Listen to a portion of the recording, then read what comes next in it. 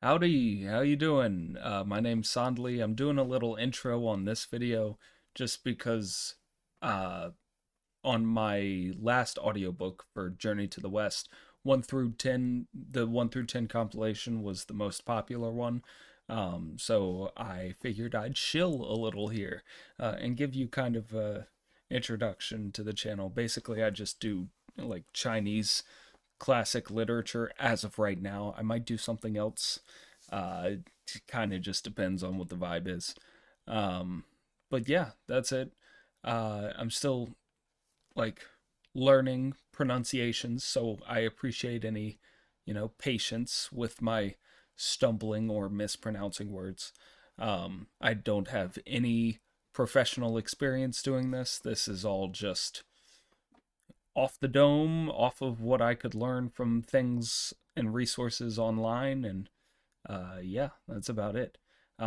If you don't want to get chilled to, I have the chapters in the description where the actual like video starts. But if you do want to get chilled to, you could buy this hat or this shirt on my website, sonley.printful.me. Check it out. I got stuff for sale. You can buy things. Personally, I think this hat is the best. A lot of people have liked the I made a journey to the West and all I got was these scriptures shirt as well. But I think the hat is the move for sure. As soon as I can get a shirt with a pocket, I'm gonna put this hanging monkey on there. That was the original intention, but for some reason they just never stock the pocket shirt. Um, so yeah, you hate to see it. Anyway, thanks for being here. Thanks for sticking around, checking out the video. Um, See you on the next one. Enjoy. Bye. The Complete and Unabridged Three Kingdoms, a historical novel, attributed to Luo Guansheng, translated from the Chinese with notes and an afterword by Moss Roberts. Three Kingdoms, Chapter 1. Three heroes swear brotherhood in the Peach Garden. One victory shatters the rebels in battlegrounds. Domains under heaven, after a long period of division, tends to unite. After a long period of union, tends to divide. This has been so since antiquity. When the rule of the Zhao dynasty weakened, 7 contending kingdoms sprang up, warring one with another until the kingdom of Qin prevailed and possessed the empire. But when Qin's dynasty had been fulfilled, arose 2 opposing kingdoms, Chu and Han, to fight for the mastery, and Han was the victor. The rise of the fortunes of Han began when Liu Bang, the supreme ancestor, slew a white serpent to raise the banners of uprising, which only ended when the whole empire belonged to Han, BC 202. This magnificent heritage was handed down in successive Han emperors for 200 years, till the rebellion of Wang Mang caused a disruption.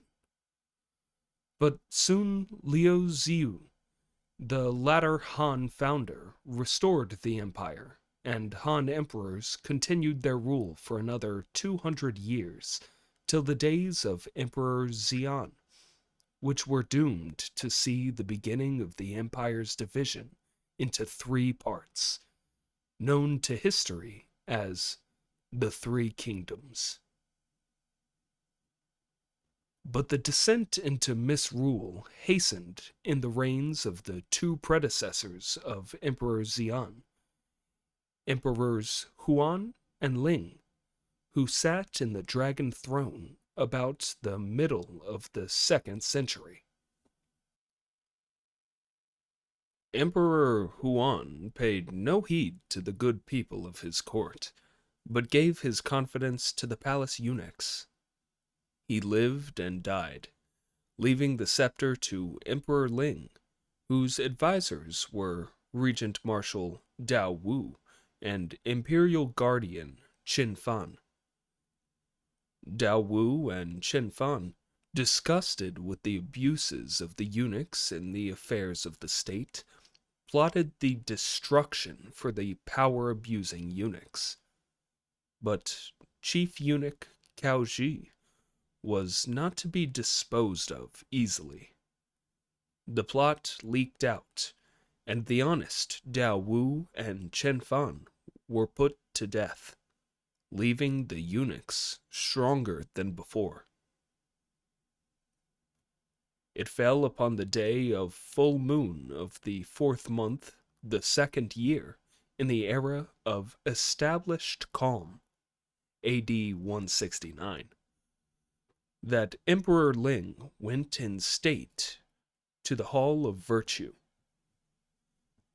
As he drew near the throne, a rushing whirlwind arose in the corner of the hall, and, lo, from the roof beams floated down a monstrous black serpent that coiled itself up on the very seat of majesty. The emperor fell in a swoon. Those nearest him hastily raised and bore him to his palace, while the courtiers scattered and fled. The serpent disappeared.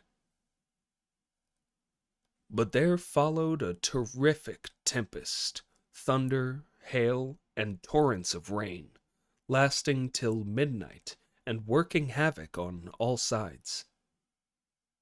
2 years later, the earth quaked in capital Luoyang, while along the coast a huge tidal wave rushed in, which, in its recoil, swept away all the dwellers by the sea.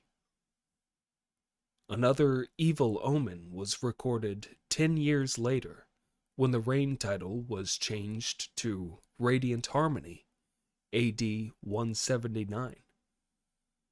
Certain hens suddenly crowed. At the new moon of the 6th month, a long wreath of murky cloud wound its way into the Hall of Virtue, while in the following month a rainbow was seen in the Dragon Chamber. Away from the capital, a part of the 5 mountains collapsed, leaving a mighty rift in the flank. Such were some of the various omens.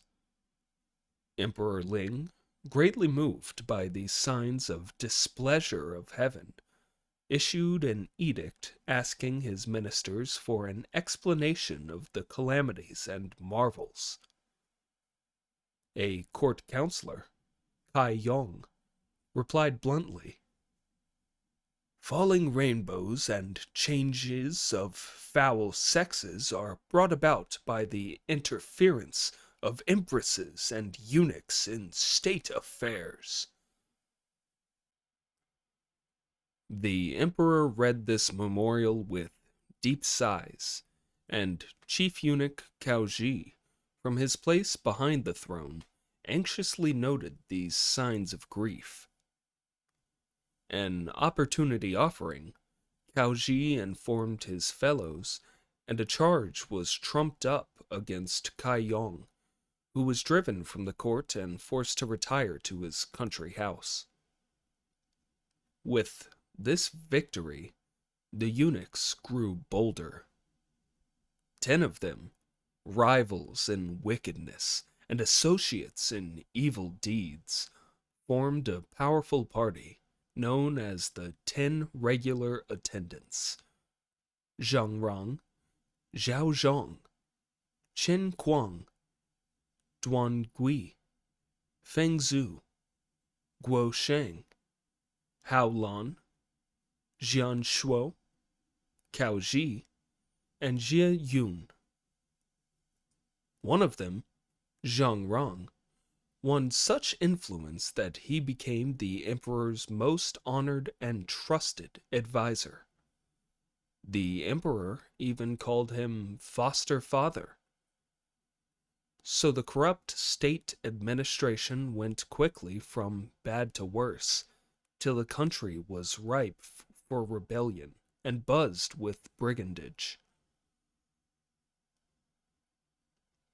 At this time in the country of Zhulu was a certain Zhang family, of whom 3 brothers bore the name of Zhang Zhu, Zhang Bao, and Zhang Liang, respectively. The eldest, Zhang Zhu, was an unclassed graduate who devoted himself to medicine. One day, while culling simples in the woods, Zhang Zhu met a venerable old gentleman with very bright emerald eyes and fresh complexion, who walked with an oak wood staff. The old man beckoned Zhang Zhu into a cave, and there gave him 3 volumes of the Book of Heaven. "This book," said the old gentleman, "is the way of peace. With the aid of these volumes, you can convert the world and rescue humankind. But you must be single-minded, or, rest assured, you will greatly suffer." With a humble obeisance, Zhang Zhu took the book and asked the name of his benefactor. "I am Saint Hermit of the Southern Land," was the reply, as the old gentleman disappeared in thin air. Zhang Zhu studied the wonderful book eagerly, and strove day and night to reduce its precepts to practice. Before long, he could summon the winds and command the rain, and he became known as the mystic of the way of peace. In the first month of the first year of central stability, AD 184, there was a terrible pestilence that ran throughout the land, whereupon Zhang Zhu distributed charmed remedies to the afflicted. The godly medicines brought big successes, and soon he gained the title of the wise and worthy master. He began to have a following of disciples whom he initiated into the mysteries and sent abroad throughout all the land. They, like their master, could write charms and recite formulas, and their fame increased his following. Zhang Zhu began to organize his disciples. He established 36 circuits, the larger with 10,000 or more members, the smaller with about half that number. Each circuit had its chief, who took the military title of general. They talked wildly of the death of the blue heaven and the setting up of the golden one. They said a new cycle was beginning and would bring universal good fortune to all members, and they persuaded people to chalk the symbols for the first year of the new cycle on the main door of their dwellings. With the growth of the number of his supporters grew also the ambition of Zhang Zhu. The wise and worthy master dreamed of empire. One of his partisans, Ma Yuanyi, was sent bearing gifts to gain the support of the eunuchs within the palace. To his brothers, Zhang Zhu said, "For schemes like ours, always the most difficult part is to gain the popular favor. but that is already ours. Such an opportunity must not pass. And they began to prepare. Many yellow flags and banners were made, and a day was chosen for the uprising. Then Zhang Zhu wrote letters to eunuch Feng Zhu and sent them by one of his followers, Tang Zhou, who, alas, betrayed his trust and reported the plot to the court. The emperor summoned the trusty regent marshal He Jin and bade him look to the issue. Ma Yuanyi was at once taken and beheaded. Feng Zhu and many others were cast into prison. The plot having thus become known, the Zhang brothers were forced at once to take to the field. They took up grandiose titles. Zhang Zhu, the Lord of Heaven, Zhang Bao, the Lord of the Earth, and Zhang Liang, the Lord of Human. And in these names they put forth this manifesto. The good fortune of the Han is exhausted, and the wise and worthy man has appeared. Discern the will of heaven, O ye people, and walk in the way of righteousness, whereby alone ye may attain to peace. Support was not lacking.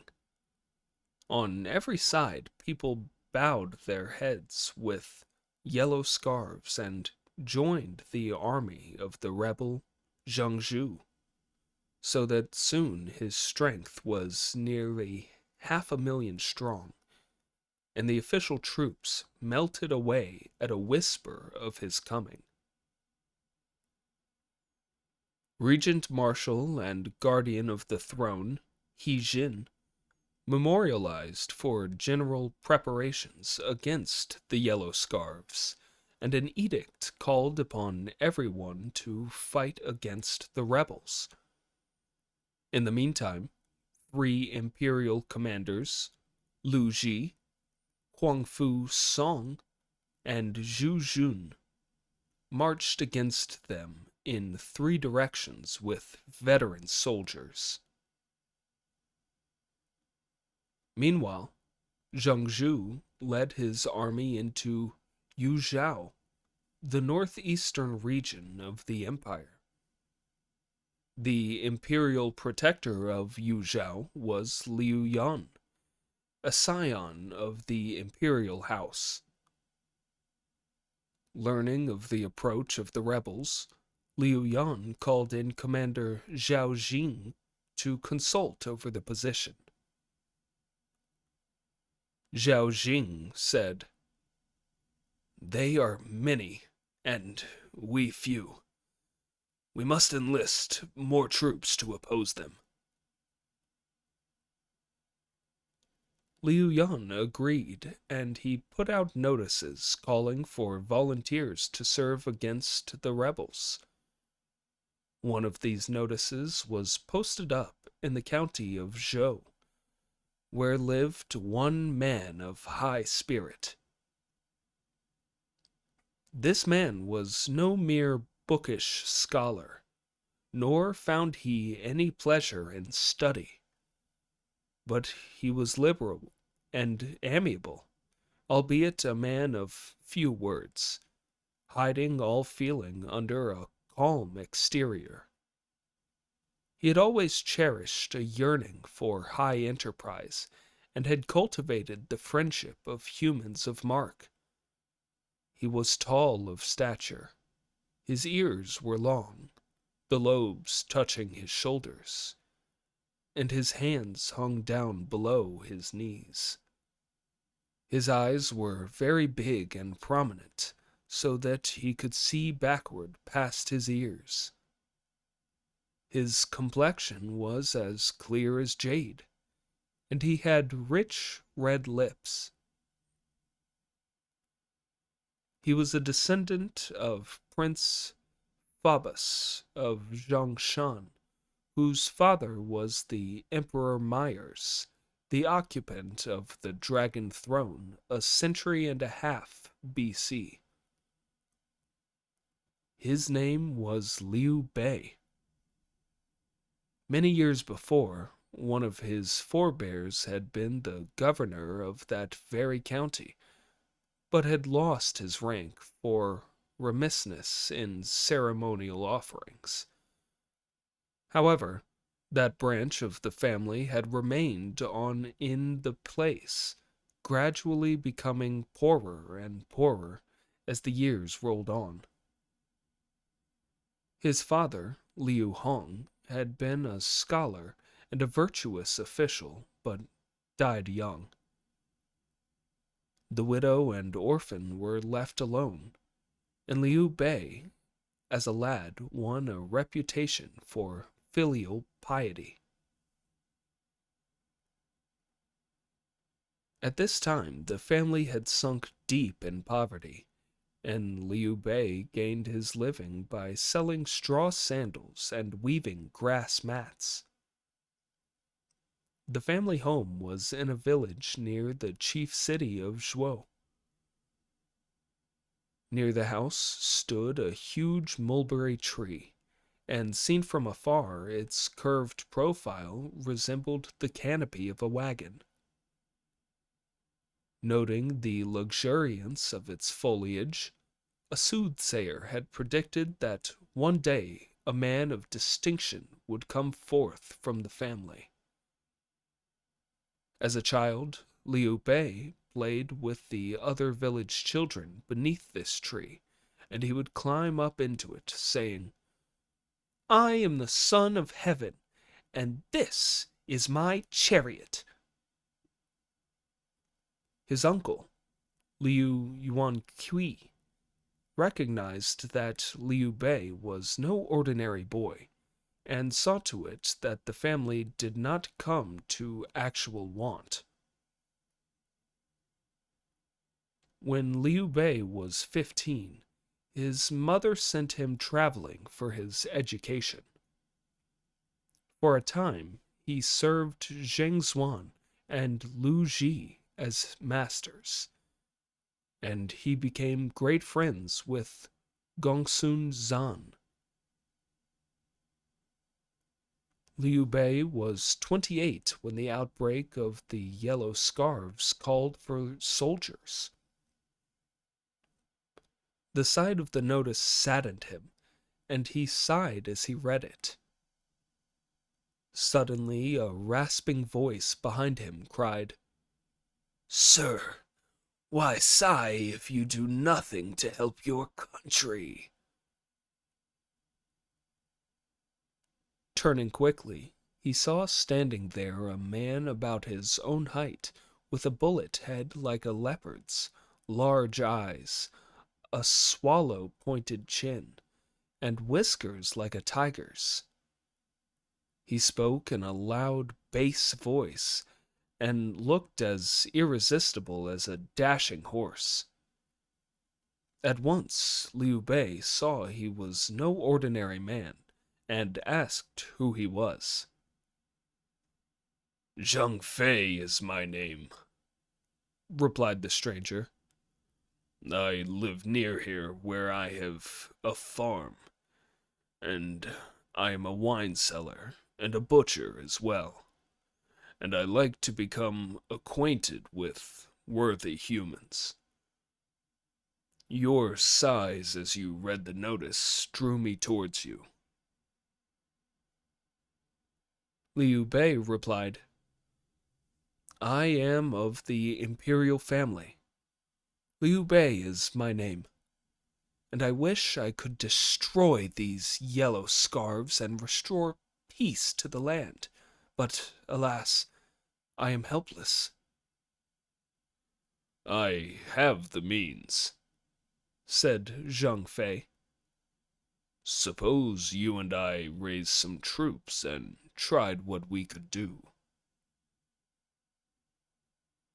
This was happy news for Liu Bei, and the two betook themselves to the village inn to talk over the project. As they were drinking, a huge, tall fellow appeared pushing a handcart along the road. At the threshold, he halted and entered the inn to rest a while, and he called for wine. "And be quick," added he, "for I am in haste to get into the town and offer myself for the army." Liu Bei looked over the newcomer, item by item, and noted the man had a huge frame, a long beard, a vivid face like an apple, and deep red lips. He had eyes like a phoenix's, and fine, bushy eyebrows like silk worms. His whole appearance was dignified and awe-inspiring. Presently, Liu Bei crossed over, sat down beside him, and asked his name. "I am Guan Yu," replied he. "I am a native of the east side of the river, but I've been a fugitive on the waters for some 5 years because I slew a ruffian who, since he was powerful, was a bully. I've come to join the army here."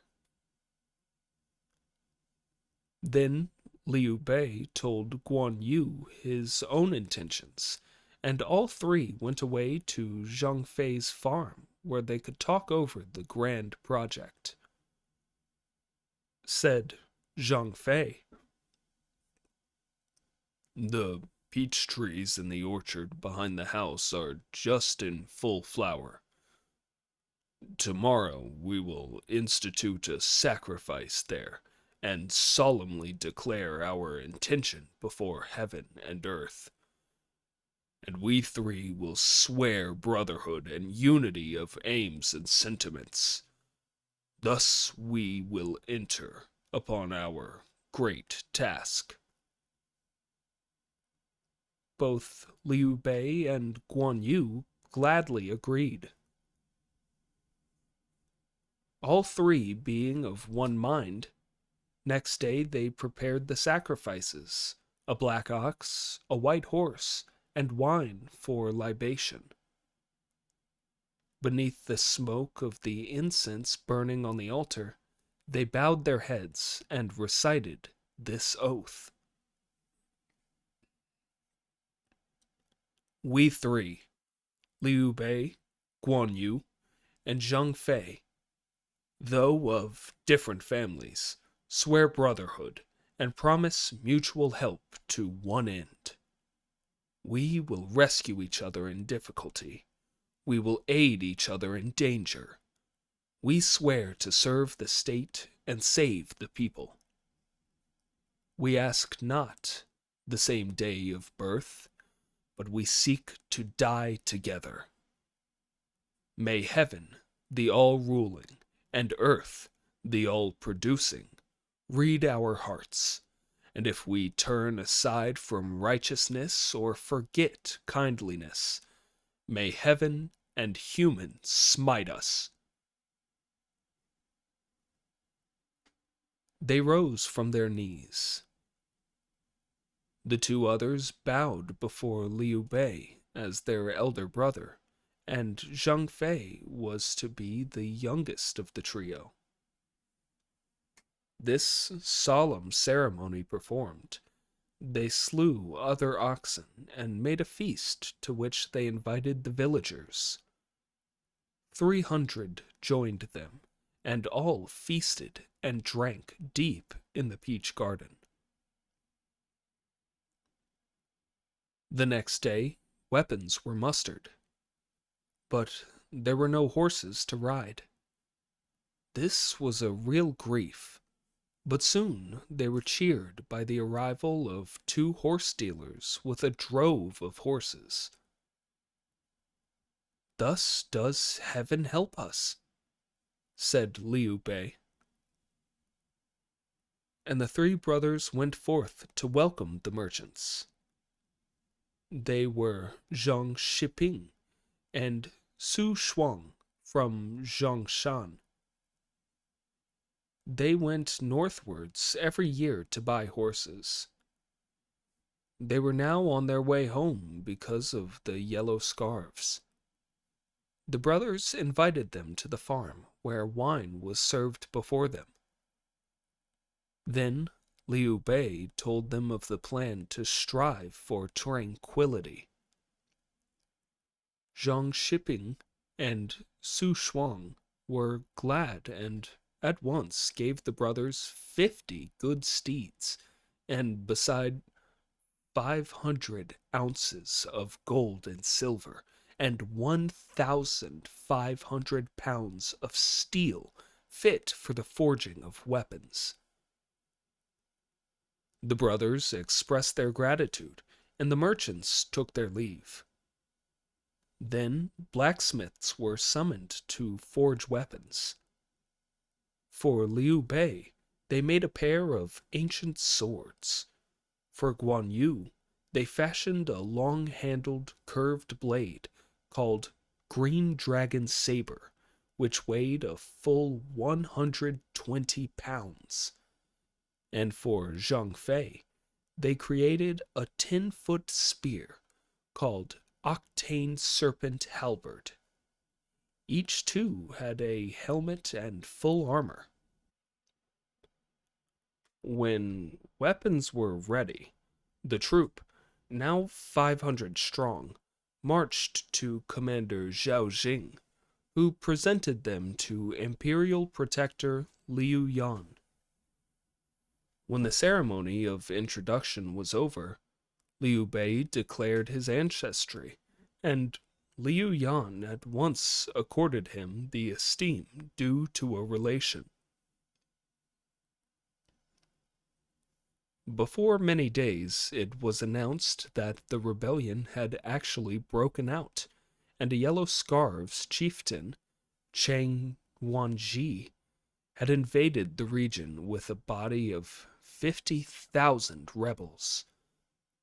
Liu Yan bade Zhao Jing and the three brothers to go out to oppose them with the 500 troops. Liu Bei joyfully undertook to lead the van and marched to the foot of the Daxing Hills, where they saw the rebels. The rebels wore their hair flying about their shoulders, and their foreheads were bound with yellow scarves. When the two armies had been drawn up opposite each other, Liu Bei rode to the front, Guan Yu to his left, Zhang Fei to his right. Flourishing his whip, Liu Bei began to hurl reproaches at the rebels, crying, "O malcontents! Why not dismount and be bound?" Their leader, Cheng Wanji, full of rage, sent out one general, Deng Mao, to begin the battle. At once rode forward Zhang Fei, his octane serpent halberd poised to strike. One thrust and Deng Mao rolled off his horse, pierced through the heart.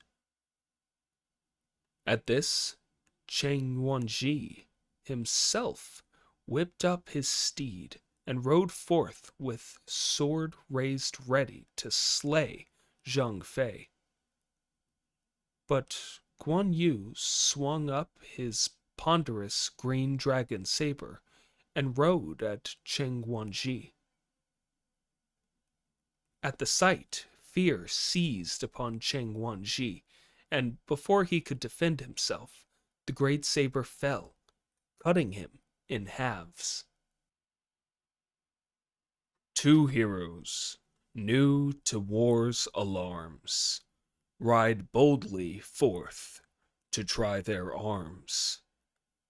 Their doughty deeds 3 kingdoms tell, and poets sing how these befell.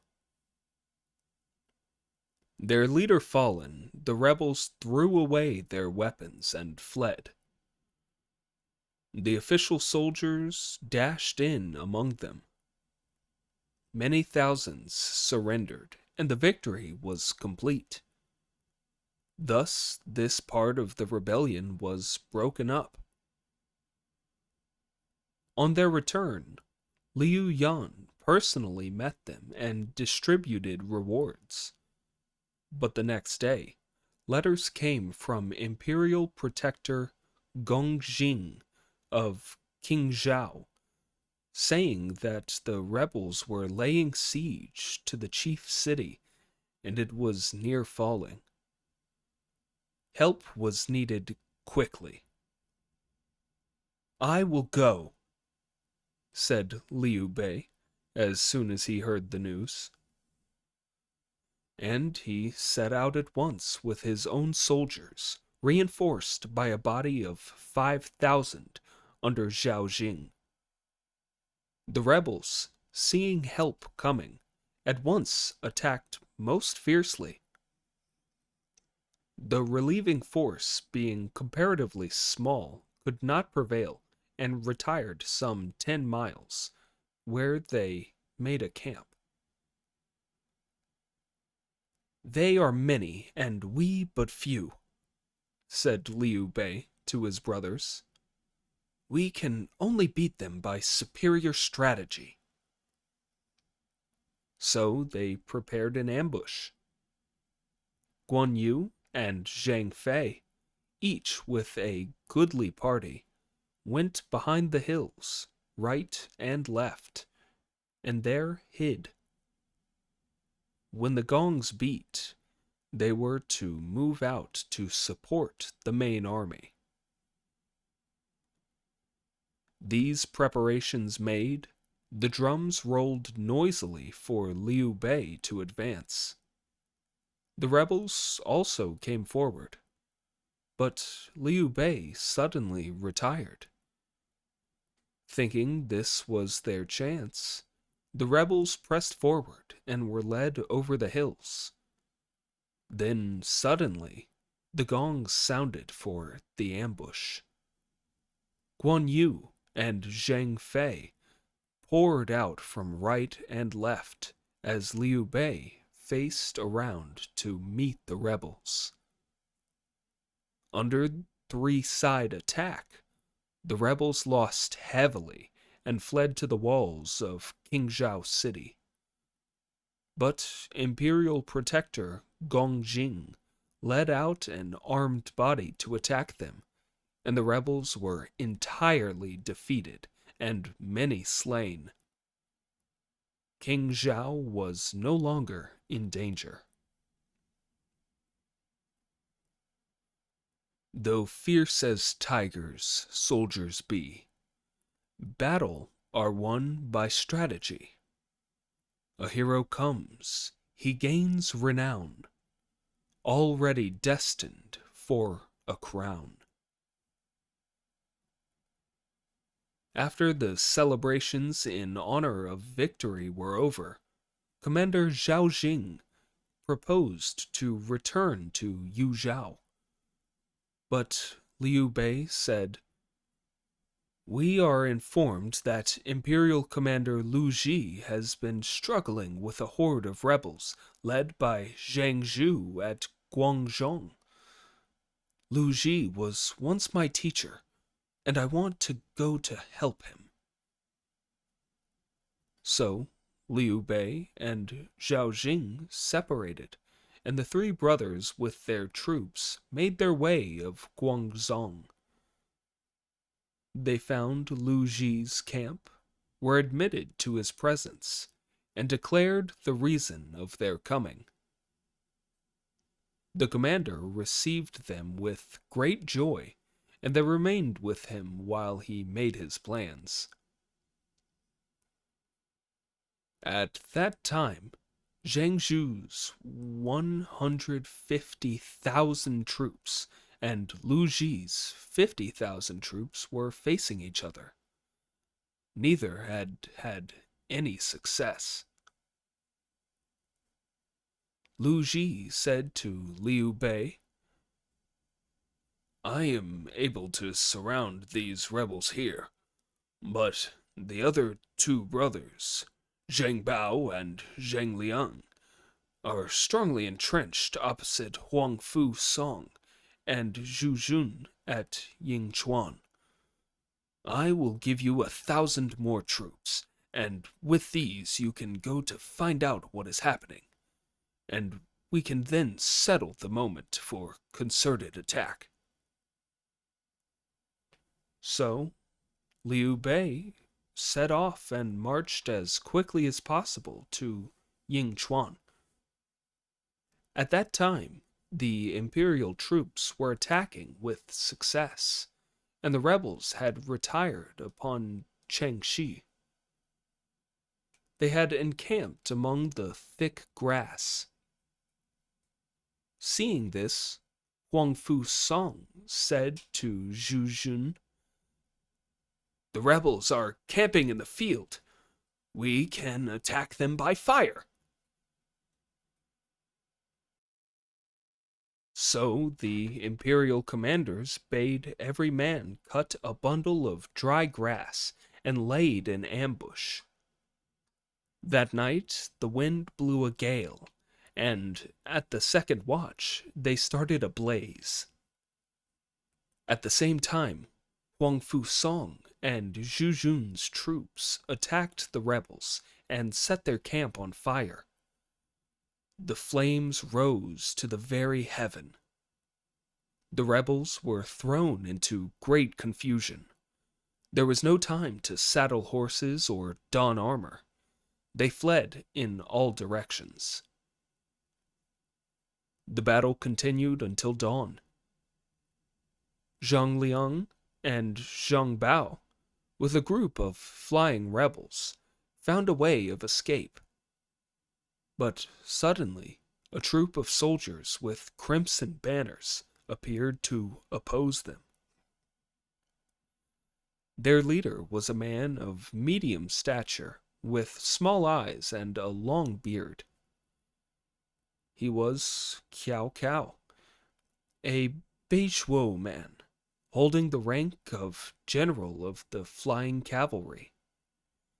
His father was Kiao Song, but he was not really a Kiao. Kiao Song had been born to the Xiaohou family, but he had been brought up by eunuch Kiao Teng and had taken his family name. As a young man, Kiao Kiao had been fond of hunting and delighted in songs and dancing. He was resourceful and full of guile. An uncle, seeing the young fellow so unsteady, used to get angry with him and told his father of his misdeeds. His father remonstrated with him, but Kiao Kiao made equal to the occasion.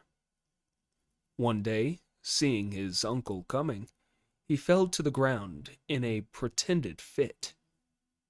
The uncle, alarmed, ran to tell his father, who came, and there was the youth in most perfect health. "But your uncle said you were in a fit. Are you better?" said his father. "I have never suffered from fits or any such illness," said Kiao Kiao. "But I have lost my uncle's affection, and he has deceived you." Thereafter, whatever the uncle might say of his faults, his father paid no heed. So the young man grew up licentious and uncontrolled. A man of the time named Kiao Zuan said to Kiao Kiao, "Rebellion is at hand, and only a man of the greatest ability can succeed in restoring tranquility. That man is yourself." And Ho Yo of Nanyang said of him, the dynasty of Han is about to fall. He who can restore peace is this man, and only he. Kiao Kiao went to inquire his future of a wise man of Runan named Zhu Shao. "What manner of man am I?" asked Kiao Kiao. The seer made no reply, and again Kiao Kiao pressed the question. Then Zhu Shao replied, "In peace, you are an able subject. In chaos, you are a crafty hero." Kiao Kiao greatly rejoiced to hear this. Kiao Kiao graduated at 20 and earned a reputation of piety and integrity. He began his career in a county near capital Luoyang. In the four gates of the city he ruled. He hung up clubs of various sorts, and he would punish any breach of the law, whatever the rank of the offender. Now, an uncle of eunuch Jian Shuo was found one night in the streets with a sword and was arrested. In due course he was beaten. Thereafter no one dared to offend again, and Kiao Kiao's name became heard. Soon he became a magistrate of Dongqiu.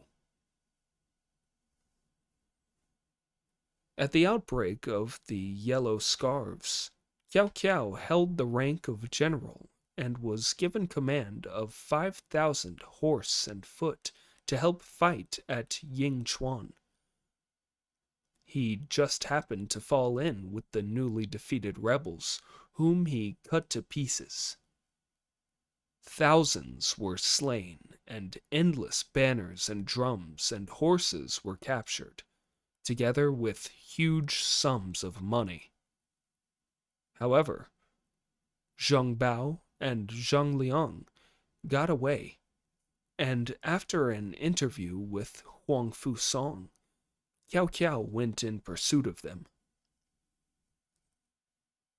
Meanwhile, Liu Bei and his brothers were hastening toward Yingchuan when they heard the din of battle and saw flames rising high toward the sky. However, they arrived too late for the fighting. They saw Huang Fu Song and Zhu Jun, to whom they told the intentions of Lu Ji. "The rebel power is quite broken here," said the commanders, "but they will surely make for Guangzong to join Zhang Zhu. You can do nothing better than hasten back." The three brothers thus retraced their steps. Halfway along the road they met a party of soldiers escorting a prisoner in a stage cart. When they drew near, they saw the prisoner was no other than the man they were going to help. Hastily dismounting, Liu Bei asked what had happened. Lu Ji explained, "I had surrounded the rebels and was on the point of smashing them when Zhang Zhu employed some of his supernatural powers and prevented my victory. The court sent down eunuch Shuo Fang to inquire into my failure, and that official demanded a bribe. I told him how hard-pressed we were and asked him where, in the circumstances, I could find a gift for him. He went away in wrath and reported that I was hiding behind my ramparts and would not give battle, and that I disheartened my army. So I was superseded by Dong Zhuo, and I have to go to the capital to answer the charge." This story put Zhang Fei into a rage. He was for slaying the escort and setting free Lu Ji, but Liu Bei checked him. "The government will take proper course," said Liu Bei. "You must not act hastily." And the escort and the three brothers went two ways.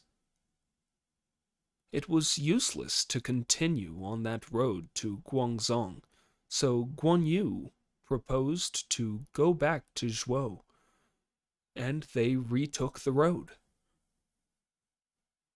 2 days later, they heard the thunder of battle behind some hills. Hastening to the top, they beheld the government soldiers suffering great loss, and they saw the countryside was full of yellow scarves. On the rebels' banners were the words, "Zhangzhu, the Lord of Heaven," written large. "We will attack this Zhangzhu," said Liu Bei to his brothers, and they galloped out to join in the battle. Zhangzhu had worsted Dong Zhuo and was following up his advantage. He was in hot pursuit when the three brothers dashed into his army, threw his ranks into confusion, and drove him back 15 miles. Then the brothers returned with the rescued general to his camp. "What offices have you?" asked Dong Zhuo when he had the leisure to speak to the brothers. "None," replied they. And Dong Zhuo treated them with disrespect. Liu Bei retired calmly, but Zhang Fei was furious. "We have just rescued this menial in a bloody fight," cried Zhang Fei, "and now he is rude to us. Nothing but his death can slake my anger." Zhang Fei stamped toward Dong Zhuo's tent, holding firmly a sharp sword. As it was in olden time, so it is today. The simple white may merit well. Officialdom holds sway. Zhang Fei, the blunt and hasty, where can you find his peer? But slaying the ungrateful would mean many deaths a year. Dong Zhuo's fate will be unrolled in later chapters.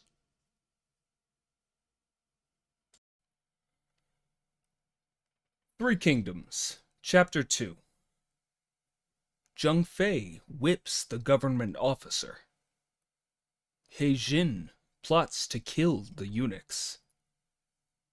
Dong Zhuo was born in the far northwest at Lintao, in Longxi. As the governor of Hedong, Dong Zhuo himself was arrogant and overbearing.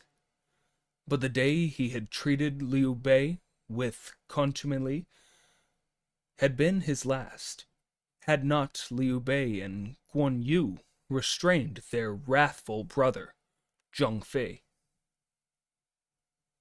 "Remember, he has the government commission," said Liu Bei. "Who are we to judge and slay?" It is bitter to take orders from such a wretch. I would rather slay him. You may stay here if you wish to, but I will seek some other place," said Zhang Fei. "We are three in life and in death. There is no parting for us. We will all go hence."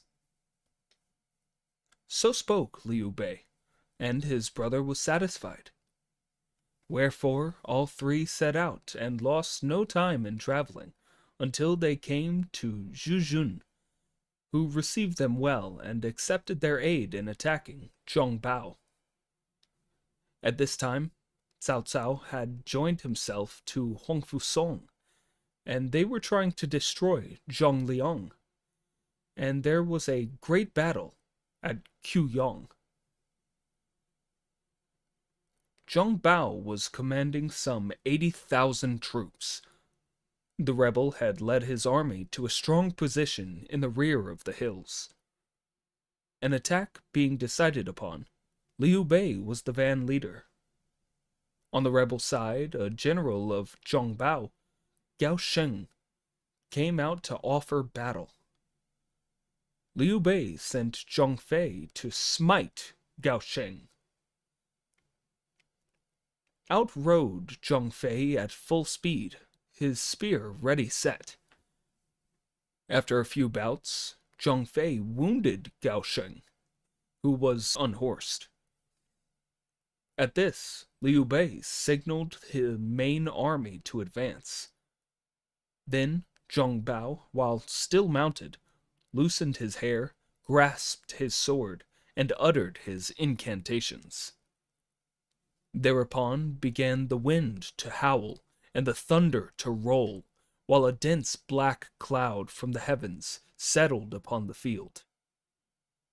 And therein seemed to be horsemen and footmen innumerable, who swept to attack the imperial troops.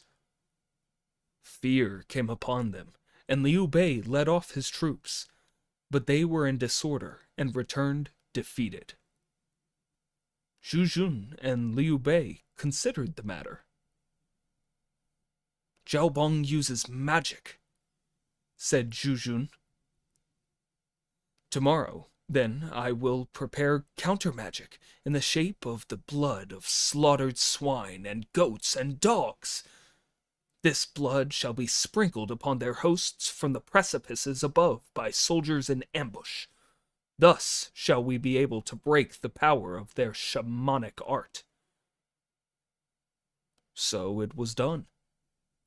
Guan Yu and Zhang Fei took each 1,000 troops and hid them on the high cliffs behind the hills, and they had a plentiful supply of the blood of swine and goats and dogs and all manners of filthy things. So the next day, when the rebels with fluttering banners and rolling drums came out to challenge, Liu Bei rode forth to meet them. At the same moment that the armies met, again Zhang Bao began his magic, and again the elements began to struggle together. Sand flew in clouds, pebbles were swept along the ground, black masses of vapor filled the sky, and rolling masses of foot and horse descended from on high.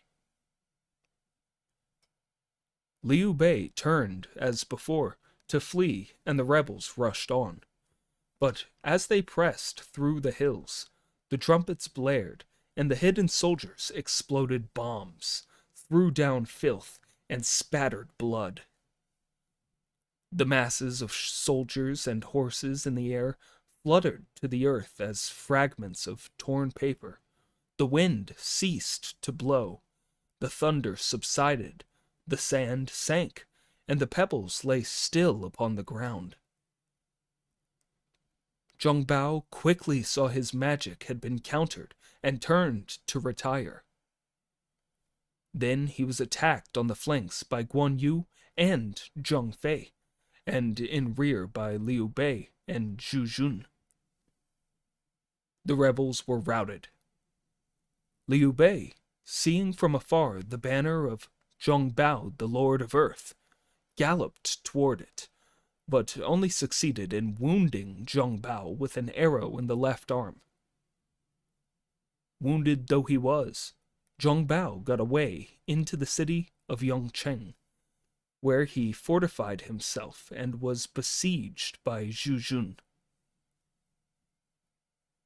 Scouts sent out to get news of Huang Fusong reported, "Commander Huang Fusong had been very successful, and Dong Zhuo had suffered many reverses."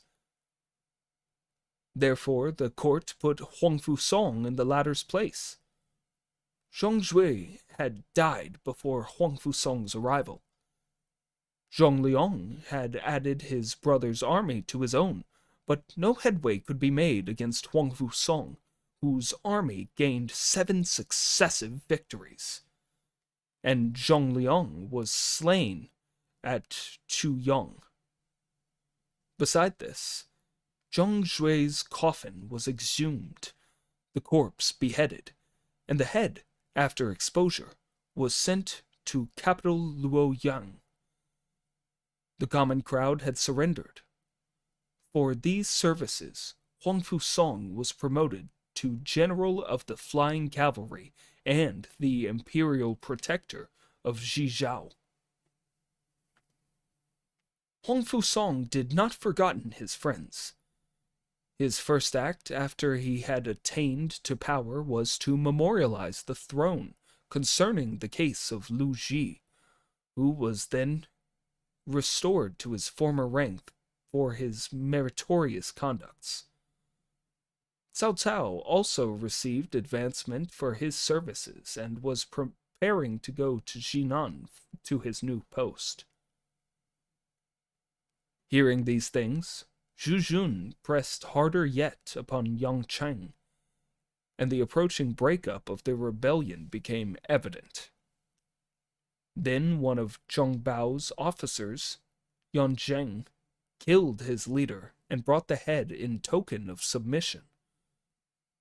Thus, rebellion in that part of the country was stamped out, and Zhu Jun made his report to the government.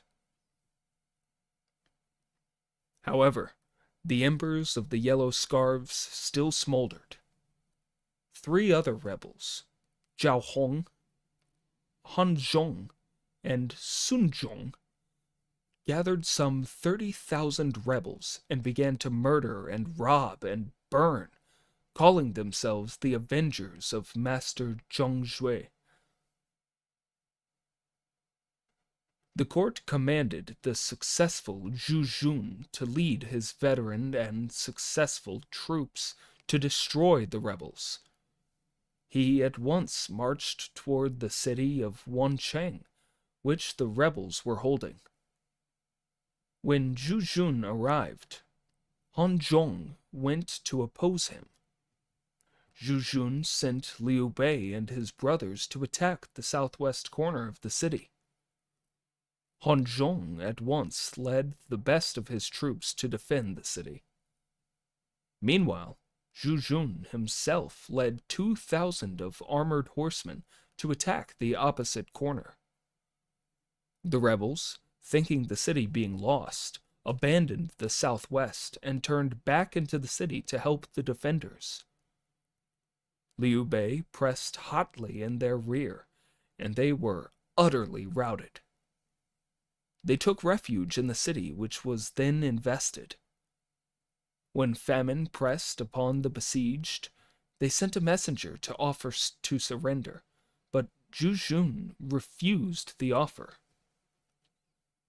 Said Liu Bei to Zhu Jun, "Seeing that the founder of the Han dynasty, Liu Bang, the supreme ancestor, could welcome the submissive and receive the favorable, why reject these?" "The conditions are different," replied Zhu Jun. "In those old days, disorder was universal, and the people had no fixed lord. Wherefore, submission was welcomed and support rewarded to encourage people to come over. Now the empire is united, and the yellow scarves are only malcontents. To receive their surrender is not to encourage the good. To allow brigands, when successful, is to give way to every license, and to let them surrender when they fail is to encourage brigandage. Your plan is not a good one." Liu Bei replied, "Not to let brigands surrender is well, but the city is surrounded as by an iron barrel. If the rebels' request be refused, they will be desperate and fight to the death, and we can hardly withstood a myriad of such men. Moreover, in the city there are many times that number, all doomed to death. Let us withdraw from one corner, and only attack the opposite.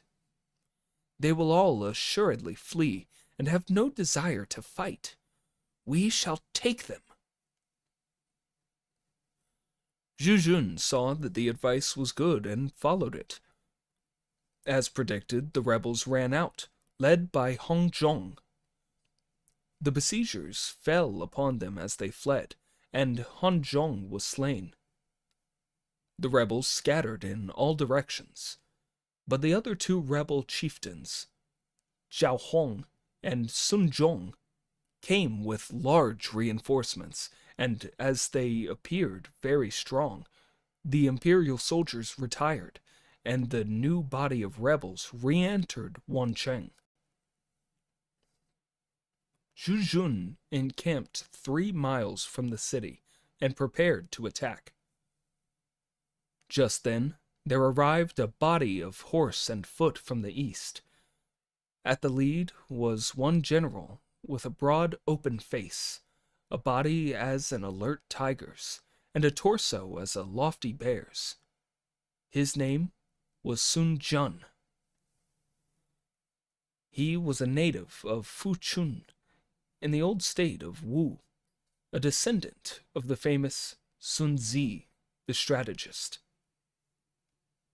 When he was 17, Sun Jun was with his father on the river Chuntang, and saw a party of pirates who had been plundering a merchant, dividing their booty on the riverbank. "We can capture these," said he to his father. So, gripping his sword, he ran boldly up to the bank and cried out to this side and that, as if he was calling on his men to come. This made the pirates believe the soldiers were on them, and they fled, leaving their booty behind them.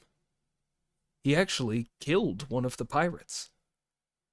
In this way, he became known and was recommended for office. Then, in collaboration with the local officials, he raised a band of 1,000 and helped to quell the rebellion of one Zhu Chang, who called himself the Sun Emperor and had 10,000 supporters. The rebel son, Zhu Shao, was also slain with his father.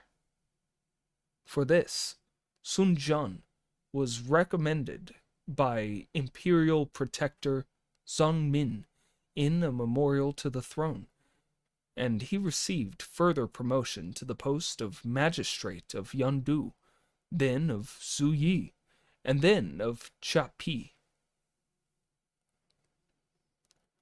When the Yellow Scarves Rebellion began, Sun Jun gathered together the youths of his village, some of the merchant class, got a troop of 1,500 of veteran soldiers, and took the field. Now he had reached the fighting area. Zhu Jun welcomed Sun Jun gladly and ordered him to attack the south gate of Wancheng. The north and the west gates were simultaneously attacked by Liu Bei and Zhu Jun, but the east gate was left free to give the rebels a chance of exit. Sun Jun was the first to mount the wall and cut down more than 20 rebels with his own sword. The rebels ran, but the leader, Zhao Hong, rode directly at Sun Jun with his spear ready to thrust. Sun Jun leaped down from the wall, snatched away the spear, and with it knocked Zhao Hong from the horse. Then Sun Jun, mounting Zhao Hong's horse, rode hither and thither, slaying as he went. The rebels fled north. Meeting Liu Bei, they declined to fight and scattered. But Liu Bei drew his bow, fitted an arrow, and shot their leader, Sun Zhong, who fell to the ground. The main army of Zhu came up, and after tremendous slaughter, the rebels surrendered. Thus was peace brought to the 10 counties about the Nanyang area. Zhu returned to capital Luoyang and was promoted to the general of the flying cavalry and received the governorship of Henan. He did not forget those who had helped him to win victory. Thus he reported the merits of Liu Bei and Sun Jian to the throne. Sun Jian, having influential friends and connections to support him, quickly got an appointment to a post of commander of Changsha and went to assume the new office. But Liu Bei, in spite of Zhu memorial, waited in vain for preferment, and the 3 brothers became very sad. Walking along one day in the capital, Liu Bei met a court official, Zhang Jun, to whom he related his services and told his sorrows. Zhang Jun was much surprised at this neglect, and one day at court spoke to the emperor about it. Said he, "The Yellow Scarves rebelled because the eunuchs sold offices and bartered ranks. There was employment only for their friends, punishment only for their enemies. This led to rebellion. Wherefore it would be well to slay the 10 eunuchs and expose their heads and proclaim what had been done throughout the whole empire, then reward the worthy. Thereby the land would be wholly tranquil." But the eunuchs fiercely opposed this, and said Zhang Jun was insulting the emperor, and the emperor bade the guards thrust Zhang Jun out. However, the eunuchs took counsel together, and one said, "Surely someone who rendered some service against rebels resents being passed over." So they caused a list of unimportant people to be prepared for preferment by and by.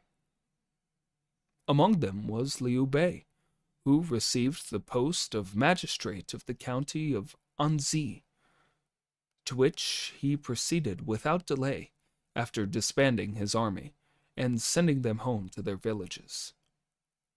He retained 2 dozens or so as escort.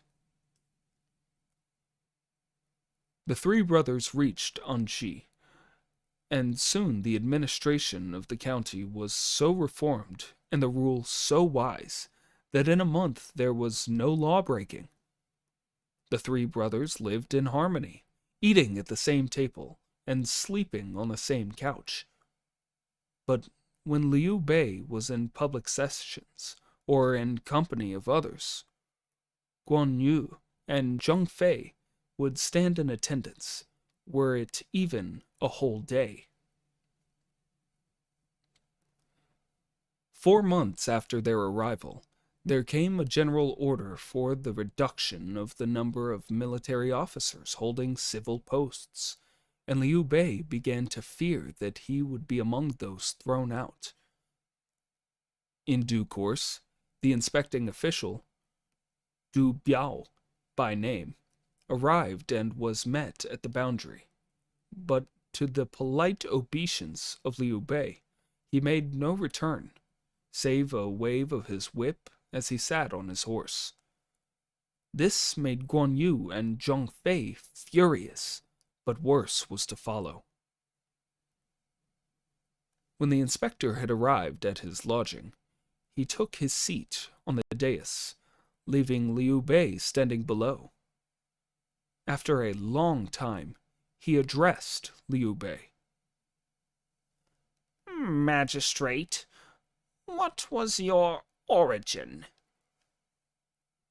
Liu Bei replied, "I am descended from Prince Phoebus of Zhongshan.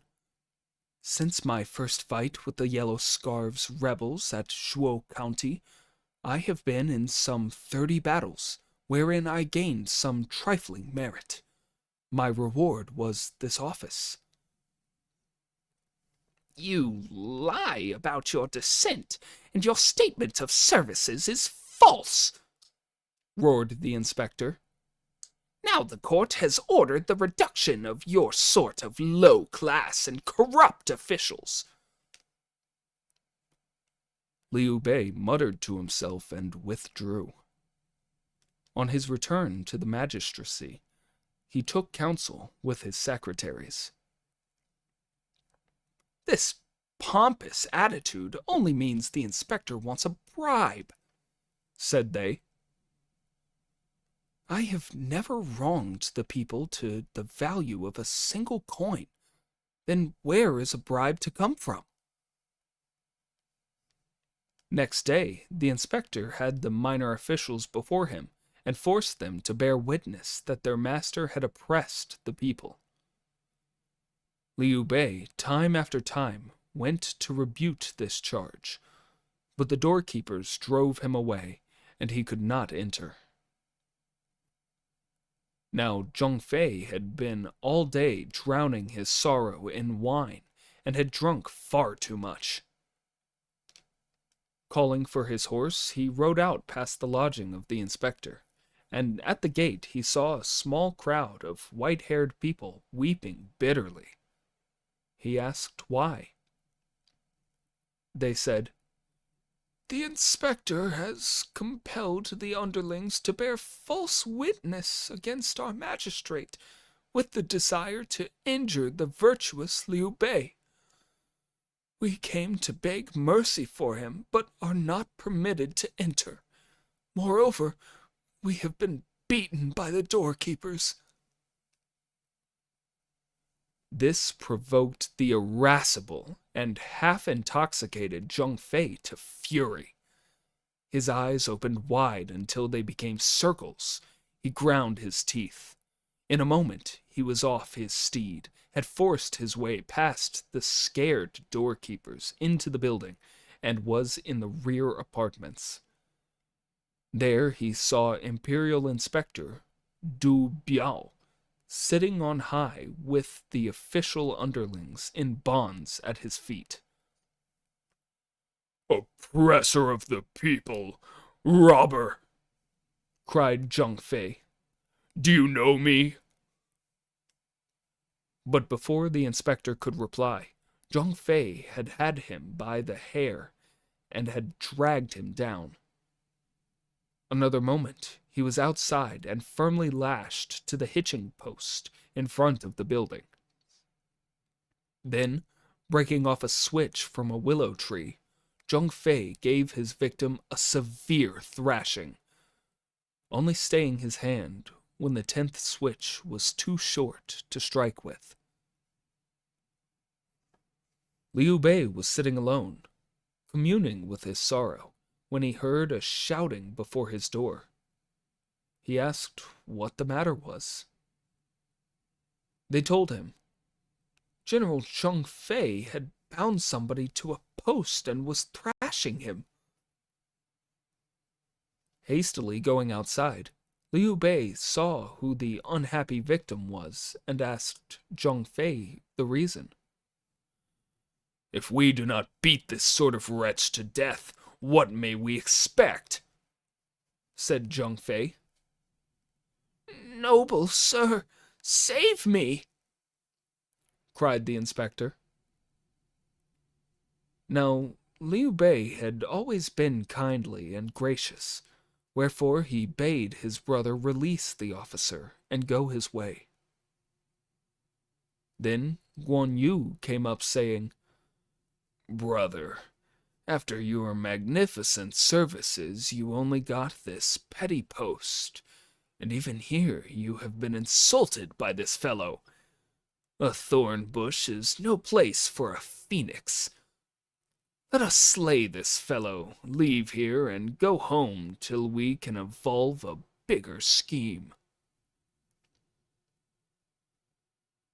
Liu Bei contented himself with hanging the official seal about the inspector's neck, saying, "If I hear that you injure the people, I will assuredly kill you. I now spare your life, and I return to you the seal. We are going."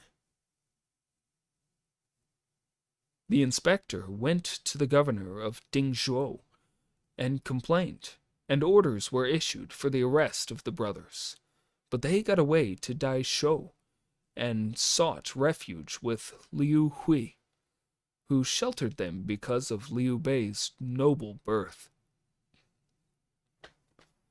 By this time, the 10 regular attendants had everything in their hands, and they put to death all who did not stand in with them. From every officer who had helped to put down the rebels, they demanded presents, and if these were not forthcoming, he was removed from office. Imperial commanders Huang Fusong and Zhu Jun both fell victims to these intrigues and were deprived from offices, while on the other hand, the eunuchs received the highest honors. 13 eunuchs were ennobled, including Zhao Zhong, who was added to the rank of general of the flying cavalry. The government grew worse and worse, and everyone was irritated. Rebellions broke out in Changsha, led by Shu Xing, and in Yuyang, led by Zhang Zhu and Zhang Chun.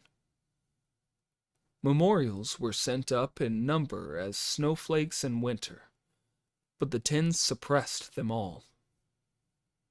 One day, the emperor was at a feast in one of the gardens with the 10, when High Counselor Liu Tao suddenly appeared, showing very great distress. The emperor asked what the matter was. "Sire, how can you be feasting with these when the empire is at the last gasp?" said Liu Tao. "All is well," said the emperor. "Where is anything wrong?" said Liu Tao.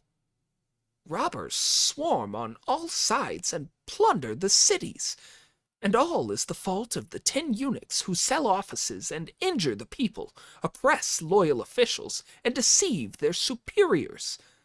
All virtuous ones have left the services, and misfortune is before our very eyes." At this, the eunuchs pulled off their hats and threw themselves at their master's feet. "If Minister Liu Tao disapproves of us," they said, "we are in danger. We pray that our lives be spared and we may go to our farms.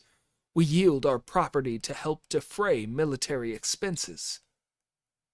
And they wept bitterly. The emperor turned angrily to Liu Tao, saying, "You also have servants. Why can't you bear with mine?" And thereupon the emperor called to the guards to eject Liu Tao and put him to death. Liu Tao cried aloud, "My death matters nothing. The pity is that Han Dynasty, after 4 centuries of reign, is falling fast." The guards hustled him away and were just about to carry out the emperor's order when a minister stopped them, shouting, "Strike not! Wait till I have spoken with his majesty." It was the Minister of the Interior, Chen Dan. He went in to the emperor, to whom he said, "For what fault is Counselor Liu Tao to be put to death?" "He has vilified my servants and has insulted me," said the emperor. "All the empire would eat the flesh of the eunuchs if they could, and yet, sire, you respect them as if they were your parents. They have no merit, but they are created nobles. Moreover, Feng Zhu was in league with the Yellow Scarves. Unless your majesty looks to it, the state will crumble. There was no proof against Feng Zhu, replied the emperor. About the 10 eunuchs, are there none faithful among them? Chen Dan beat his forehead on the steps of the throne and did not desist from remonstrance. Then the emperor grew angry and commanded his removal and imprisonment with Liu Tao. That night, Liu Tao and Chen Dan were murdered. Then the eunuchs sent a forged edict to Sun Jian, making him governor of Changsha, with orders to suppress the rebellion of Aozing. In less than 2 months, Sun Jian reported the county all tranquil. For this he was created Lord of Wuchang. Further, Liu Yu was made imperial protector of Yaozhou to move against Yu Yong and suppress Zhongzhou and Zhongchun. Liu Hui of Daizhou recommended Liu Bei to Liu Yu. Liu Yu welcomed Liu Bei and gave him rank of commander and sent him against the rebels. He fought with and worsted them and entirely broke their spirit. Zhongchun was cruel, and his leaders turned against him. One of his officers then slew him and brought in his head, after which the others submitted. The other leader, Zhongshu, saw that all was lost and killed himself.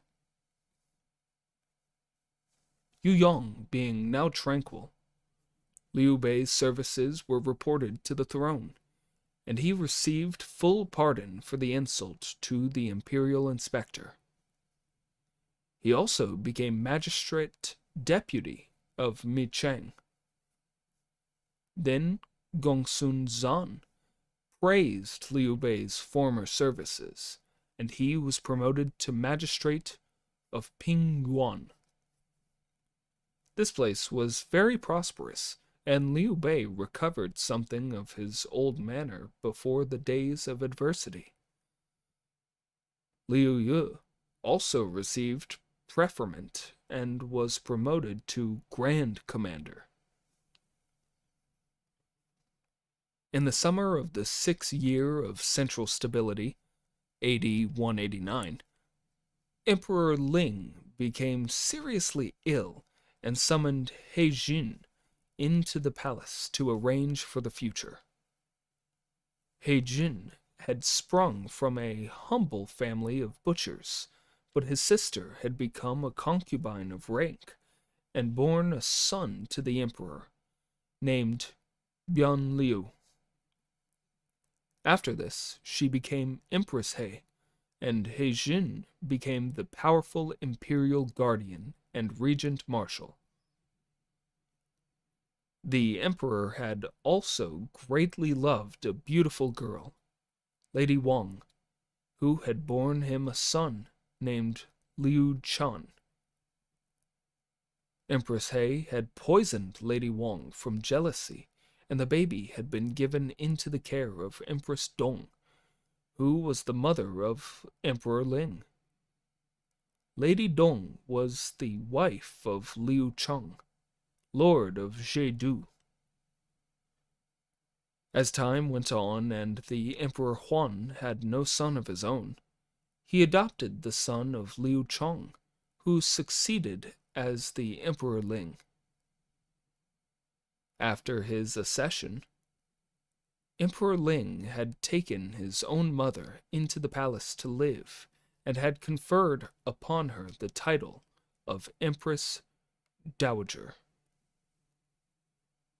Empress Dong had always tried to persuade her son to name Liu Shan as the heir apparent, and in fact the emperor greatly loved the boy and was disposed to do as his mother desired. when he fell ill, one of the eunuchs, Zhang Shuo, said, "If Liu Zhan is to succeed, He Jin must be killed to prevent countermoves."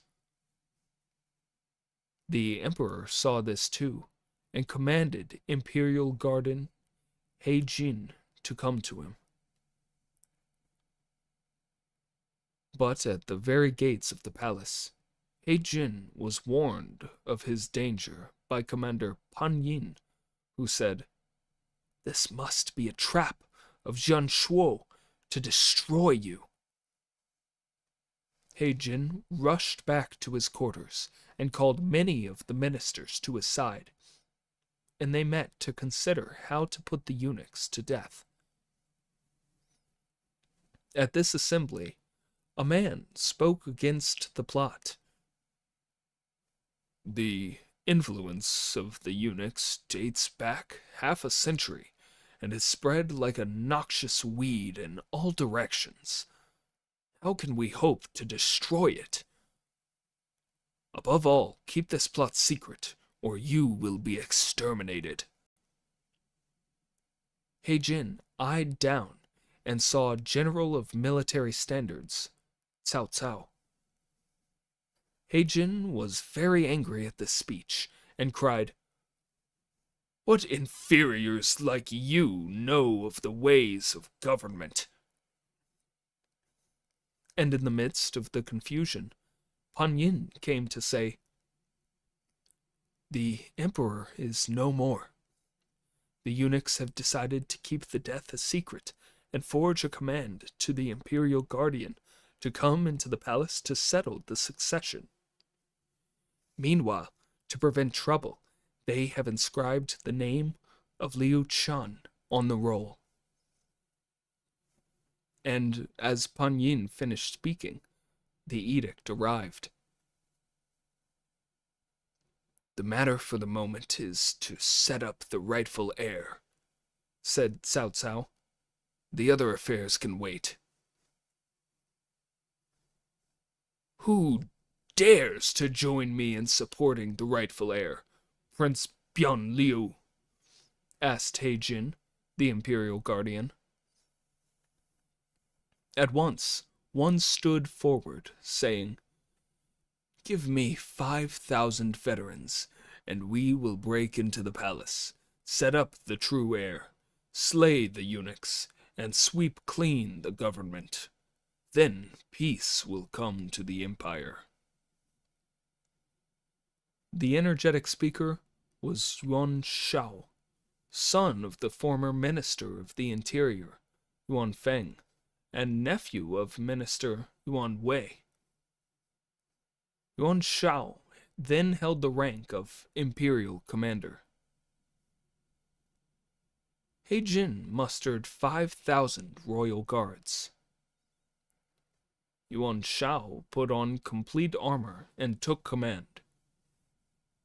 He Jin, supported by He Yu and Zun You, Shang Tai, and more than 30 other ministers and high-rank officials, went into the palace, and in the hall where lay the coffin of the late emperor, they placed Bian Liu on the throne.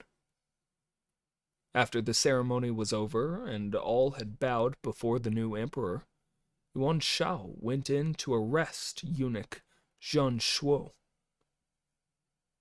Zhang Shuo, in terror, fled into the palace garden and hid among the shrubs, where he was discovered and murdered by Guo Sheng, one of the 10 eunuchs. The guards under Zhang Shuo's command all surrendered. Yuan Shao said, "Their gangs have broken. The most opportune moment is now to slay all the eunuchs." But Zhang Rong and the eunuchs of the 10 scented the danger and rushed to Empress He. They said, "The originator of the plan to injure your brother was Zhang Shuo. Only he was concerned and no other. Now the Imperial Guardian, on Yuan Shao's advice, wishes to slay every one of us. We implore your pity, oh, your majesty." "Fear not," said Empress He, whose son had just become emperor. "I will protect you." She sent for her brother and said, "You and I are of lowly origin, and we owe our good fortune to the eunuchs. The misguided Xuan Shuo is now dead, and need you really put all the others to death as Yuan Shao advises?" And He Jin obeyed her wish. He explained to his party, saying, "The real offender, Jian Shuo, has met his fate, and his clan will be punished. But we need not exterminate the whole party, nor injure his colleagues." "Slay them, root and branch," cried Yuan Shao, "or they will ruin you." "I have decided," said He Jin coldly. "Say no more." Within a few days, He Jin became chair of the secretariat, and his associates received high offices. Now Empress Dong summoned the eunuch Zhang Rong and his party to a council. Said she, "It was I who first brought forward the sister of He Jin. Today her son is on the throne, and all the officials are her friends, and her influence is enormous. What can we do?"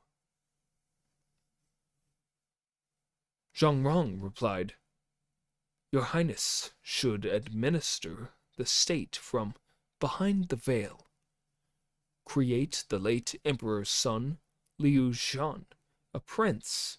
Give your brother, the imperial uncle Dong Chong, a high rank, and place him over the army, and use us. That will do it." Empress Dong approved. Next day she held a court and issued an edict in the sense proposed. She made Liu Chun Prince of Qin Liu, and Dong Chong General of the Flying Cavalry, and she allowed the eunuchs again to participate state affairs. When Empress He saw this, she prepared a banquet to which she invited her rival, Empress Dong. In the middle of the feast, when all were well warmed with wine, Empress He rose and offered a cup to her guest, saying, "It is not fitting that we two should meddle in state affairs. In the beginning of the Han Dynasty, when Empress Lu laid hands upon the government, all her clans were put to death. We ought to remain content, immured in our palaces, and leave state affairs to the state officials. That would be well for the country, and I trust you will act thus." But Empress Dong only got angry, saying, "You poisoned Lady Wang out of jealousy. Now, relying upon the fact that your son sits on the throne and that your brother is powerful, you speak these wild words. I will command that your brother be beheaded, and that can be done as easily as I turn my hand." Empress He, in her turn, waxed wroth, and said, "I tried to persuade you with fair words. Why get so angry?" "You low-born daughter of a butcher, what do you know of offices?" cried Empress Dong, and the quarrel waxed hot. The eunuchs persuaded the ladies to retire, but in the night Empress He summoned her brother into the palace and told him what had occurred. He went out and took counsel with the principal officers of state. Next morning, a court was held, and a memorial was presented, saying, "Empress Dong, being the foster mother of Liu Chun, Prince of Qin Liu, a regional prince, only a collateral, cannot properly occupy any part of the palace. She is to be removed into her original fief of Heijian, and is to depart immediately. And while they sent an escort to remove Empress Dong, a strong guard was placed about the imperial Uncle Dong Chong's dwelling. They took away his seal of office, and he, knowing this was the end, killed himself in his private apartments. His dependents, who wailed his death, were driven off by the guards.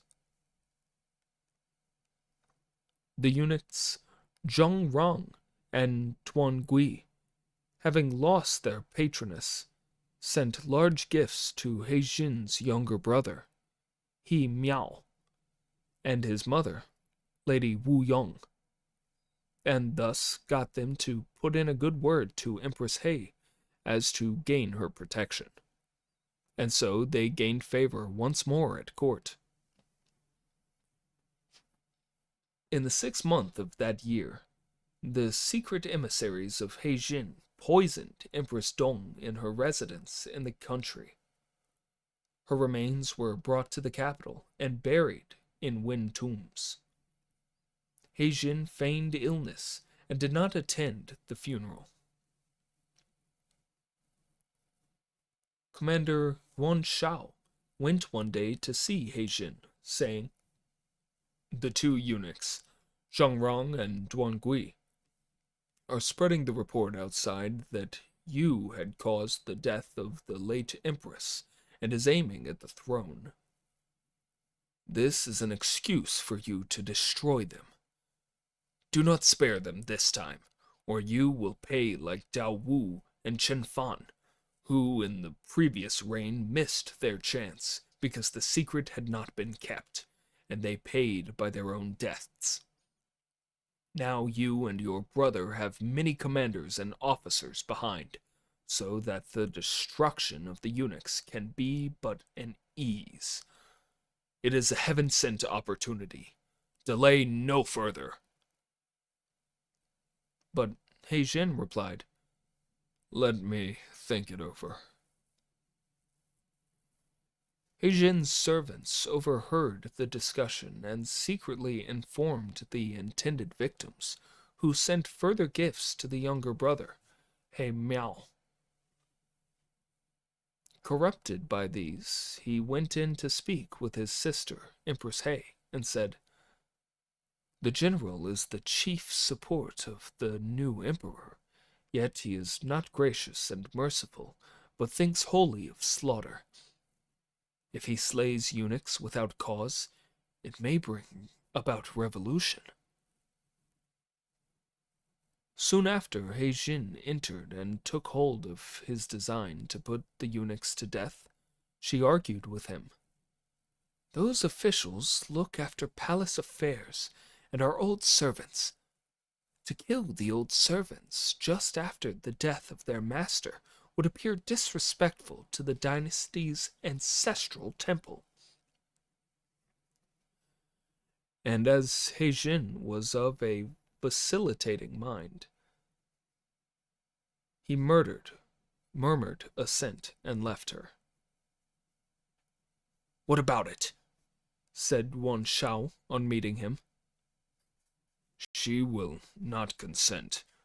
What can be done?" "Call up an army and slay them. It is imperative. Never mind her consent." "That is an excellent plan," said He Jin, and he sent orders all around to march soldiers to the capital. But Counselor Chen Lin objected. "Nay, do not act blindly. The proverb says, to cover the eyes and snatch at swallows is to fool oneself. If in so small a matter you cannot attain your wish with covered eyes, what of great affairs? Now, by virtue of the imperial prestige, and with the army under your hand, you may do as you please. To use such enormous powers against the eunuchs would resemble lighting up a furnace to burn a hair. promptly. Use your powers and smite at once, and all the empire will be with you. But to summon forces to the capital, to gather many bold persons into one spot, each with one's own schemes, is to turn our weapons against our own person, to place ourselves in the power of another. Nothing but failure can come of it, nothing but confusion.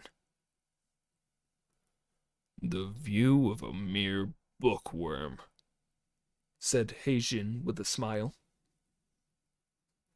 Then one of those about Heijin suddenly clapped his hands, laughing. Solving this issue is as easy as turning over one's hand. Why talk so much? The speaker was Cao Cao. Wouldst thou withdraw wicked people from thy prince's side?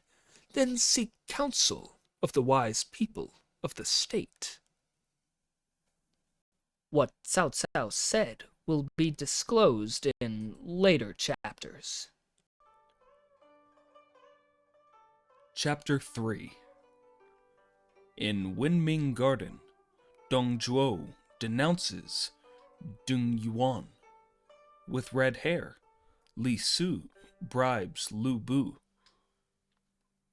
What Cao Cao said was this: the eunuch evil is of very old standing, but the real cause of the present trouble is in the improper influence allowed them by the emperors and the misplaced favoritism they have enjoyed.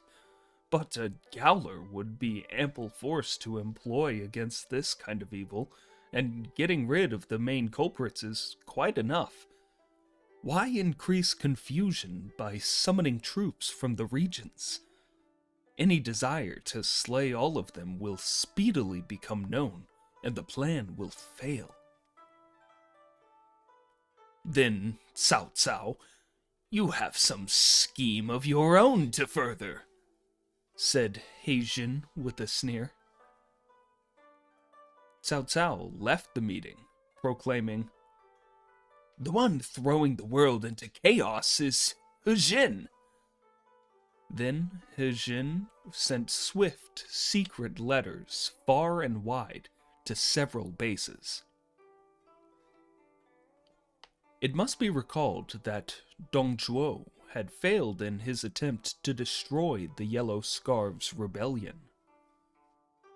He would have been punished if he had not bribed the 10 eunuchs heavily for their protection.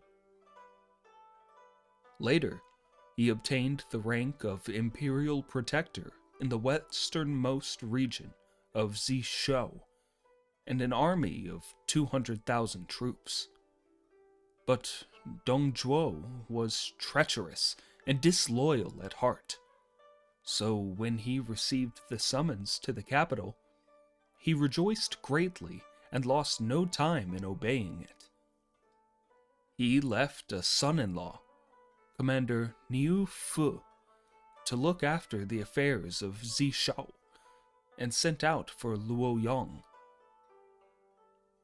Dong Zhuo took with him a huge army and 4 generals, Li Jue, Guo Si, Zheng Ji, and Fan Chao. Dong Zhuo's advisor and son-in-law, Li Ru, said, "Though a formal summons has come, there are many obscurities in it. It would be well to send up a memorial stating plainly our aims and intentions. Then we can proceed." So, Dong Zhuo composed something like this: "Thy servant knows that the continual rebellions owe their origin to the eunuchs who act counter to all recognized precepts. Now, to stop the ebullition of a pot, the best way is to withdraw the fire. To cut out an abscess, though painful, is better than to nourish the evil. I have dared to undertake a military advance on the capital with thy permission, and now pray that Zhongrong and the other eunuchs be removed for the happiness of the dynasty and of the empire. He Jin read this memorial and showed it to his partisans. Then said Minister Jung Tai, "A fierce, wild beast. If he comes, his prey will be humans." He Jin replied, "You are too timorous. You are unequal to great schemes." But Lu Ji also said, "Long have I known this man. In appearance innocent, he is a very wolf at heart. Let him in, and calamity enters with him. Stop him. Do not let him come, and thus will you avoid chaos." He Jin was obstinate, and both Jing Tai and Lu Ji gave up their posts and retired, as did more than half the ministers of state, while He Jin sent a warm welcome to Dong Zhuo, who soon camped at Shengqi Lake and stationed there without further action. The eunuchs knew this move was directed against them, and recognized that their only chance for safety was to strike the first blow. So they first hid a band of 50 armed ruffians at the gate of Grand Virtue and the Palace of Happiness. Then they went in to see Empress He. They said, "The general, feigning to act under command, has called up armies to the capital to destroy us. We pray you, your majesty, pity and save us." "Go to the general and confess your faults," said the empress. "If we did, then should we be cut to mincemeat? Rather summon the general into your presence and command him to cease. If he will not, then we pray but die in your presence." The empress issued the requisite command, and He Jin was just going to her when Counselor Qin Lin advised him not to enter, saying, "The eunuchs are certainly behind the order and mean your harm." But He Jin could only see the command of the empress and was blind to all else. "Our plot is no longer a secret," said Yuan Shao. "Still, you may go if you are ready to fight your way in."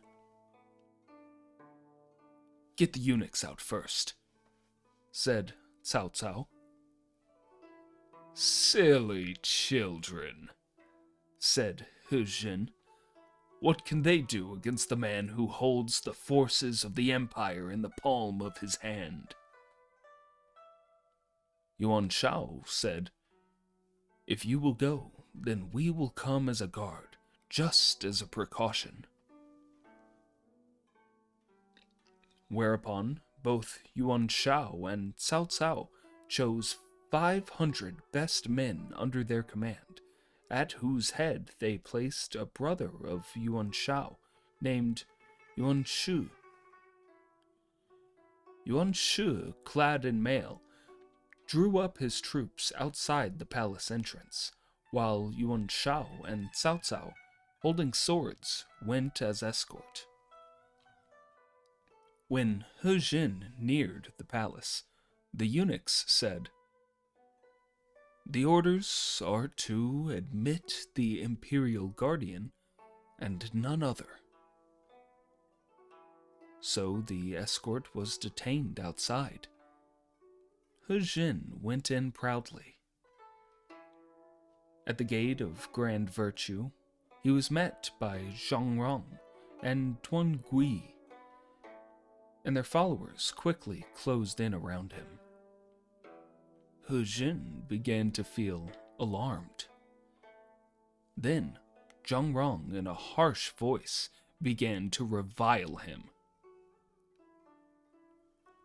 What crime had Empress Dong committed that she should have been put to death?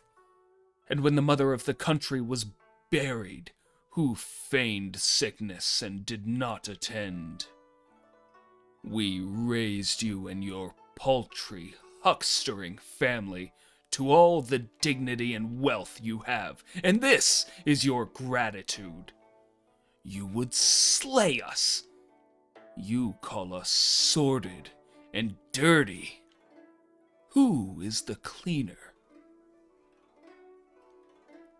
Hu Jin was panic-stricken and looked about for a way to escape, but the eunuchs closed him in, and then the assassins appeared and cut Hu Jin into halves. Closing the days of the Hans, and the years of their rule were near spent. Stupid and tactless was Hu Jin, yet stood he highest in office. Many were they who advised him, but he was deaf, as he heard not. Wherefore fell he a victim under the swords of the eunuchs. So Hu Jin died. Yuan Shao and Cao Cao waited long. By and by, impatient at the delay, they called through the gate. "Thy carriage waits, O General." For reply, the head of Hu Jin was flung over the wall. A decree was proclaimed. Hu Jin has contemplated treachery and therefore has been slain. It pardons his adherents. Yuan Shao shouted, "The eunuchs have slain the High Minister. Let those who will slay this wicked party come and help me." Then one of Hu Jin's generals, Wu Kuang, set fire to the gate. Yuan Shu, at the head of his guards, burst in and fell to slaying the eunuchs without regard to age or rank. Yuan Shao and Cao Cao broke into the inner part of the palace.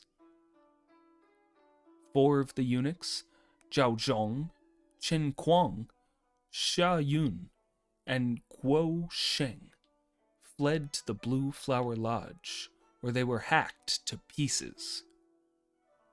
Fire raged, destroying the buildings.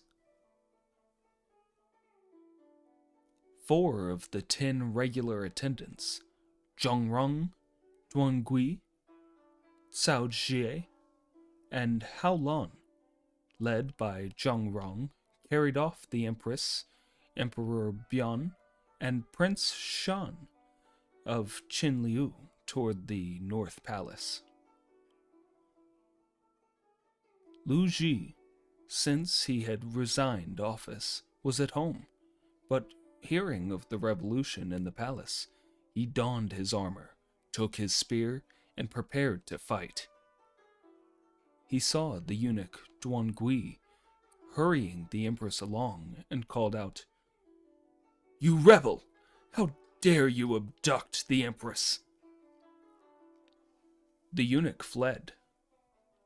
The Empress leaped out of a window and was taken to a place of safety. General Wu Kuang burst into one of the inner halls, where he found He Miao, sword in hand. "You also were in the plot to slay your own brother," cried Wu Kuang. "You shall die with the others." "Let us kill the plotter against his elder brother," cried many. He Miao looked around. His enemies hemmed him in on every side. He was hacked to pieces. Yuan Shu bade his soldiers scatter and seek out all the families of the eunuchs, sparing none. In that slaughter, many beardless men were killed in error. Cao Cao set himself to extinguish the fires. He then begged Empress He to undertake the direction of affairs, and soldiers were sent to pursue Zhongrong and rescue the young emperor and the young prince of Qinliu. Meanwhile, Zhongrong and Duan Gui had hustled away the emperor and the prince. They burst through the smoke and fire and traveled without stopping till they reached Beimang Hills. It was then the third watch. They heard a great shouting behind them and saw soldiers in pursuit. Their leader, Min Gong, a commander in Henan, was shouting, "Traitors! Stop! Stop!" Zhongrong, seeing that he was lost, jumped into the river, where he was drowned. The two boys, ignorant of the meaning of all this confusion and terrified out of their senses, dared not utter a cry. They crept in among the rank grass on the river bank and hid. The soldiers scattered in all directions, but failed to find them. So they remained till the fourth watch, shivering with cold from the drenching dew and very hungry. They lay down in the thick grass and wept in each other's arms, silently, lest anyone should discover them. "This is not a place to stay in," said Prince Xian. "We must find some way out." So the two children knotted their clothes together and managed to crawl up the bank. They were in a thicket of thorn bushes, and it was quite dark. They could not see any path. They were in despair when, all at once, millions of fireflies sprang up all about them and circled in the air in front of the emperor. "God is helping us," said Prince Xian. They followed whither the fireflies led, and gradually got into a road. They walked till their feet were too sore to go further, when, seeing a heap of straw near the road, they crept to it and lay down. This heap of straw was close to a farmhouse. In the night, as the farmer was sleeping, he saw in a vision two bright red suns drop behind his dwelling. Alarmed by the portent, he hastily dressed and went forth to look about him. Then he saw a bright light shooting up from a heap of straw. He hastened thither, and then saw two youths lying behind it. "To what household do you belong, young gentleman?"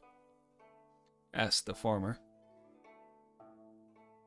The emperor was too frightened to reply, but his companion said, "He is the emperor.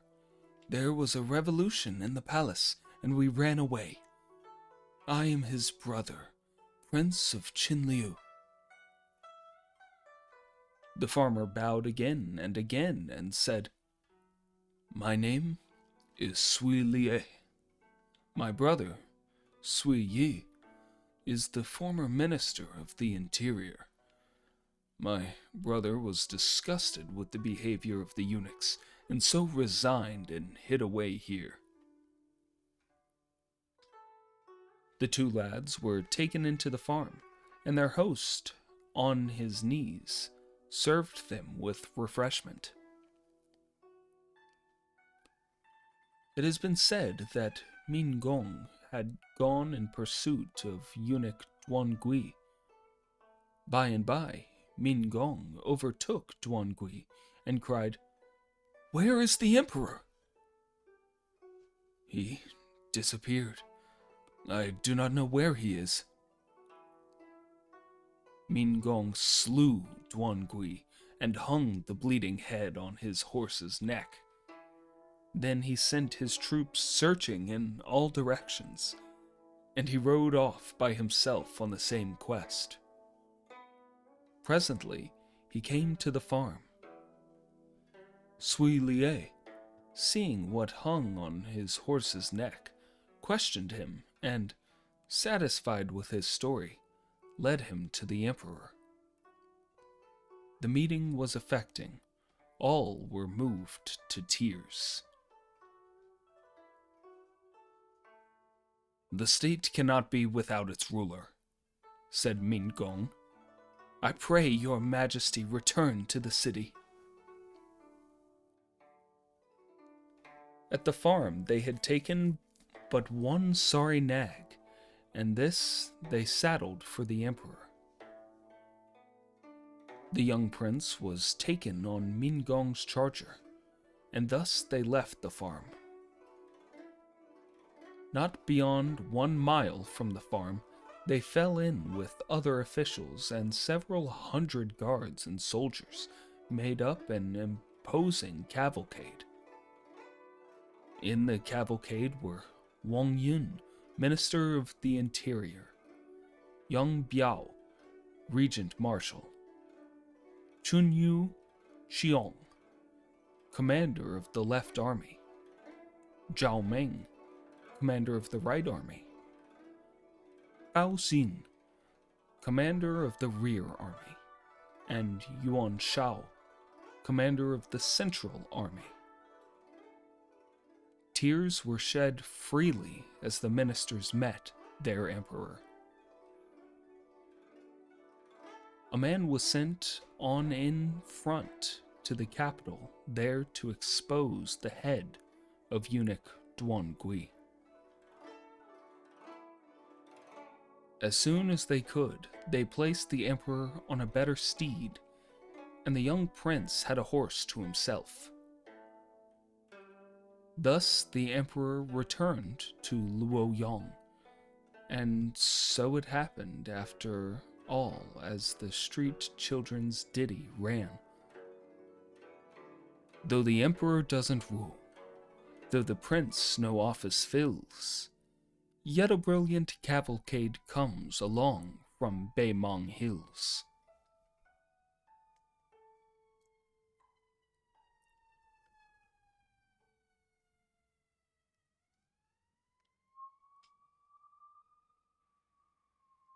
The cavalcade had not proceeded far when they saw coming towards them a large body of soldiers with fluttering banners hiding the sun and raising a huge cloud of dust. The officials turned pale, and the emperor was greatly alarmed. Yuan Shao rode out in advance. "Who are you?" said Yuan Shao.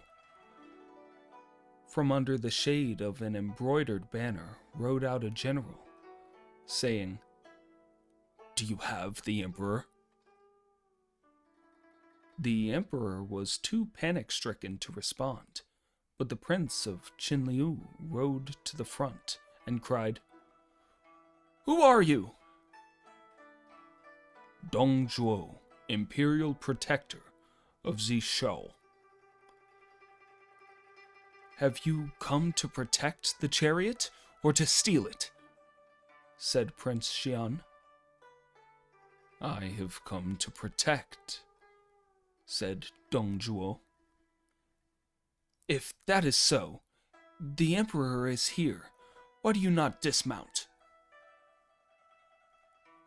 Dong Zhuo hastily dismounted and made obeisance on the left of the road. Then, Prince Xian spoke graciously to him. From first to last, the prince had carried himself most perfectly, so that Dong Zhuo, in his heart, admired his behavior. And then arose the first desire to set aside the emperor in favor of the Prince of Qinliu. They reached the palace the same day, and there was an affecting interview with Empress He. But when they had restored order in the palace, the imperial hereditary seal, the special seal of the emperor, was missing. Dong Zhuo camped without the walls, but every day he was to be seen in the streets with an escort of mailed soldiers, so that the common people were in a state of constant trepidation. He also went in and out of the palace careless of all the rules of propriety. Imperial Commander Bao Xin spoke of Dong Zhuo's behavior to Yuan Shao, saying, "This man harbors some evil design and should be removed. Nothing can be done till the government is more settled," said Yuan Shao. Then Bao Xin saw Minister of the Interior Wang Yun and asked what he thought. "Let us talk it over," was the reply. Bao Xin said no more, but he left the capital and retired to the Taishan Mountains. Dong Zhuo induced the soldiers of the two brothers, He Jin and He Miao, to join his command, and privately spoke to his advisor, Li Ru, about deposing the emperor in favor of the Prince of Qinliu. "The government is really without a head. There can be no better time than this to carry out your plan. Delay will spoil all. Tomorrow, assemble the officials in Wenming Garden and address them on the subject. Put all opponents to death, and your prestige is settled." So spoke Li Ru, and the words pleased Dong Zhuo mightily. So the next day, Dong Zhuo spread a feast and invited many guests. As all the officers went in terror of him, no one dared be absent. Dong Zhuo himself rode up to the garden last of all and took his place with his sword girded on. When the wine had gone round several times, Dong Zhuo stopped the service and the music and began to speak. "I have something to say. Listen quietly, all of you." All turned towards him. "The Emperor is Lord of all, and if he lacks dignity and behaves in an unseemly manner, he is no fitting inheritor of the ancestral prerogatives. He who is now on the throne is a weakling, inferior to the Prince of Qinliu in intelligence and love of learning. The prince is in every way fitted for the throne. I desire to depose the emperor and set up the prince in his place. What think you?" The assembly listened in perfect silence, none daring at first to utter a word of dissent. But one dared, for suddenly a guest stood up in his place, smote the table, and cried, "No! No! Who are you that you dare utter such bold words? The emperor is the son of the lawful consort and has done no wrong. Why then should he be deposed? Are you a rebel? The speaker was Dung Yuan, imperial protector of Jingzhou. Dong Zhuo glared at Dung Yuan, roaring, There is life for those who are with me, death for those against. Dong Zhuo drew his sword and made for the objector, but the watchful Li Ru had noticed standing behind Dung Yuan a particularly dangerous-looking henchman of his, who was now handling his halberd threateningly, and whose eyes were blazing with anger. So Li Ru hastily interposed, saying, "But this is the banquet chamber, and state affairs should be left outside. The matters can be fully discussed tomorrow." His fellow guests persuaded Dung Yuan to leave, and after his departure, Dong Zhuo said, "Is what I said just and reasonable?" "You are mistaken, illustrious sir," said Lu Ji. "Of old Emperor Taijia of the Shang dynasty was unenlightened, wherefore the sage minister Yi Yin immured him in the Tung Palace till he reformed. Later, Prince Cheng Yi ascended the throne, and in 27 days he committed more than 3,000 categorical faults. Wherefore Regent Marshal Huo Guang declared in the ancestral temple that Prince Cheng Yi was deposed. Our present emperor is young, but he is intelligent, benevolent, and wise. He has not committed a single fault. You, sir, are an imperial protector of a frontier region and not a metropolitan official, and have had no experience in state administration. Neither have you the pure intentions of Yi Yin and Huo Guang which qualified their actions. Without that justification, such an act is presumption." Dong Zhuo angrily drew his sword to slay the bold Lu Ji, but two other officials remonstrated. "Minister Lu Ji is the cynosure of the whole country, and his violent death would stir the hearts of all humans," said court counselors Sai Yung and Peng Bo. Dong Zhuo then stayed his hand. Then said Wang Yun, "A great question, like the deposition and substitution of emperors, is not one to be decided after a wine party. Let it be put off till another time." So the guests dispersed. Dong Zhuo stood at the gate with drawn sword watching them depart. Standing thus, Dong Zhuo noticed a spearman galloping to and fro on a fiery steed, and asked Li Ru who that was. "That is Lu Bu, the adopted son of Dung Yuan. You must keep out of his way, my lord." Dong Zhuo went inside the gate so that he could not be seen. But next day, a man reported to him that Dung Yuan had come out of the city with a small army and was challenging to a battle.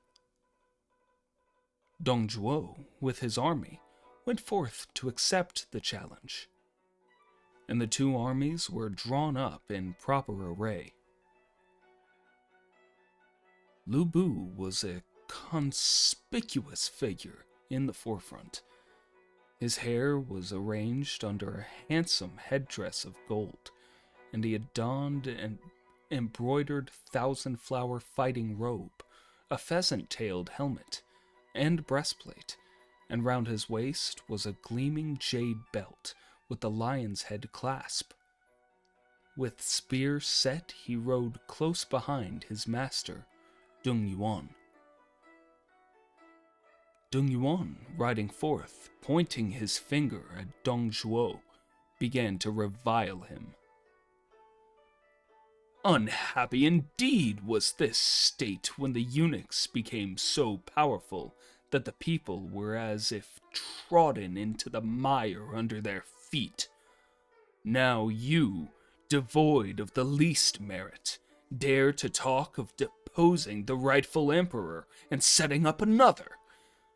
This is to desire rebellion and no less.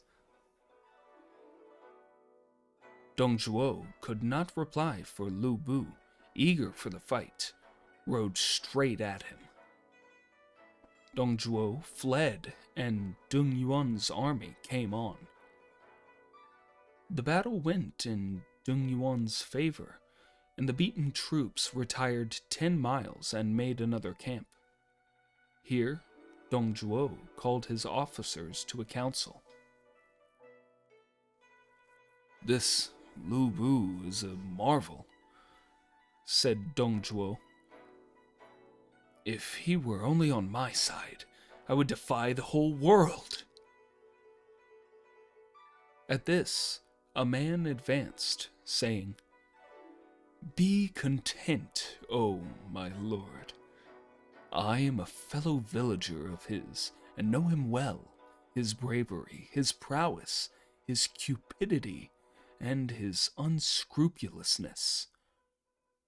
With this little blarneying tongue of mine, I can persuade him to put up his hands and come over to your side." Dong Zhuo was delighted, and gazed admiringly at the speaker. It was Li Su, a general in the Imperial Tiger Army.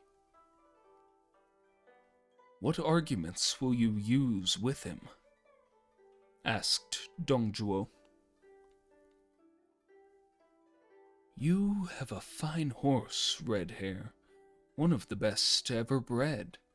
I must have this steed, and gold and pearls to win his heart. Then will I go and persuade him. He will certainly abandon Dung Yuan's service for yours." "What think you?" said Dong Zhuo to his advisor, Li Ru. "One cannot grudge a horse to win an empire," was the reply. So they gave Li Su what he demanded: 1,000 ounces of gold, 10 strings of beautiful pearls, a jeweled belt, and red hair, and these accompanied Li Su on his visit to his fellow villager. Li Su reached the camp and said to the guard, "Please tell General Lu Bu that a very old friend has come to visit him." He was admitted forthwith. "Worthy brother, have you been well since we last met?" greeted Li Su while bowing. "How long it is since we last saw each other," replied Lu Bu, bowing in return. "And where are you now?" "I am a general in the Imperial Tiger Army.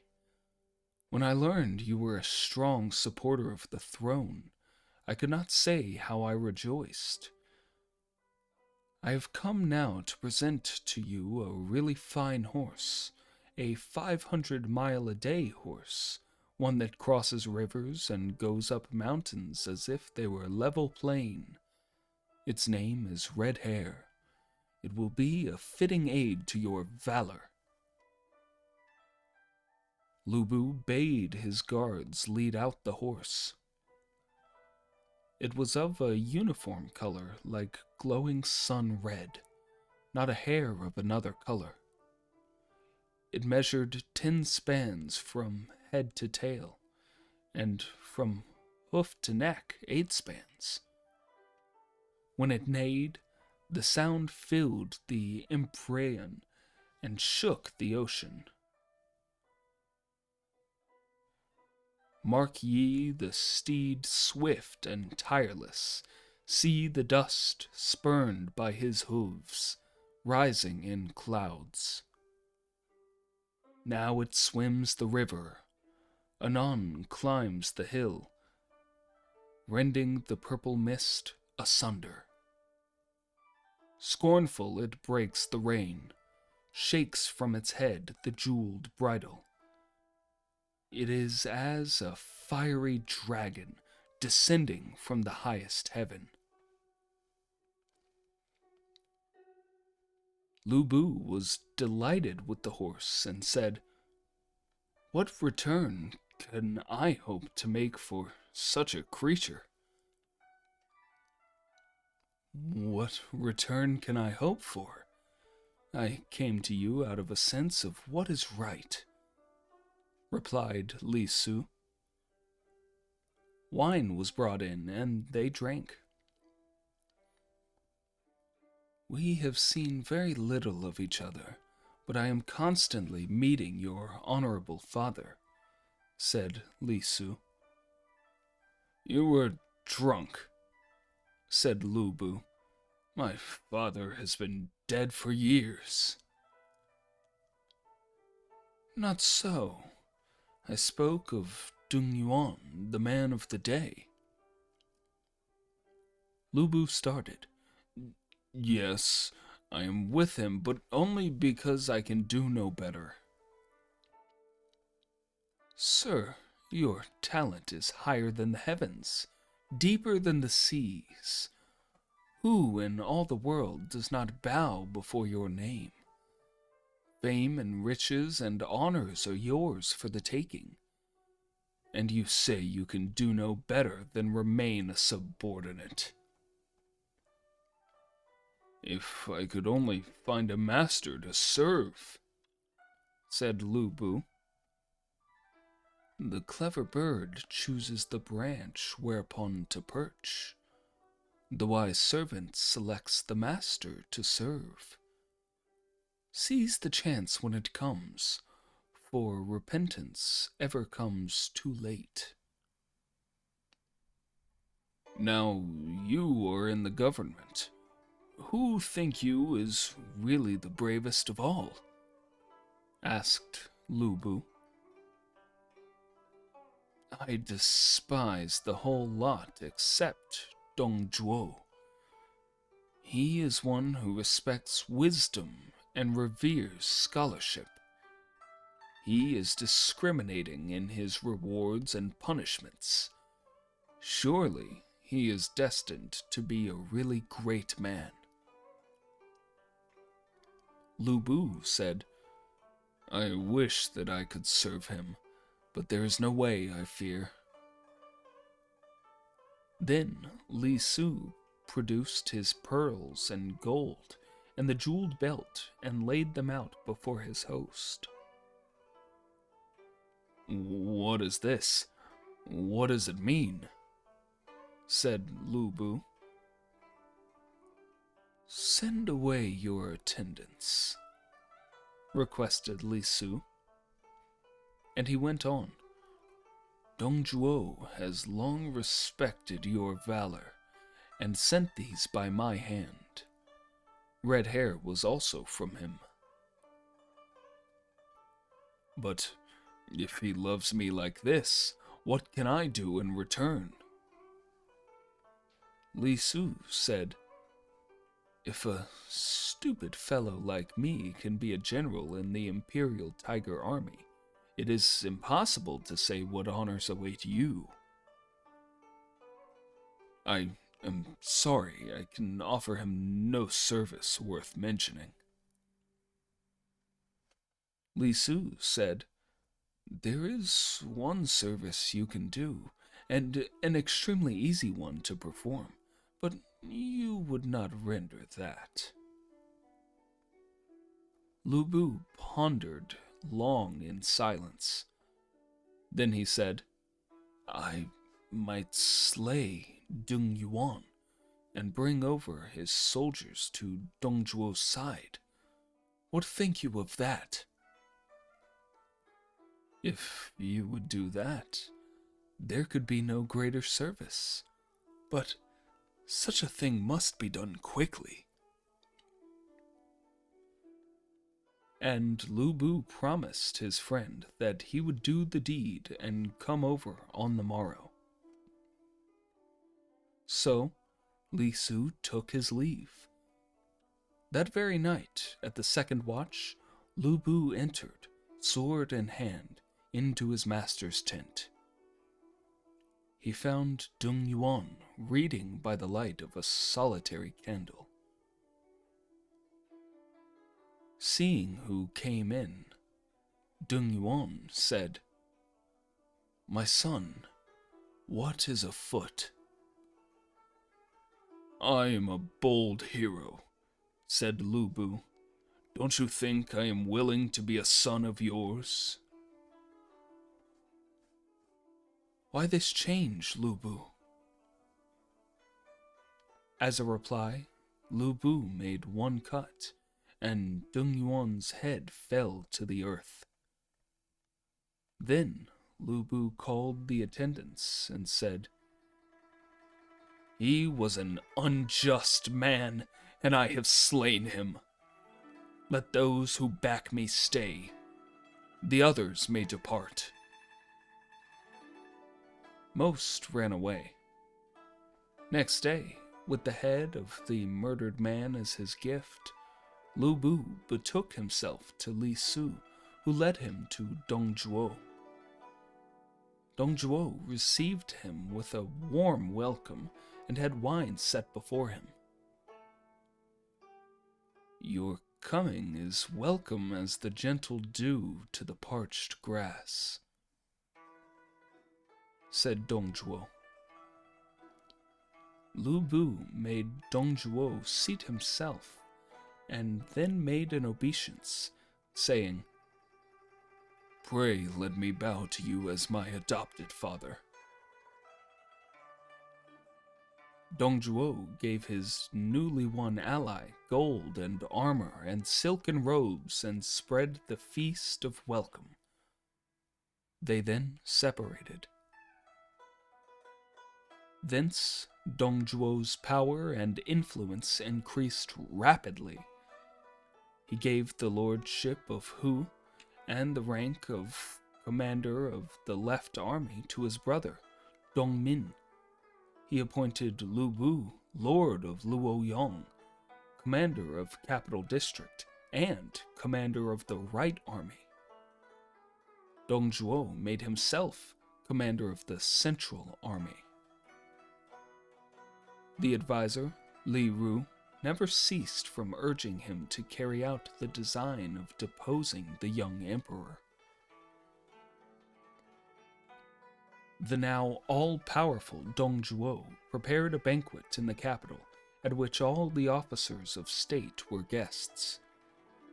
He also bade Lu Bu post a company of armed men right and left, ready for action. The feast began, and several courses were served, with nothing to distinguish that banquet from any other. Then suddenly, the host arose and drew his sword, saying, He who is above us, being weak and irresolute, is unfit for the duties of his high place. Wherefore I, as of old did Yi Yin and Huo Guang, will set aside this emperor, giving him the title of Prince of Hongnong, and I will place on the throne the present Prince of Qinliu, and those who did not support me will suffer death. Fear seized them in its grip, and they were silent, all but Yuan Shao, who said, The emperor was innocent of any fault, and to set him aside in favor of a commoner was rebellion and nothing else. The empire is in my hands, cried Dong Zhuo, and when I choose to do this thing, who will dare say nay? Think you my sword lacks an edge? If your sword is sharp, mine is never blunt, said Yuan Shao as his sword flashed out of the sheath. The two men stood face to face amid the feasters. When Dung Yuan by treacherous murder died, the loss was great to Yuan Shao's side. The fate of Yuan Shao will be disclosed in later chapters. Three Kingdoms, Chapter 4. The deposition of the Emperor. Prince of Qinliu becomes Emperor. Schemes against Dong Zhuo. Cao Cao presents a sword. Dong Zhuo was on the point of slaying Yuan Shao, but Li Ru checked him, saying, "You must not kill rashly while the business hangs in the balance."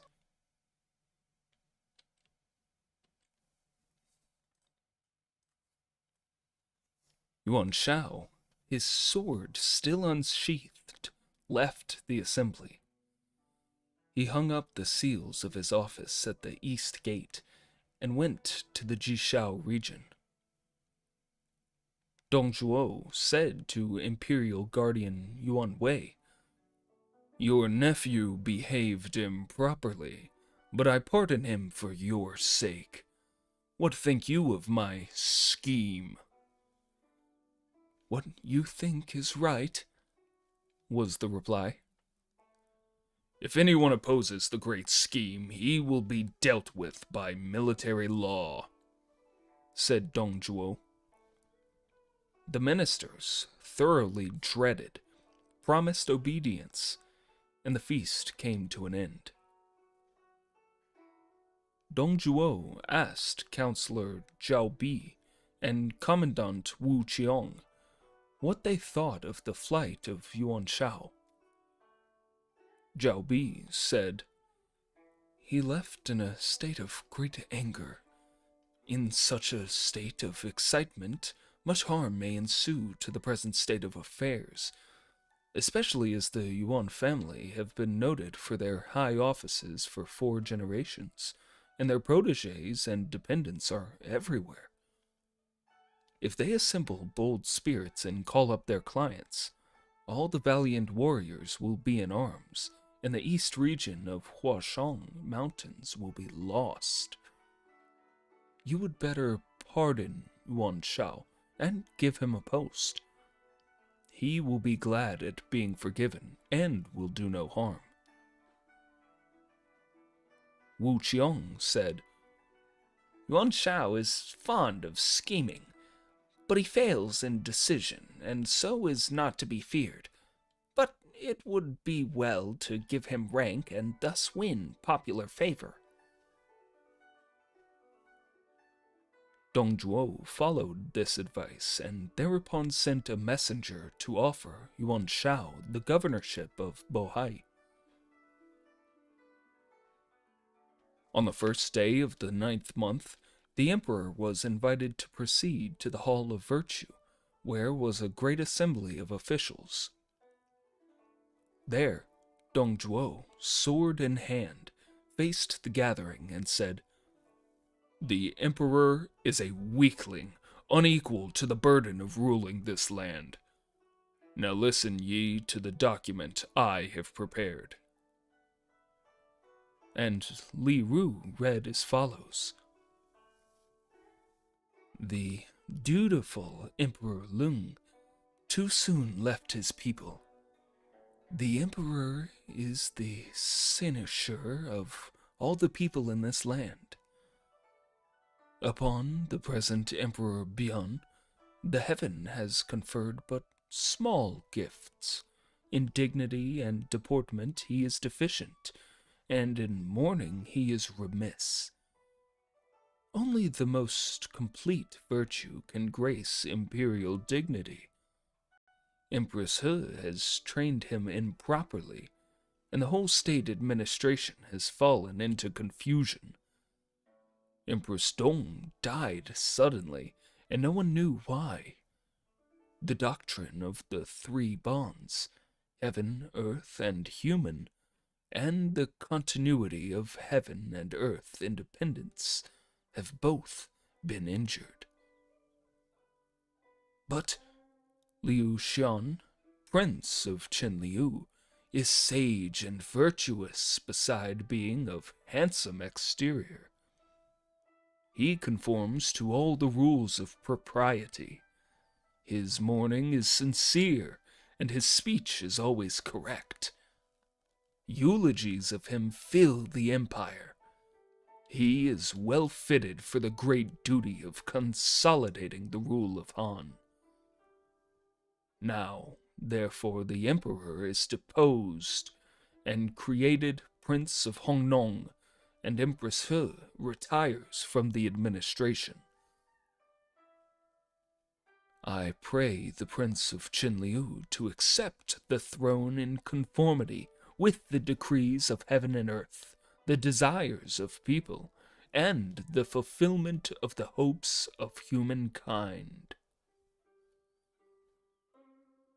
This having been read, Dong Zhuo bade the attendants lead the emperor down from the throne, remove his seal, and cause him to kneel facing the north, styling himself faithful servant of the throne and requesting commands.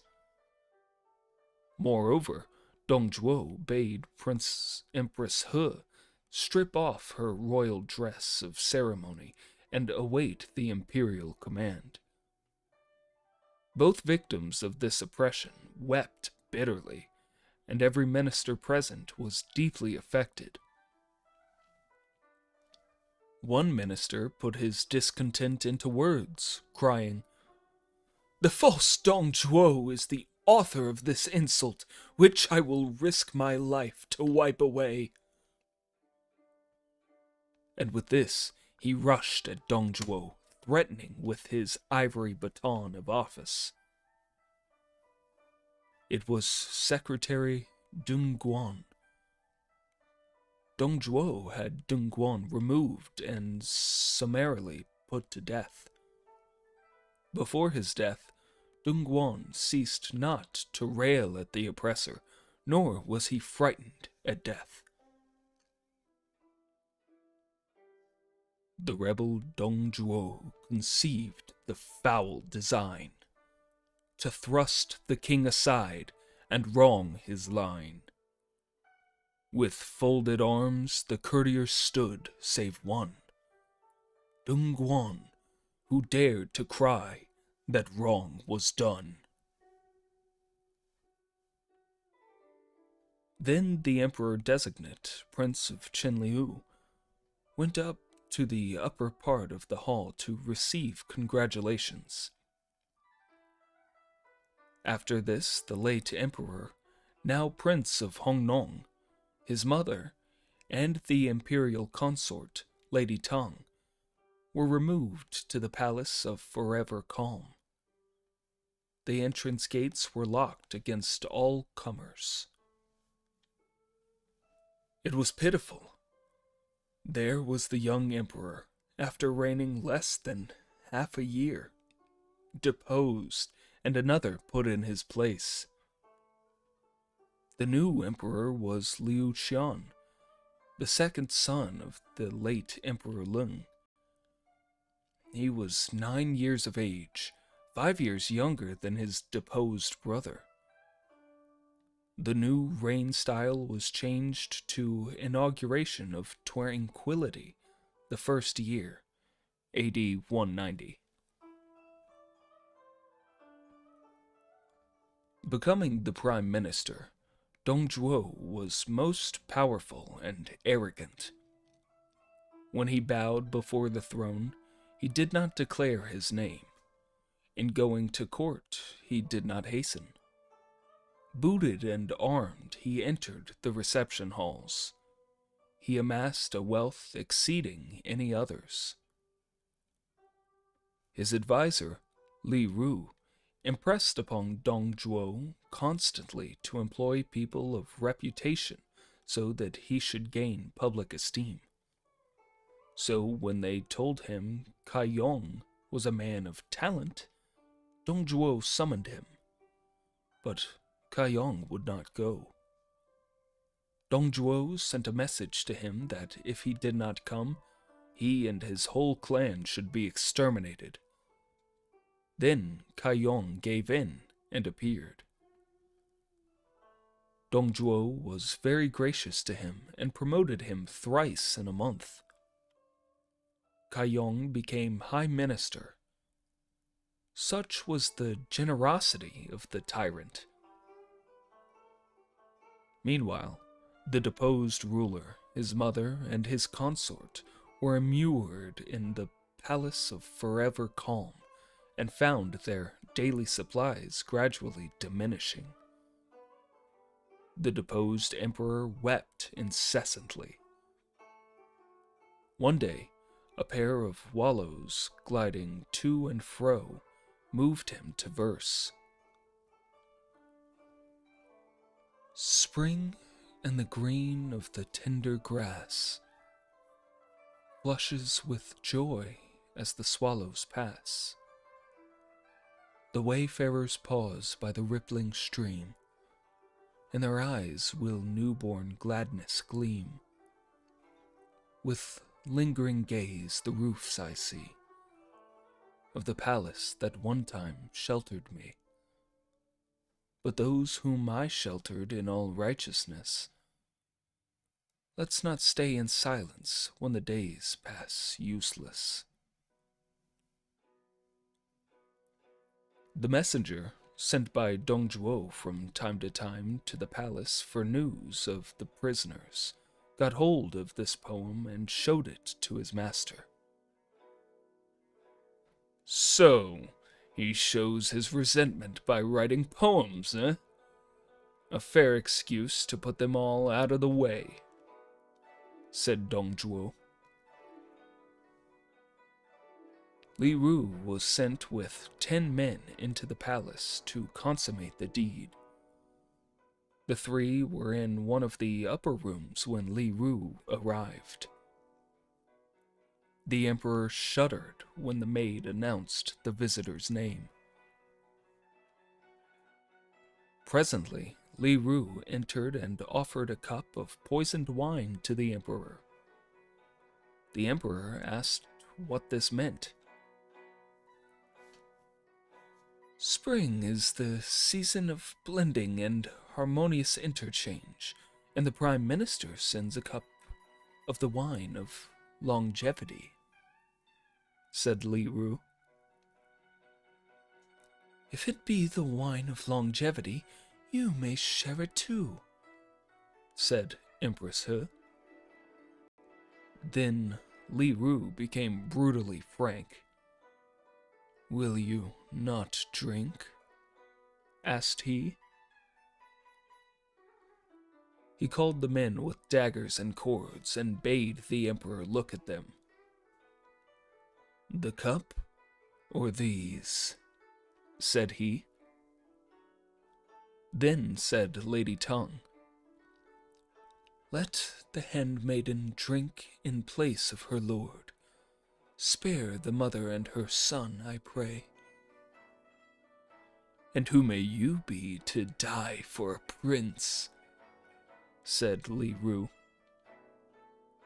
Then he presented the cup to the empress once more and bade her drink. She rallied against her brother, the feckless He Jin, the author of all this trouble. She would not drink. Next, Li Ru approached the emperor. Let me say farewell to my mother, begged he, and he did so in these lines. The heaven and earth are changed. Alas, the sun and the moon leave their courses. I, once the center of all eyes, am driven to the farthest confines. Oppressed by an arrogant minister, my life nears its end. Everything fails me, and vain are my falling tears.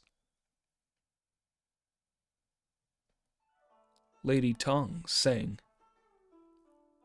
Heaven is to be rent asunder, earth to fall away. I, handmaid of an emperor, would grieve if I followed him not. We have come to the parting of ways. The quick and the dead walk not together. Alas, I am left alone with the grief in my heart.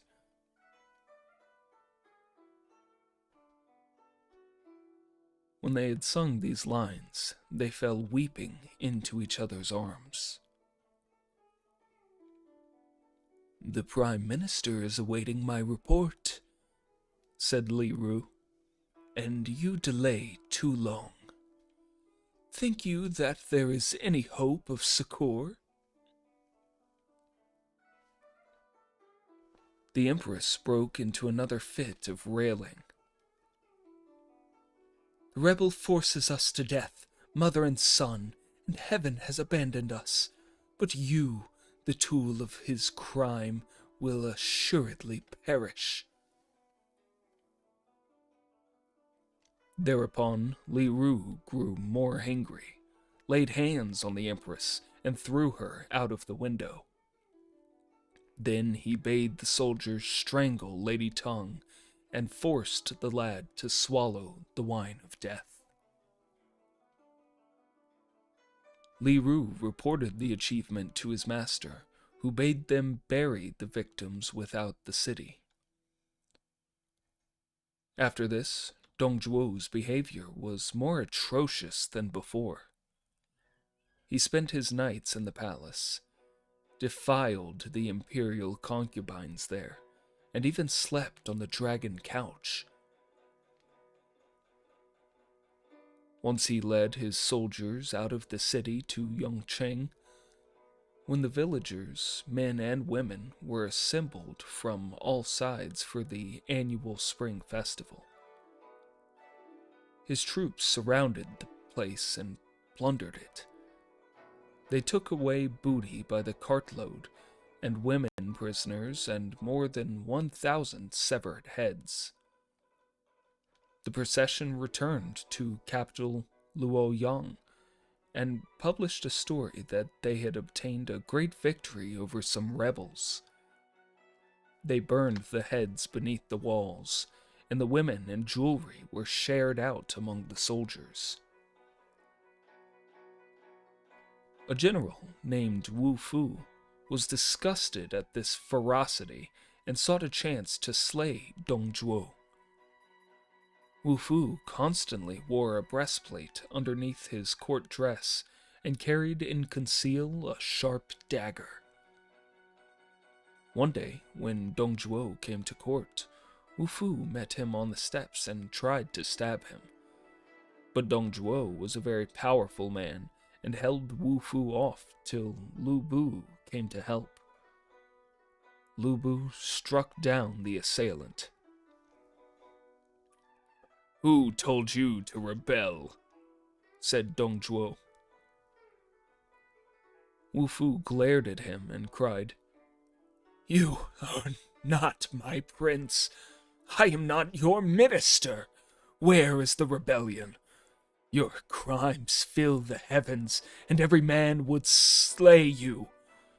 I am sorry I cannot tear you asunder with chariots to appease the wrath of the world. Dong Zhuo bade the guards take him out and hack him to pieces. Wu Fu only ceased railing as he ceased to live. That loyal servant of the latter days of Han, his valor was high as the heavens, in all ages unequaled. In the court itself would he slay the rebel, Great is his fame. Throughout all time will people call him a hero. Thereafter, Dong Zhuo always went well guarded. At Bohai, Yuan Shao heard of Dong Zhuo's misuse of power and sent a secret letter to the Minister of the Interior, Wang Yun. That rebel Dong Zhuo outrages heaven and has deposed his ruler. Common people dare not speak of him, that is understandable. Yet you suffer his aggressions as if you knew not of them. How then are you a dutiful and loyal minister? I have assembled an army and desire to sweep clean the royal habitation, but I dare not lightly begin the task. If you are willing, then find an opportunity to plot against this man. If you would use force, I am at your command. The letter arrived, but Wang Yun could see no chance to plot against Dong Zhuo. One day, while among the throng in attendance, mostly people of long service, Wang Yun said to his colleagues, "This is my birthday. I pray you come to a little party in my humble cot this evening." "We certainly will," they cried, "and wish you long life." That night, the tables were spread in an inner room, and his friends gathered there. When the wine had made a few rounds, the host suddenly covered his face and began to weep. The guests were aghast. "Sir, on your birthday too, why do you weep?" said they. "It is not my birthday," replied Wang Yun, "but I wished to call you together, and I feared lest Dong Zhuo should suspect, so I made that the excuse. This man insults the emperor and does as he wishes, so that the imperial prerogatives are in imminent peril. I think of the days when our illustrious founder destroyed the Qin, annihilated Chu, and obtained the empire. Who would have foreseen this day when that Dong Zhuo had subjugated all to his will? That is why I weep." Then they all wept with him. Seated among the guests, however, was Cao Cao, who did not join in the weeping, but clapped his hands and laughed aloud. "If all the officers of the government weep till dawn, and from dawn weep till dark, will that slay Dong Zhuo?" said Cao Cao. Wang Yun turned on him angrily. "Your forebears ate the bounty of the Hans. Do you feel no gratitude? You can laugh?" "I laughed at the absurdity of an assembly like this being unable to compass the death of one man. Foolish and incapable as I am, I will cut off his head and hang it at the gate as an offering to the people." Wang Yun left his seat and went over to Cao Cao.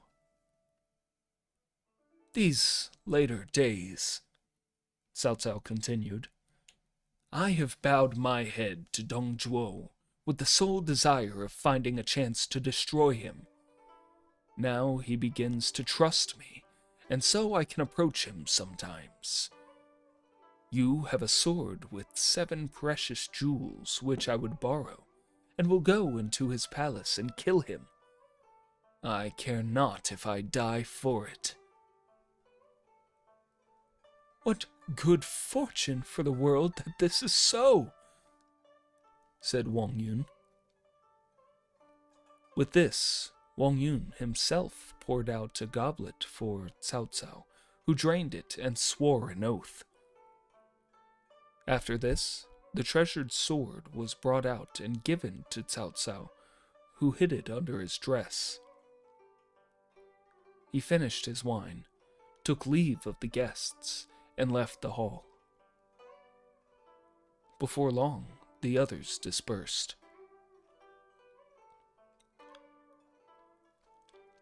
The next day, Cao Cao, with this short sword girded on, came to the palace of the Prime Minister. "Where is the Prime Minister?" asked he. "In the small guest room," replied the attendants. So Cao Cao went in and found his host seated on a couch. Lu Bu was at his side. "Why so late, Cao Cao?" said Dong Zhuo. "My horse is out of condition and slow," replied Cao Cao. Dong Zhuo turned to his henchman, Lu Bu. "Some good horses have come in from the west. You go and pick out a good one as a present for him." And Lu Bu left. "This traitor is doomed," thought Cao Cao. He ought to have struck then, but Cao Cao knew Dong Zhuo was very powerful, and he was afraid to act. He wanted to make sure of his blow. Now, Dong Zhuo's corpulence was such that he could not remain long sitting, so he rolled over a couch and lay face inwards.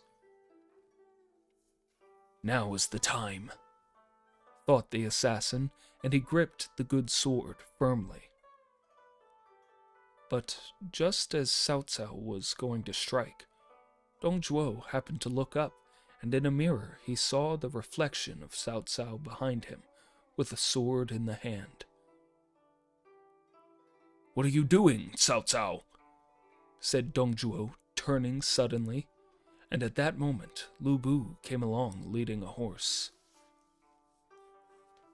Cao Cao in a flurry dropped on his knees and said, "I have a precious sword here with which I wish to present to your benevolence." Dong Zhuo took it.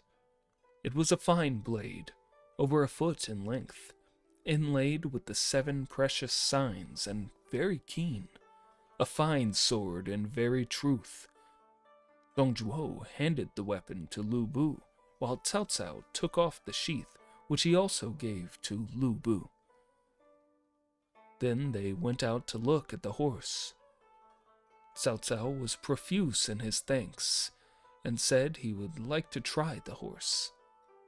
So Dong Zhuo bade the guards bring saddle and bridle.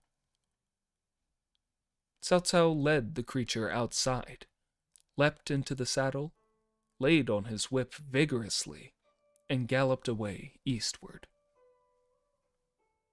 Lu Bu said, "Just as I was coming up, it seemed to me as if that fellow was going to stab you, only a sudden panic seized him, and he presented the weapon instead." "I suspected him too," said Dong Zhuo. Just then, Li Ru came in and they told him,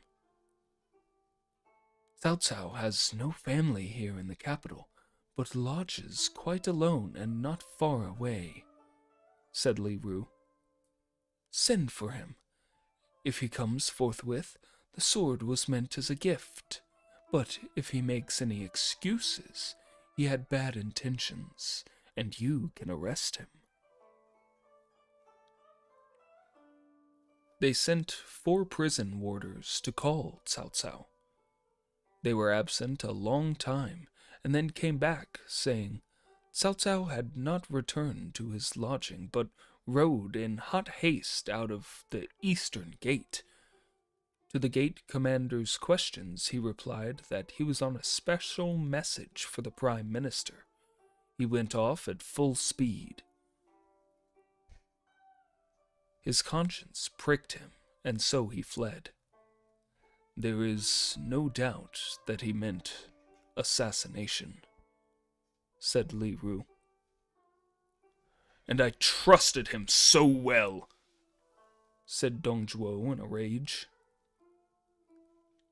There must be a conspiracy afoot.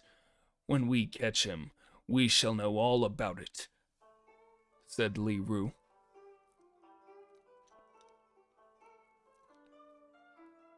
Letters and pictures of the fugitive Cao Cao were sent everywhere with orders to catch him. A large reward in money was offered, and a patent of nobility, while those who sheltered him would be held to share his guilt.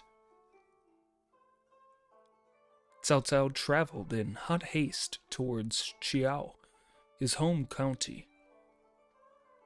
On the road at Zhongmo, he was recognized by the guards at the gate and made prisoner. They took him to the magistrate. Cao Cao declared he was a merchant named Huang Fu.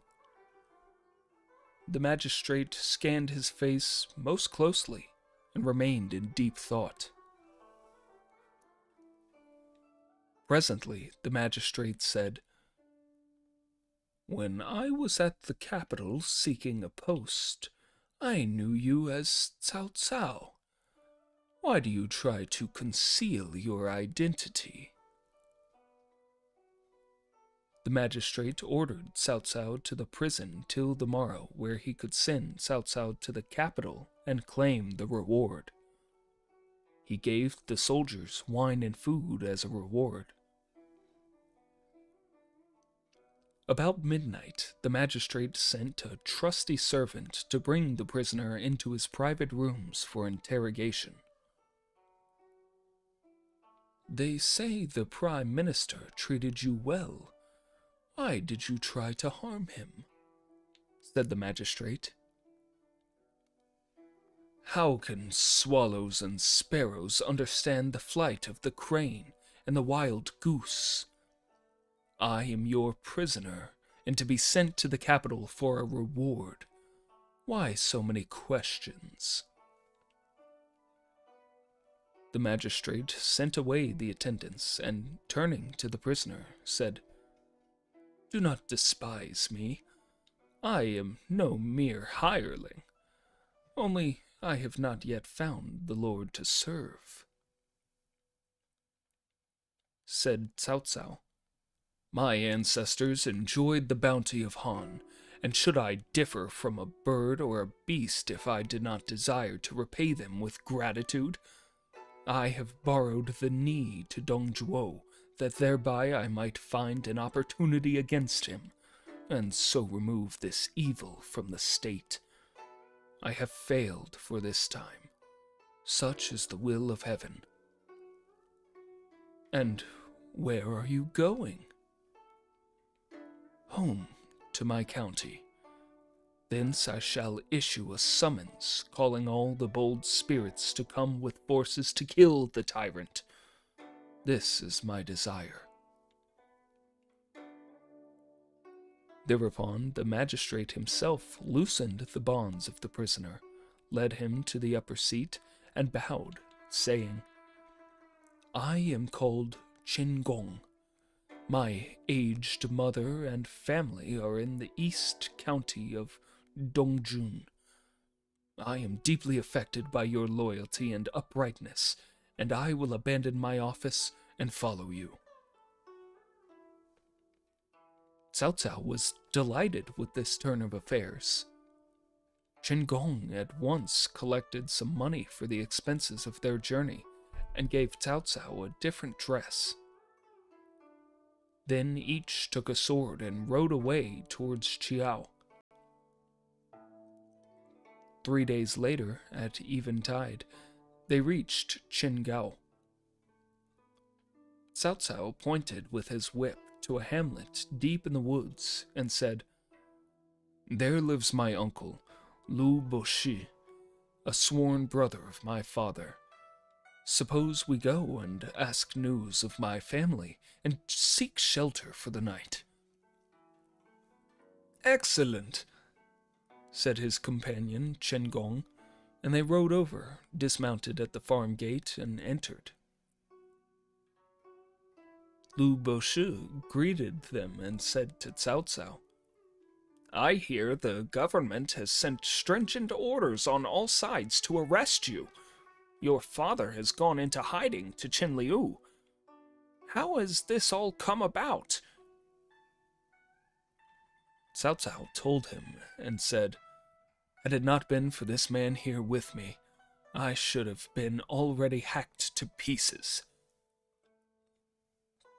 Lu Boshi bowed low to Chen Gong, saying, "You are the salvation of the Cao family, but be at ease and rest. I will find you a bed in my humble cottage." Lu Boshi then rose and went into the inner chamber, where he stayed a long time. When he came out, he said, "There is no good wine in the house. I am going over to the village to get some for you." And he hastily mounted his donkey and rode away. The two travelers sat a long time. Suddenly, they heard at the back of the house the sharpening of a knife. Cao Cao said to Chen Gong, "He is not my real uncle. I am beginning to doubt the meaning of his going off. Let us listen." So they silently stepped out into a straw hut at the back. Presently, someone said, "Bind before killing, eh?"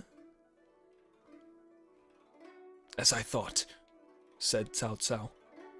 "Now, unless we strike first, we shall be taken." Suddenly, Cao Cao and Chen Gong dashed in, sword in hand, and slew the whole household, male and female, in all 8 persons.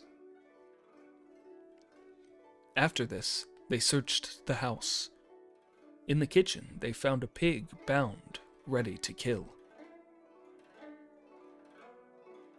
"You have made a huge mistake," said Chen Gong, "and we have slain honest folks." Cao Cao and Chen Gong at once mounted and rode away. Soon they met their host, Lu Boshi, coming home, and over the saddle in front of him they saw 2 vessels of wine. In his hands he carried fruit and vegetables. "Where are you going, sirs?" Lu Boshi called to them. "Accused people dare not linger," said Cao Cao. "But I have bidden them kill a pig. Why do you refuse my poor hospitality? I pray you ride back with me." Cao Cao paid no heed, urging his horse forward. But he suddenly drew his sword and rode back after Lu Boshi. "Who is that coming along?" called Cao Cao. Lu Boshi turned and looked back, and Cao Cao at the same instant cut Lu Boshi down. Chen Gong was frightened. "You were wrong enough before," cried Chen Gong. "What now is this?" When he got home and saw his family killed, think you he would bear it patiently? If he had raised an alarm and followed us, we should have been killed. "To kill deliberately is very wrong," said Chen Gong. "I would rather betray the world than let the world betray me," was the reply. Chen Gong only thought. They rode on some distance by moonlight, and presently knocked up an inn for shelter. Having first fled their horses, Cao Cao was soon asleep, but Qin Gong lay thinking. I took him for a true man and left all to follow him, but he is as cruel as a wolf. If I spare him, he will do more harm later, thought Qin Gong. And Qin Gong rose, intending to kill his companion. In his heart lie cruelty and venom. He is no true man. In naught does he differ from his enemy, Dong Zhuo. The further fortunes of Cao Cao will be told in later chapters. Three Kingdoms, Chapter 5. Cao Cao appeals to the powerful lords. The three brothers fight against Lu Wu. At the close of the last chapter, Qin Gong was about to slay Cao Cao, but Qin Gong reflected. I joined him to do righteous things.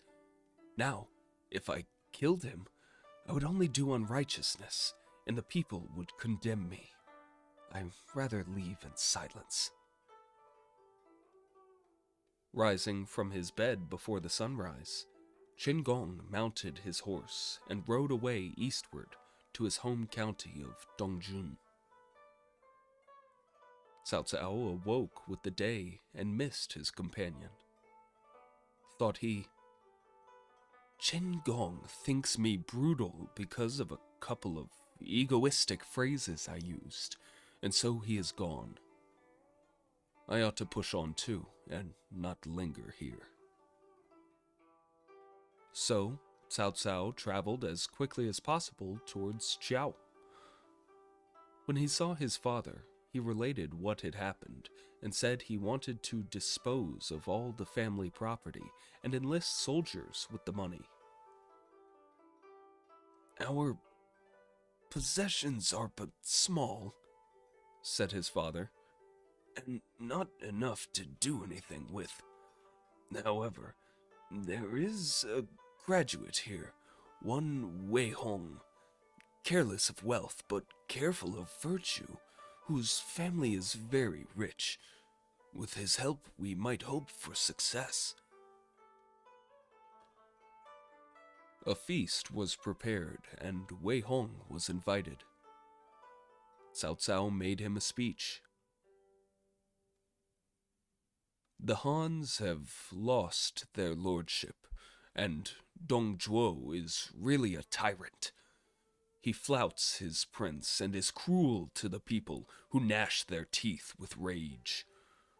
I would restore the Hans, but my means are insufficient. Sir, I appeal to your loyalty and public spirit. Wei Hong replied, I have long desired this, but so far have not found a person fit to undertake the task. Since you, Cao Cao, have so noble a desire, I willingly devote all my property to the cause. This was joyful news, and the call to arms was forthwith prepared and sent far and near. So they established a corps of volunteers and set up a large white recruiting banner with the words "Loyalty and Honor" inscribed thereon. The response was rapid, and volunteers came in like raindrops in number. One day came a certain Yu Jin from Yangping and another Li Jian from Zhulu. These two were appointed to Cao Cao's personal staff. Another was Xiaohou Dun from Qiao. He was descended from Xiaohou Ying of old. Xiahou Dun had been trained from his early boyhood to use the spear and the club. When only 14, he had been attached to a certain master in arms. One day, one person spoke disrespectfully of his master, and Xiahou Dun killed that person. For this deed, however, he had to flee and had been in exile for some time. Now he came to offer his services, accompanied by his cousin, Xiahou Yuan. Each brought 1,000 trained soldiers.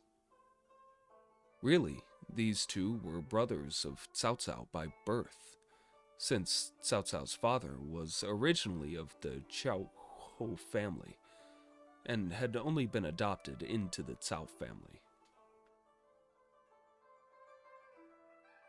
A few days later came Cao Cao's cousins, too, Cao Ren and Cao Hong, each with 1,000 followers. These two were accomplished horsemen and trained in the use of arms. Then, drill began, and Wei Hong spent his treasure freely in buying clothing, armor, flags, and banners. From all sides poured in gifts of grain. When Yuan Shao received Cao Cao's call to arms, he collected all those under his command to the number of 30,000. Then he marched from Bohai to Qiao to take the oath to Cao Cao. Next, a manifesto was issued. Cao Cao and his associates, moved by a sense of duty, now make this proclamation. Dong Zhuo defies heaven and earth. He is destroying the state and injuring his prince. He pollutes the palace and oppresses the people.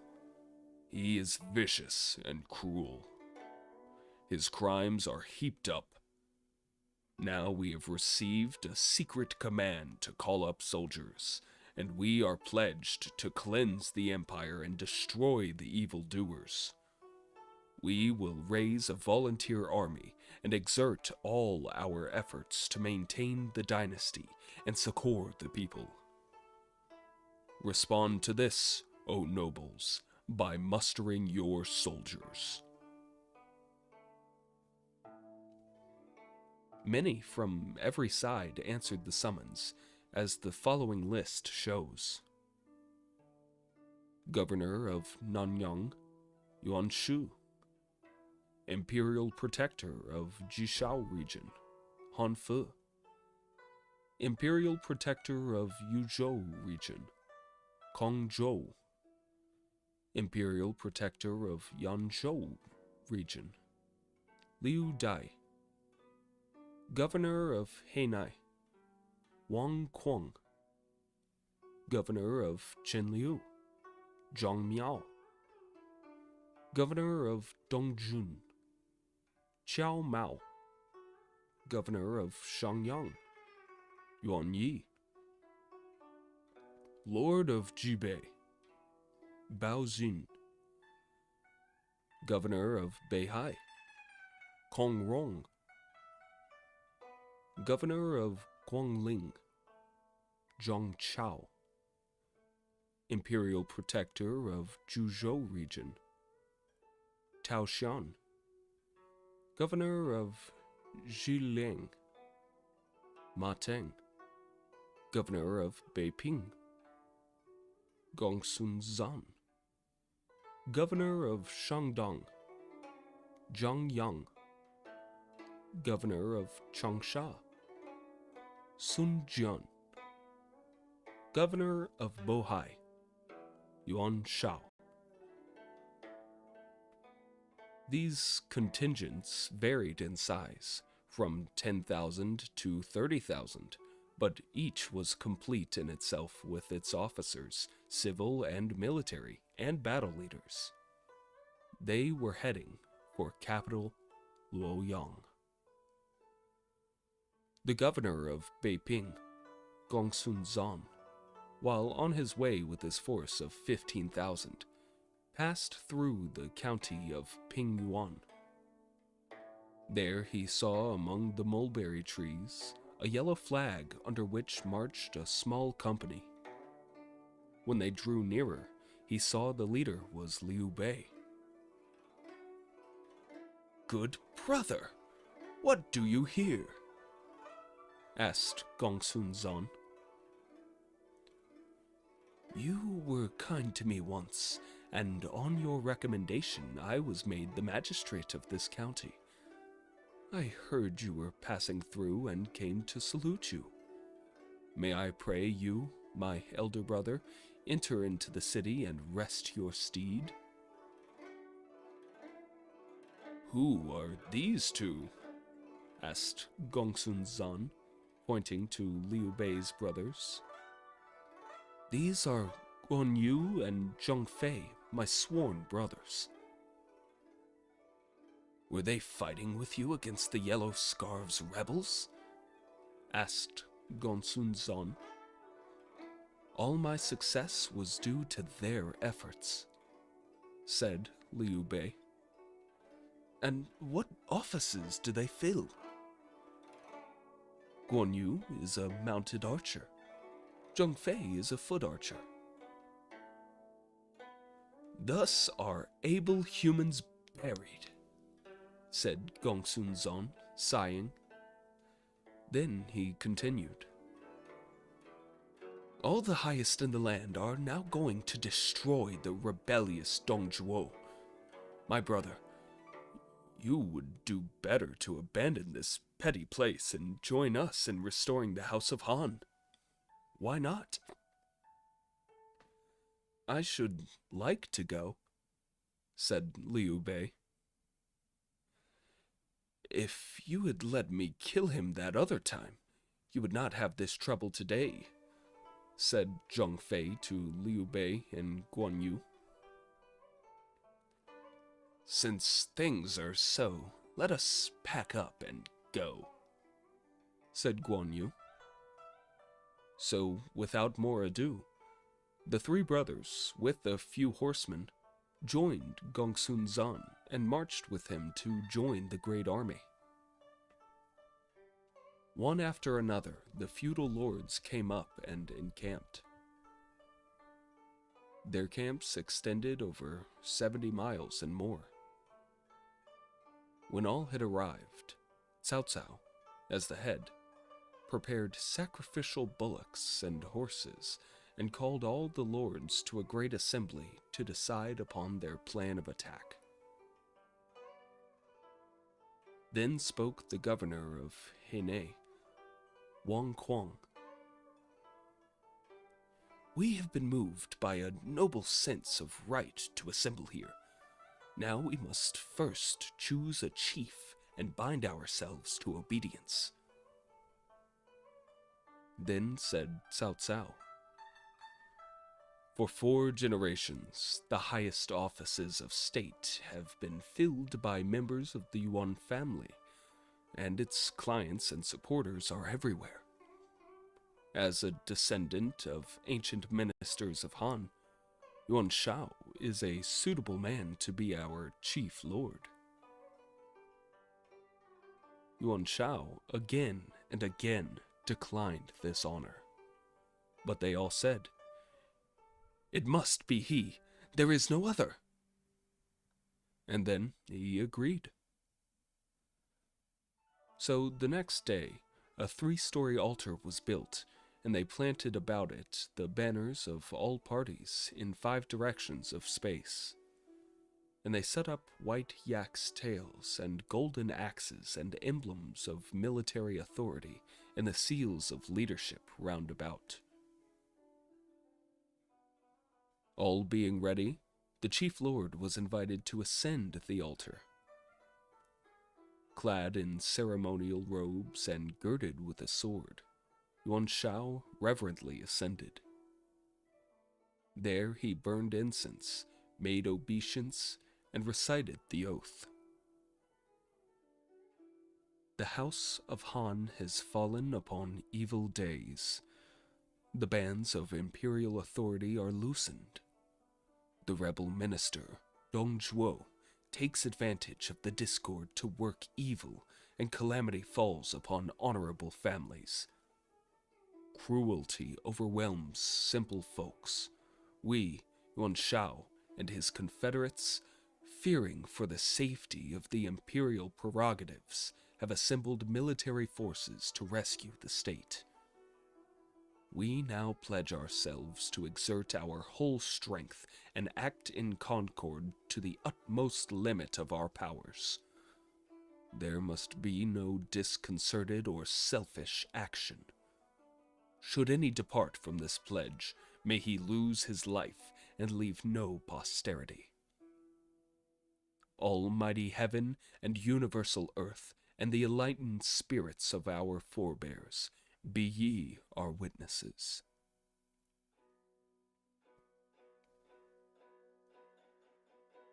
The reading finished, Yuan Shao smeared the blood of the sacrifice upon his lips and upon the lips of those who shared the pledge. All were deeply affected by the ceremony, and many shed tears. This done, the chief lord was supported down from the high place and led to his tent, where he took the highest place, and the others arranged themselves according to rank and age. Here, wine was served. Presently, Cao Cao said, "It behooves us all to obey the chief we have this day set up and support the state. There must be no feeling of rivalry or superiority based upon numbers." Yuan Shao replied, "Unworthy as I am, yet as elected chief, I must impartially reward merit and punish offenses. Let each see to it that he obeys the national laws and the army precepts. These must not be broken." "Only thy commands are to be obeyed," cried all. Then Yuan Shao said, "My brother, Yuan Shu, is appointed chief of the commissariat. He must see to it that the whole camp is well supplied. But the need of the moment is a van leader who shall go to River Sea Pass and provoke a battle. The other forces must take up strategic positions in support." Then the governor of Changsha, Sun Jian, offered himself for this service. "You are valiant and fierce and equal to this service," said Yuan Shao. The force under Sun Jian set out and presently came to River Sea Pass. The guard there sent a swift rider to the capital to announce to the Prime Minister the urgency of the situation. Ever since Dong Zhuo had secured his position, he had given himself up to luxury without stint. When the urgent news reached the advisor Li Ru, he at once went to his master, who, much alarmed, called a great council. Lu Bu stood forth and said, "Do not fear, my father. I look upon all the lords beyond the passes as so much stubble. And with the warriors of our fierce army, I will put every one of them to death and hang their heads at the gates of the capital. With your aid, I can sleep secure," said Dong Zhuo. But someone behind Lu Bu broke in upon his speech, saying, "An ox cleaver to kill a chicken! There is no need for the general to go. I will cut off their heads as easily as I would take a thing out of my pocket." Dong Zhuo looked up, and his eyes rested on a stalwart man of fierce mien. lithe and supple as a beast. He had round head like a leopard and shoulders like an ape's. His name was Hua Xiong of Guanxi. Dong Zhuo rejoiced at Hua Xiong's bold words, and at once appointed him commander of royal cavalries, and gave him 50,000 of horse and foot. Hua Xiong and 3 other generals, Li Su, Hu Zhen, and Chao Xin, hastily moved toward River Sea Pass. Among the feudal lords, Bao Xin, the lord of Jibei, was jealous lest the chosen van leader Sun Jian should win 2 great honors. Wherefore Bao Xin endeavored to meet the foe first, and so he secretly dispatched his brother, Bao Zhong, with 3,000 by a by-road. As soon as this small force reached the pass, they offered battle. Fast reacting, Hua Xiong, at the head of 500 armored horsemen, swept down from the pass, crying, "Flee not, rebel!" But Bao Zhong was afraid and turned back. Hua Xiong came on, his arm rose, the sword fell, and Bao Zhong was cut down from his horse. Most of Bao Zhong's company were captured. Bao Zhong's head was sent to the Prime Minister's palace. Hua Xiong was promoted to commander-in-chief. Sun Jian presently approached the pass. He had 4 generals, Cheng Pu of Tuyun, whose weapon was an iron-spined lance with snake-headed blade, Huang Gai of Lingling, who wielded an iron whip, Han Dong of Lingji, using a heavy saber, and Zhu Mao of Wuzhun, who fought with a pair of swords. Commander Sun Jian wore a helmet of fine silver wrapped round with a purple turban. He carried across his body his sword of ancient ingot iron, and rode a dappled horse with flowing mane. Sun Jian advanced to the pass and hailed the defenders, crying, "Helpers of a villain, be quick to surrender!" Hua Xiong bade Hu Jin lead 5,000 out against Sun Jian. Cheng Pu, with the sneaky lance, rode out from Sun Jian's side and engaged. After a very few bouts, Cheng Pu killed Hu Jin on the spot by a thrust through the throat. Then Sun Jian gave the signal for the main army to advance. But from the pass, Hua Xiong's troops rained down showers of stones, which proved too much for the assailants, and they retired into camp at Liangdong. Sun Jian sent the report of victory to Yuan Shao.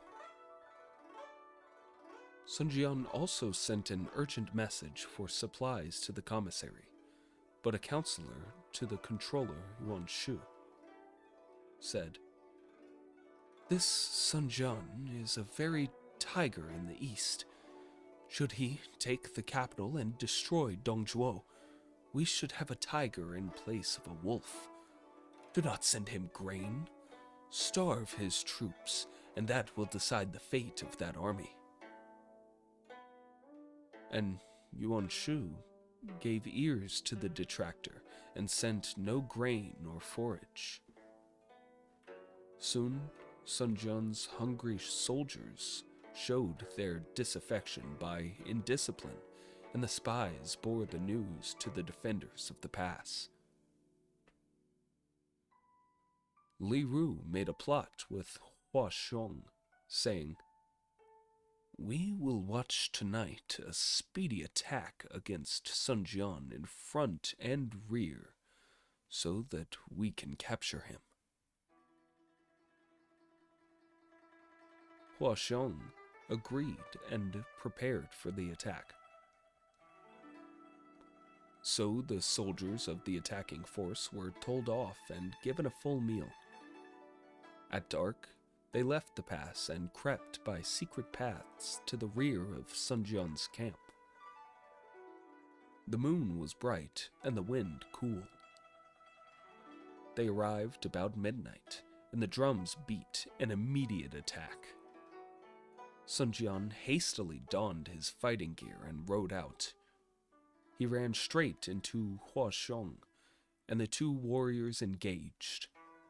But before they had exchanged many passes, Li Ru's army came up from behind and set fire to whatever would burn. Sun Jian's army were thrown into confusion and fled in disorder. A general melee ensued, and soon only Zhu Mao was left at Sun Jian's side. These two broke through the pass and fled. Hua Xiong coming in hot pursuit, Sun Jian took his bow and let fly 2 arrows in quick succession, but both missed. He fitted a 3rd arrow to the string, but drew the bow so fiercely that it snapped. He cast the bow to the earth and set off at full gallop. Then spoke Zhu Mao. "My lord's purple turban is a mark that the rebels will too easily recognize. Give it to me and I will wear it." So Sun Jian exchanged his silver helmet with the turban for his general's headpiece, and the two men parted, riding different ways. The pursuers, looking only for the purple turban, went after its wearer, and Sun Jian escaped along a byroad. Zhu Mao hotly pursued, then tore off the headdress which he hung on the post of a half-burned house as he passed and dashed into the thick woods. Hua Xiong's troops, seeing the purple turban standing motionless, dared not approach it, but they surrounded it on every side and shot at it with arrows. Presently, they discovered the trick, went up and seized it. This was the moment that Zhu Mao awaited. At once he rushed forth, his 2 swords whirling about, and dashed at the leader. But Hua Xiong was too quick. With a loud yell, Hua Xiong slashed at Zhu Mao and cut him down the horse. Hua Xiong and Li Ru continued the slaughter till the day broke, and they led their troops back to the pass.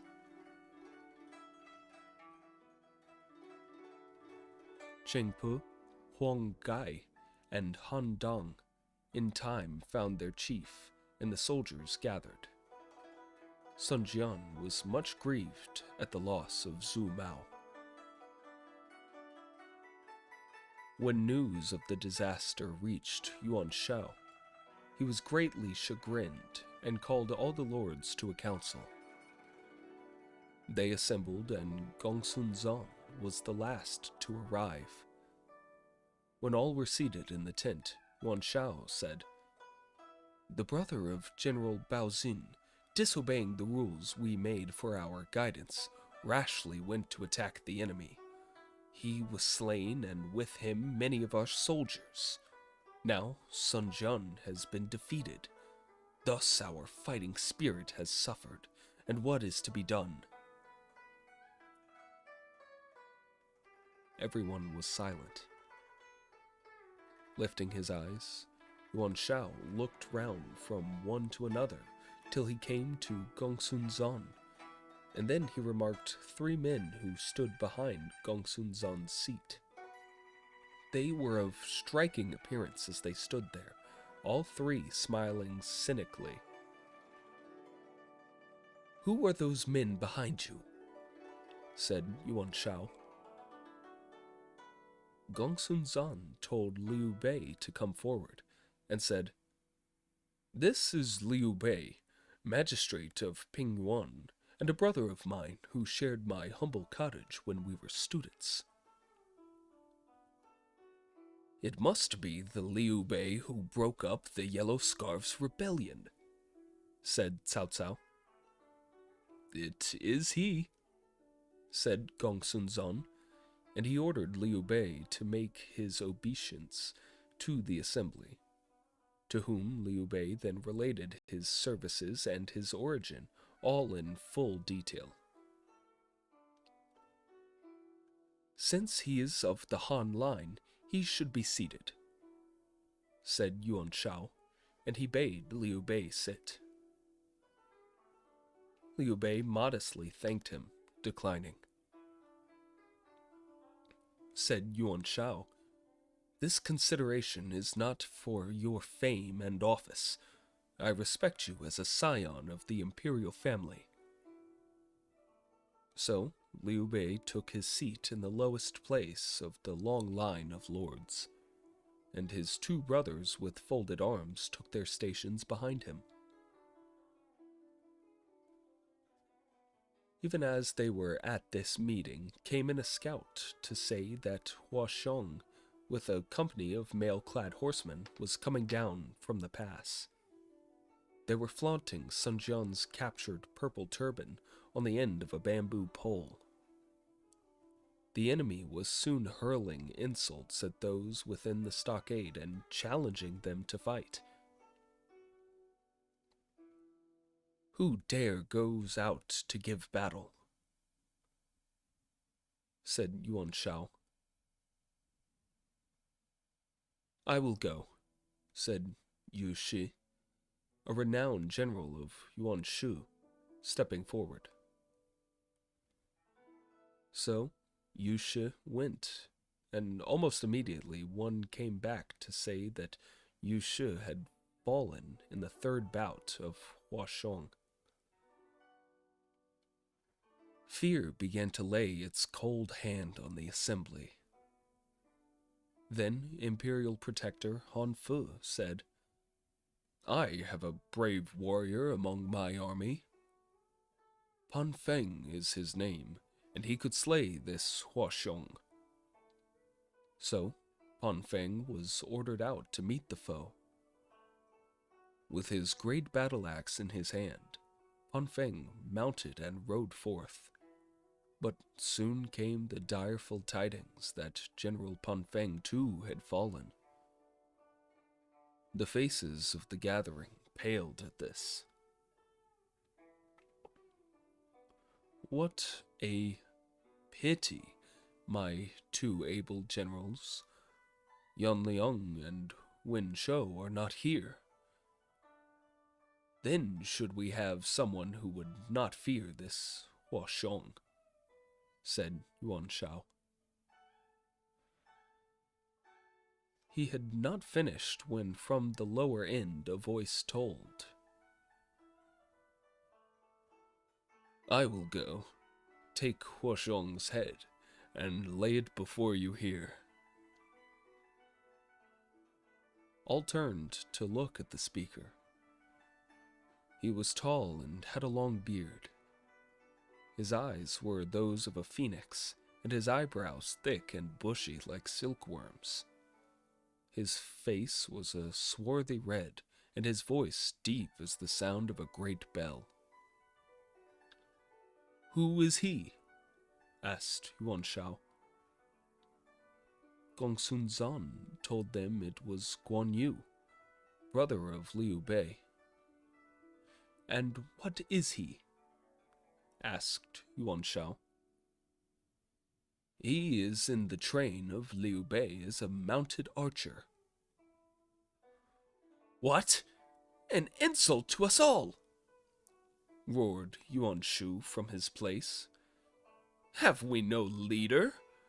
How dare an archer speak thus before us? Let us beat him forth." But Cao Cao intervened. Peace, so, Yuan Shu. Since this man speaks great words, he is certainly valiant. Let him try. If he fails, then we may reproach him.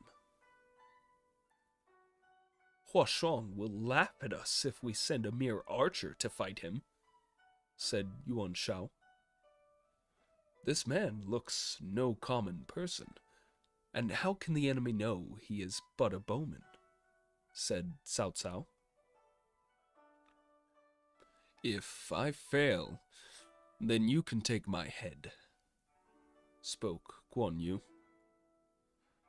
Cao Cao bade them heat some wine and offered a cup to Guan Yu as he went out.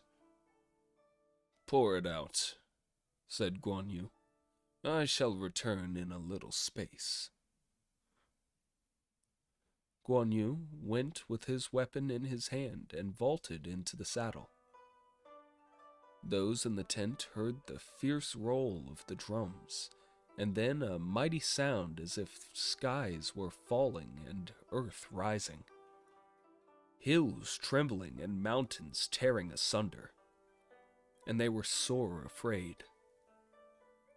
And while they were listening with their ears intent, lo, the gentle tinkle of horse bells, and Guan Yu returned, throwing at their feet the head of the slain leader, their enemy, Hua Xiong.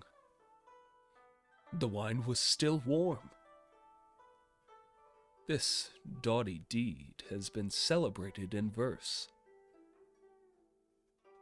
The power of the man stands first in all the world. At the gate of the camp was heard the rolling of battle drums. Then Guan Yu set aside the wine cup till he should have displayed his valor. And the wine was still warm when Hua Xiong had been slain. Cao Cao was greatly excited at this success, but Zhang Fei's voice was heard, shouting, "My brother has slain Hua Xiong. What are we waiting for? Why not break through the pass and seize Dongzhuo? Could there have been a better time?" Again arose the angry voice of Huan Shu. "We high officials are too meek and yielding.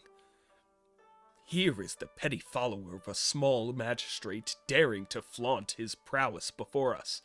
Expel him from the tent, I say."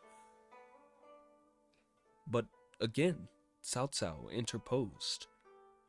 "Shall we consider the station of him who has done a great service? If you hold a mere magistrate in such honor, then I simply withdraw," said Yuan Shu. "Is a word enough to defeat a grand enterprise?" said Cao Cao. Then he told Gongsun Zan to lead the three brothers back to their own camp, and the other chiefs then dispersed. That night, Cao Cao secretly sent presents of meat and wine to soothe the three after this adventure. When Hua Xiong's troops straggled back and told the story of defeat and death, Li Ru was greatly distressed. He wrote urgent letters to his master, who called in his trusted advisors to a council. Li Ru summed up the situation, saying, "We have lost our best leader, and the rebel power has thereby become very great. Yuan Shao is at the head of this confederacy, and his uncle, Yuan Wei, is holder of the office of imperial guardianship. If those in the capital combine with those in the country, we may suffer. Therefore, we must remove them. So I request you, Sir Prime Minister, to place yourself at the head of your army and break this confederation."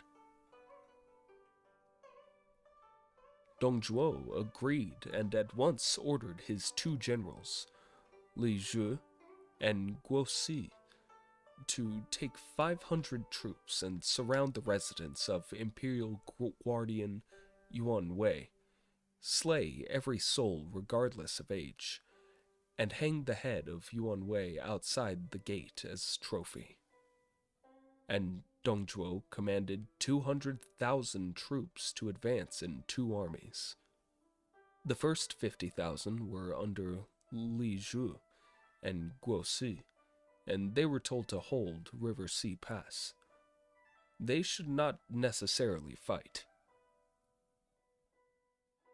The other 150,000 under Dongzhuo himself went to Tiger Trap Pass.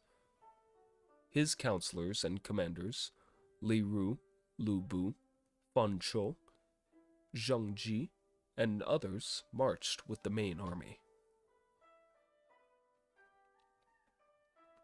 Tiger Trap Pass is 15 miles from capital Luoyang.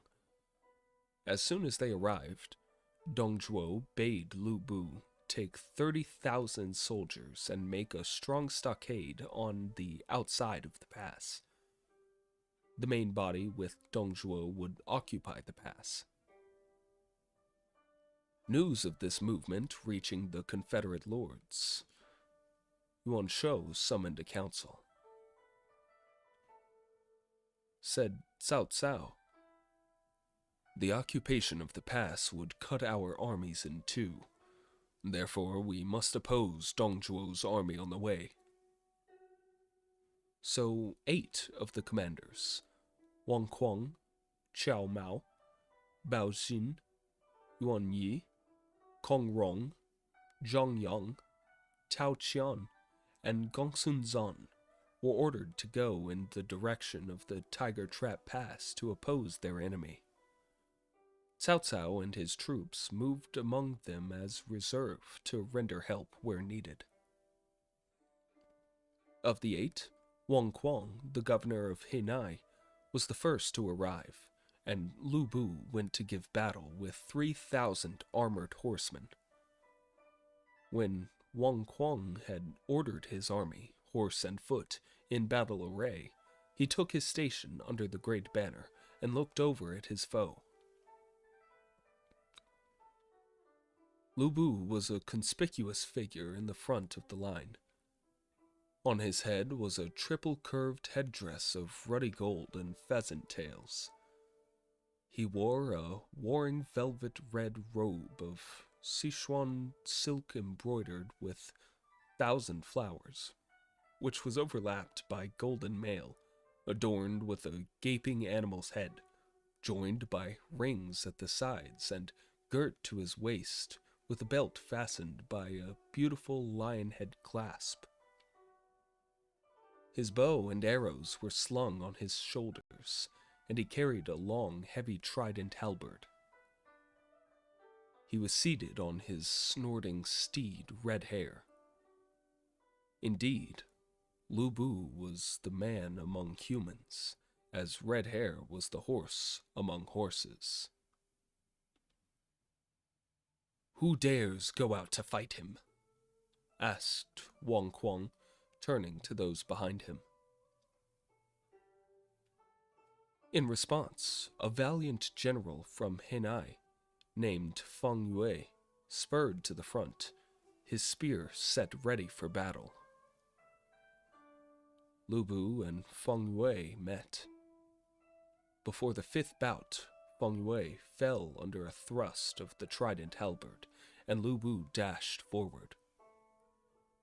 Wang Kuang's troops could not stand and scattered in all directions. Lu Bu went to and fro, slaying all he met. He was irresistible. Luckily, 2 other troops led by Qiao Mao and Yuan Yi came up and rescued the wounded Wang Kuang, and Lu Bu pulled back. The 3, having lost many troops, withdrew 10 miles and made a stockade. And before long, the remaining 5 commanders came up and joined them. They held a council and agreed Lu Bu was a hero no one could match. And while they sat there, anxious and uncertain, it was announced that Lu Bu had returned to challenge them. They mounted their horses and placed themselves at the heads of 8 forces, each body in its station on the high ground. Around them was the opposing army in formation, commanded by Lu Bu, innumerable horse and foot, with splendid embroidered banners waving in the breeze. They attacked Lu Bu. Mu Shun, a general of Governor Zhengyang, rode out with his spear set, but soon fell at the first encounter with Lu Bu. This frightened the others. Then galloped forth Wu Engguo, a general under Governor Kong Rong. Wu Engguo raised his iron mace ready at his rival. Lu Bu, whirling his halberd and urging on his steed, came to meet Wu Engguo. The two fought, well matched for 10 bouts, when a blow from the trident halberd broke Wu Engguo's wrist. Letting his mace fall to the ground, he fled. Then all 8 of the lords led forth their armies to his rescue, and Lu Bu retired to his line. The fighting then ceased, and after their return to camp, another council met. Cao Cao said, "No one can stand against the prowess of Lu Bu. Let us call up all the lords and evolve some good plan. If only Lu Bu were taken, Dong Zhuo could easily be killed."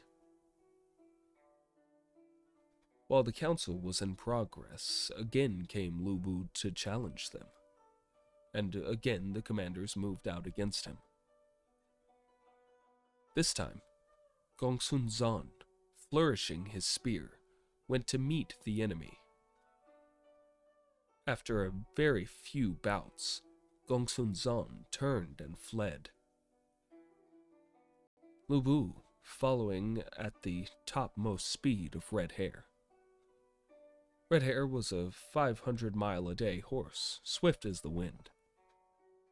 The lords watched Red Hare gain rapidly upon the flying horseman, and Lu Bu's halberd was poised, ready to strike Gongsun Zan just behind the heart.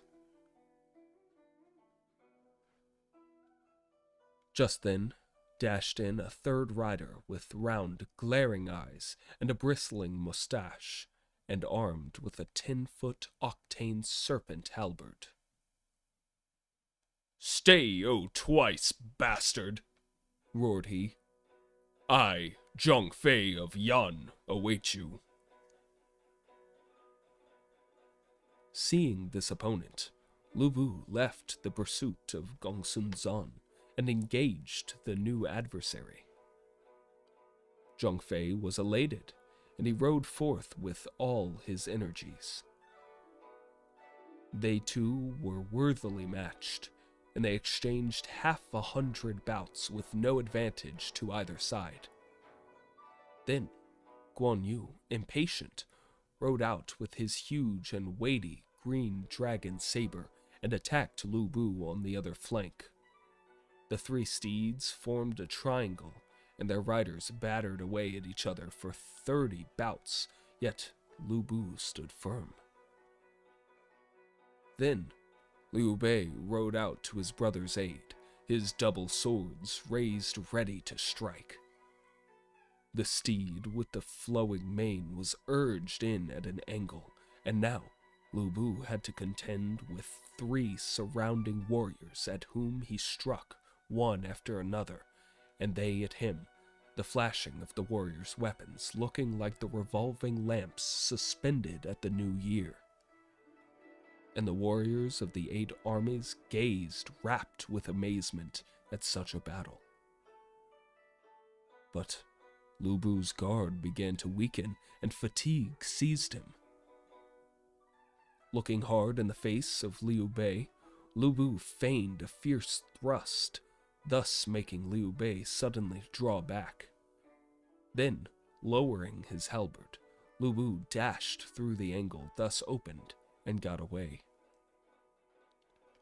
But was it likely they would allow him to escape? They whipped their steeds and followed hard.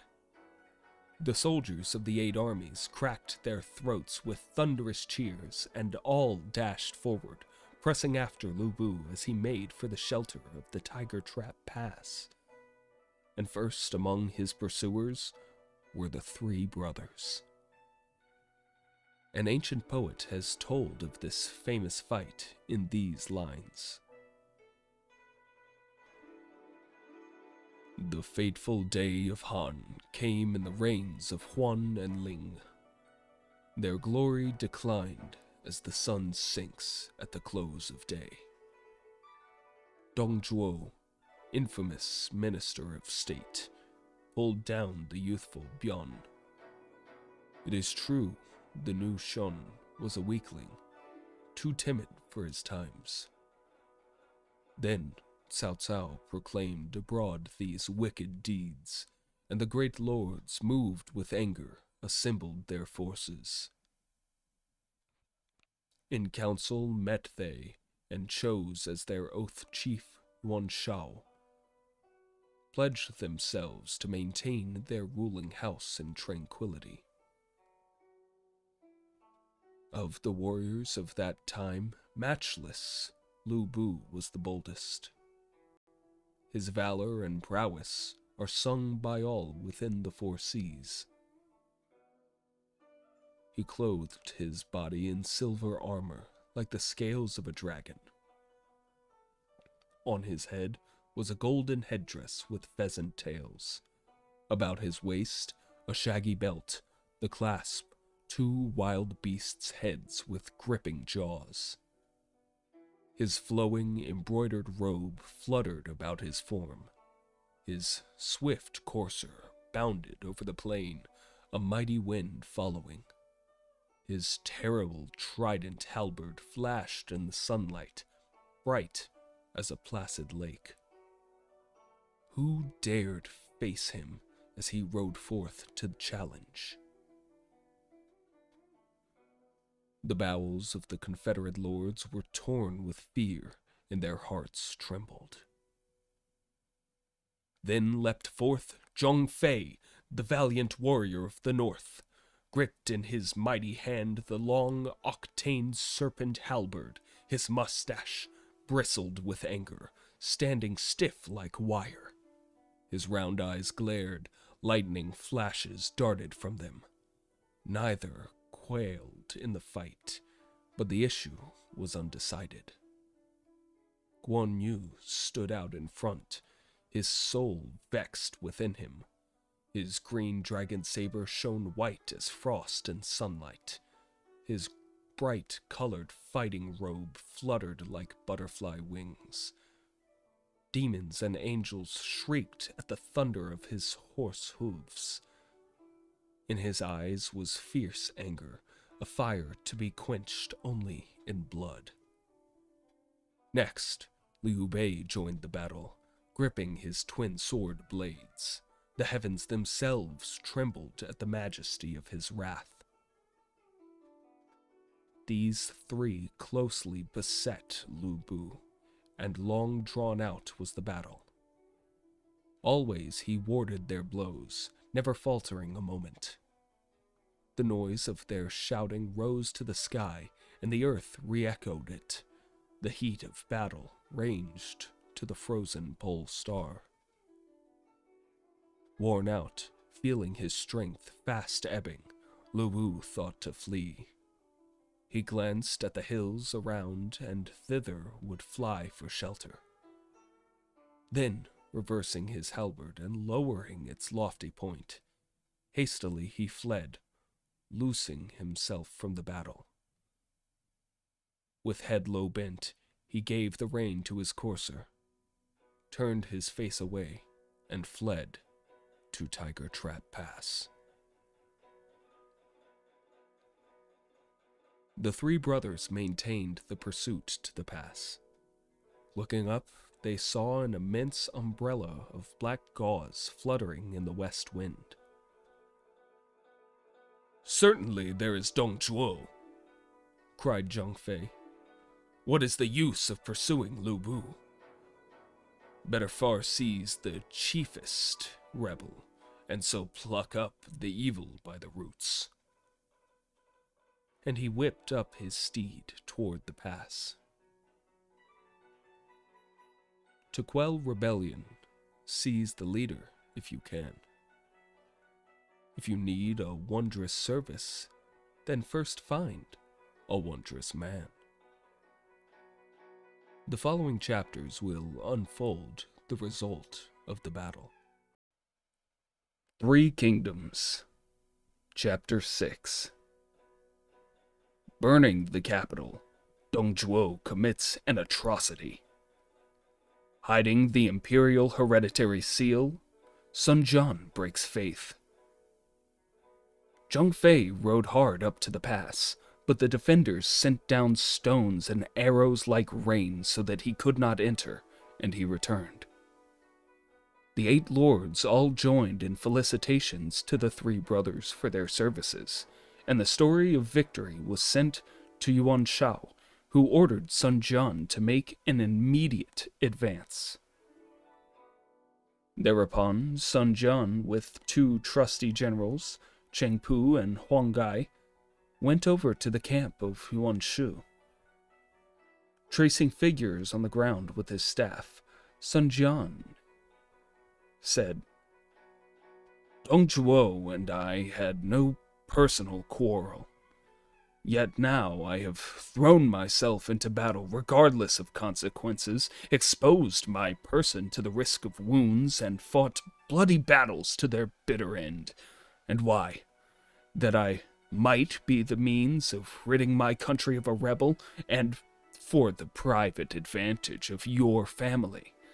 Yet you, heeding the slanderous tongue of a certain counselor, formerly withheld the supplies absolutely necessary to me, and so I suffered defeat. How can you explain, General?" Yuan Shu, confused and frightened, had no word to reply. He ordered the death of the slanderer to placate Sun Jian. Then suddenly, they told Sun Jian, "Some officer has come riding down from the pass to see you, General. He is in the camp." Sun Jian therefore took his leave and returned to his own camp, where he found the visitor was Li Jue, one of the much-trusted commanders of Dong Zhuo. "Wherefore come you?" said Sun Jian. Li Jue replied, "You are the one person for whom my master has respect and admiration, and he sends me to arrange a matrimonial alliance between the 2 families. He wishes that his daughter may become the wife of your son."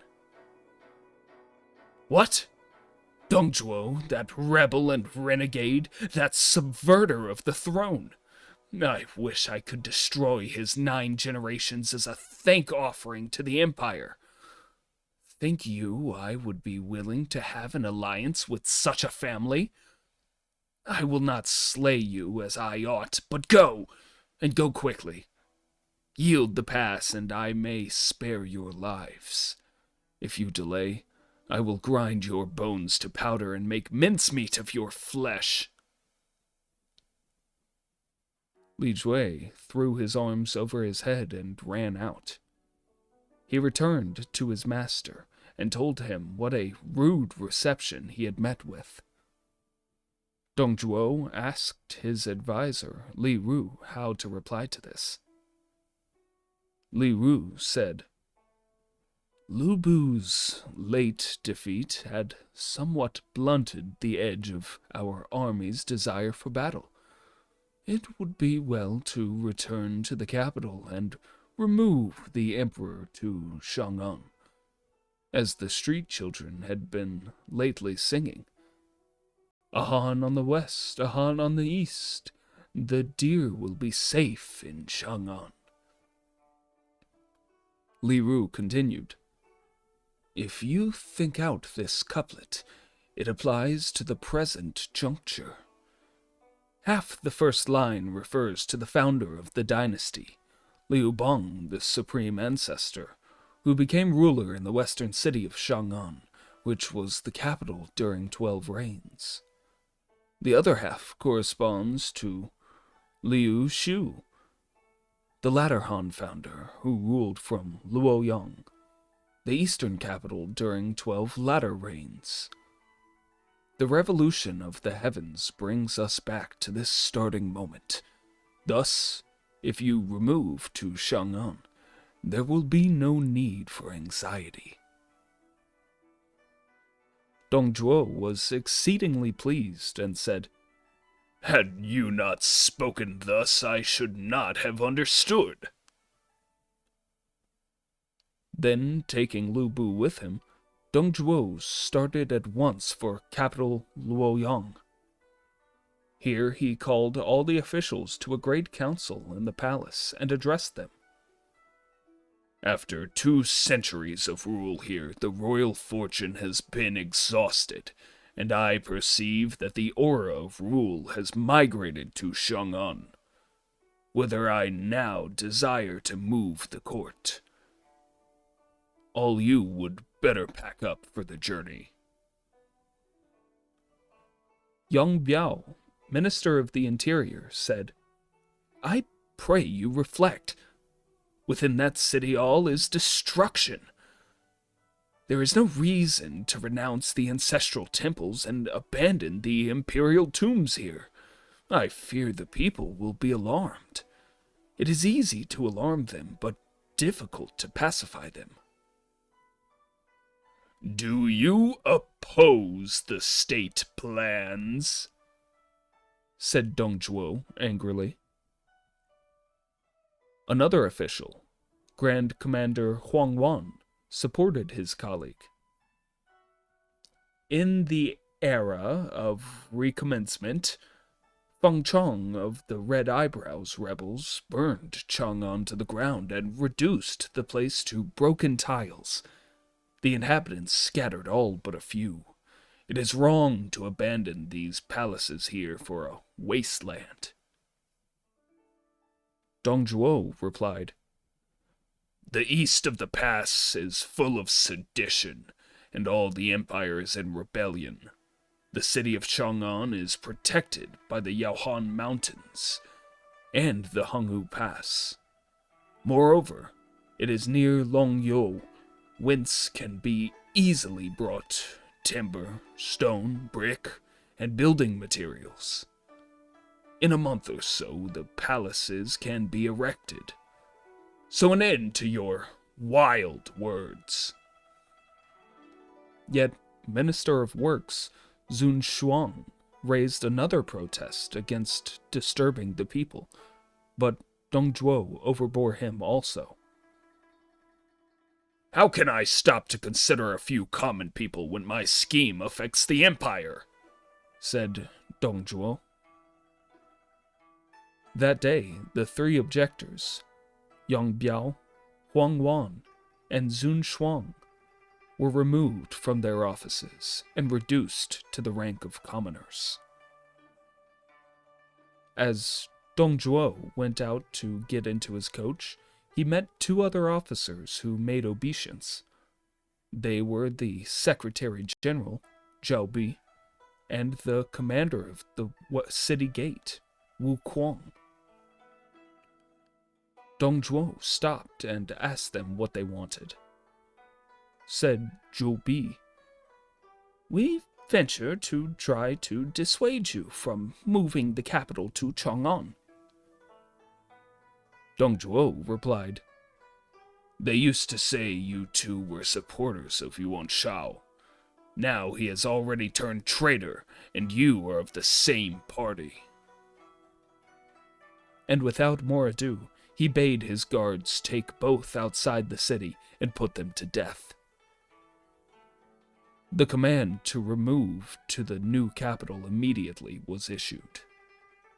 Speaking to Dong Zhuo, Li Ru pointed out, "We are short of money and food, and the rich people of Luoyang could be easily plundered.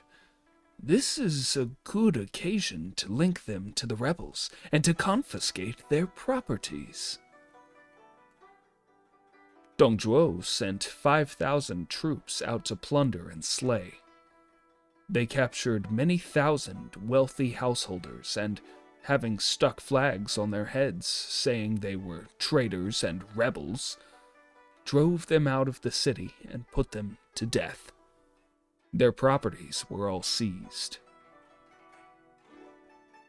The task of driving forth the inhabitants, some millions, was given to two of Dong Zhuo's commanders, Li Jue and Guo Si. The people were sent off in bands, each band between two parties of soldiers, who drove them forward Chang'an. Enormous numbers fell by the roadside and died in the ditches, and the escort plundered the fugitives and defiled the women. A wail of sorrow arose to the very sky. Dong Zhuo's final orders as he left capital Luoyang were to burn the whole city. Houses, palaces, temples, and everything was devoured by the flames. The capital became but a patch of scorched earth. Dong Zhuo sent Lu Bu to desecrate the tombs of the emperors and their consorts for the jewels therein, and the common soldiers took the occasion to dig up the graves of officers and plunder the cemeteries of the wealthy. The spoil of the city, gold and silver, pearls and silks, and beautiful ornaments filled many carts.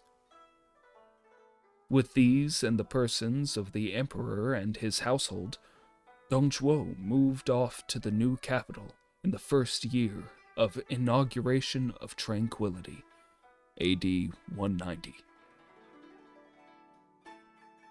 Luoyang thus abandoned.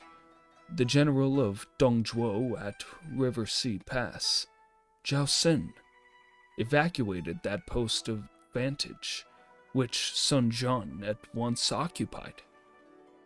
Liu Bei and his brothers took Tiger Trap Pass, and the Confederate lords advanced. Sun Jian hastened to the late capital, which was still in flames. When he arrived, dense smoke hung all over it and spread for miles around. No living thing, not a fowl or a dog or a human being, remained. Sun Jian told off his soldiers to extinguish the fires and set out camping places for the Confederate lords. Cao Cao went to see Yuan Shao and said, "Dong Zhuo has gone west. We ought to follow and attack his rear without loss of time. Why do you remain inactive?" "All our colleagues are worn out, and there's nothing to be gained by attack," said Yuan Shao.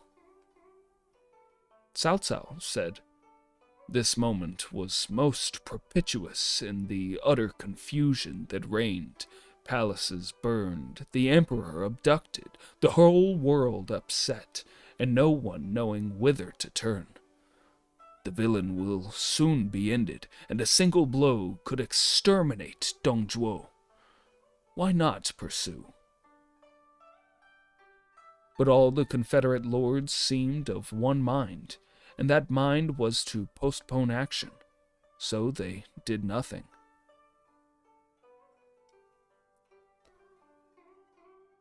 "Those unworthy ones cannot discuss worthy thing," cried Cao Cao.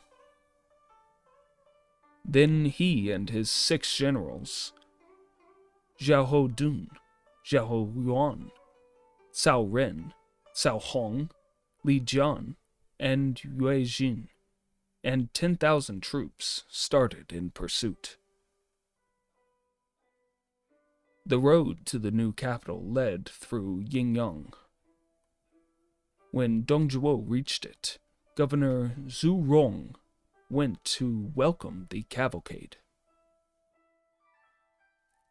Li Ru said, "As there is some danger of pursuit, it would be well to order the governor of this place to lay an ambush outside the city. He is to let the pursuers pass and be ready to cut off their retreat when our army beats them off. That will teach any others not to follow." Then Dong Zhuo ordered Lu Bu to command the rear guard. Very soon they saw Cao Cao coming up, and Lu Bu laughed at his colleague's foresight. He set out his troops in fighting order. Cao Cao rode forward, crying, "Rebels! Abductors! Drovers of the people! Where are you going?" Lu Bu replied, "Treacherous simpleton! What mad words are these?" Then from Cao Cao army rode forth Zhao Hundun, with his spear set, and Lu Bu and Zhao Hodun engaged. The combat had hardly begun when Li Ru with a cohort came in from the left. Cao Cao bade Zhao Ho Yuan meet his onslaught. However, on the other side appeared Guo Si and his company. Cao Cao sent Cao Ren against Guo Si. The onrush on three sides was too much to withstand, and Lu Bu's army was overwhelming, so Zhao Hodun had to retire to the main line. Thereupon Lu Bu's armored troops attacked and completed the defeat. The beaten army of Cao Cao turned toward Yingyang. They got as far as the foot of a hill in the evening about the second watch, and the moon made it as light as day. Here they halted to reform. Just as they were burying the boilers to prepare a meal, there arose a great noise of shouting on all sides, and out came the troops of Governor Zhu Rong from the ambush, fresh to attack. Cao Cao, thrown into a flurry, mounted and fled. He ran right in the way of the waiting Zhu Rong. Then he dashed off in another direction, but Zhu Rong shot an arrow after him, which struck him in the shoulder. The arrow still in the wound, Cao Cao fled for his life. As he went over the hill, two soldiers lying in wait among the grass suddenly dashed out and wounded his horse, which fell and rolled over. And as he slipped from the saddle, he was seized and made prisoner. Just then a horseman came, riding at full speed and whirling his sword up, cut down both the captors, and rescued Cao Cao. It was Cao Hong. Cao Cao said, "I am doomed, good brother. Go and save yourself." "My lord, mount my horse quickly. I will go afoot," said Cao Hong. "If those wretches come up, what then?" said Cao Cao. "The world can do without Cao Hong, but not without you, my lord." "If I live, I shall owe you my life," said Cao Cao. So he mounted. Cao Hong tore off his own breastplate, gripped his sword, and went on foot after the horse. Thus they proceeded till the fourth watch, when they saw before them a broad stream, and behind they still heard the shouts of pursuers drawing nearer and nearer. "This is my fate," said Cao Cao. "I am really doomed." Cao Hong helped Cao Cao down from his horse. Then, taking off his fighting robe and helmet, Cao Hong took the wounded man on his back and waded into the stream. When they reached the further side, the pursuers had already gained the bank, whence they shot arrows. Cao Cao, all wet, pushed on. Dawn was near. They went on another 10 miles and then sat down to rest under a precipice. Suddenly, loud shouting was heard, and a party of horse appeared. It was Governor Zhu Rong, who had forded the river higher up. Just at this moment, Jiao Ho Dun and Jiao Ho Yuan, with several dozens men, came along. "Hurt not, my lord!" cried Zhao Ho Dun to Zhu Rong, who at once rushed at him. But the combat was short. Zhu Rong speedily fell under a spear thrust of Zhao Ho Dun, and his troops were driven off. Before long, Cao Cao's other generals arrived. Sadness and joy mingled in the greetings. They gathered together the few hundreds of soldiers left, and then returned to Luoyang. When the Confederate lords entered Luoyang, Sun Jian, after extinguishing the fires, camped within the walls, his own tent being set up near the dynastic temple. His people cleared away the debris and closed the rifted tombs. The gates were barred. On the site of the dynastic temple, he put up a mat shed containing 3 apartments, and here he begged the lords to meet and replace the sacred tablets with solemn sacrifices and prayers. This ceremony over, the others left and Sun Jian returned to his camp. That night, the stars and moon vied with each other in brightness. As Sun Jian sat in the open air, looking up at the heavens, he noticed a mist spreading over the stars of the constellation Draco. "The Emperor's star is dulled," said Sun Jian with a sigh. "No wonder a rebellious minister disturbs the state. The people sit in dust and ashes, and the capital is a waste." And his tears began to fall. Then a soldier, pointing to the south, said, "There is a beam of colored light rising from a well." Sun Jian bade his people light torches and descend into the well. Soon they brought up the corpse of a woman, not in the least decayed, although it had been there many days. She was dressed in palace clothing from her neck, hung an embroidered bag. Opening this, a red box was found, with a golden lock, and when the box was opened, they saw a jade seal, square in shape, an inch each way. On it were delicately engraved 5 dragons intertwined. One corner had been broken off and repaired with gold. There were 8 characters in the seal style of engraving, which, interpreted, read, "I have received the command from heaven. May my time be always long and prosperous." Sun Jian showed this to his advisor, General Cheng Pu, who at once recognized it as the imperial hereditary seal of the emperor.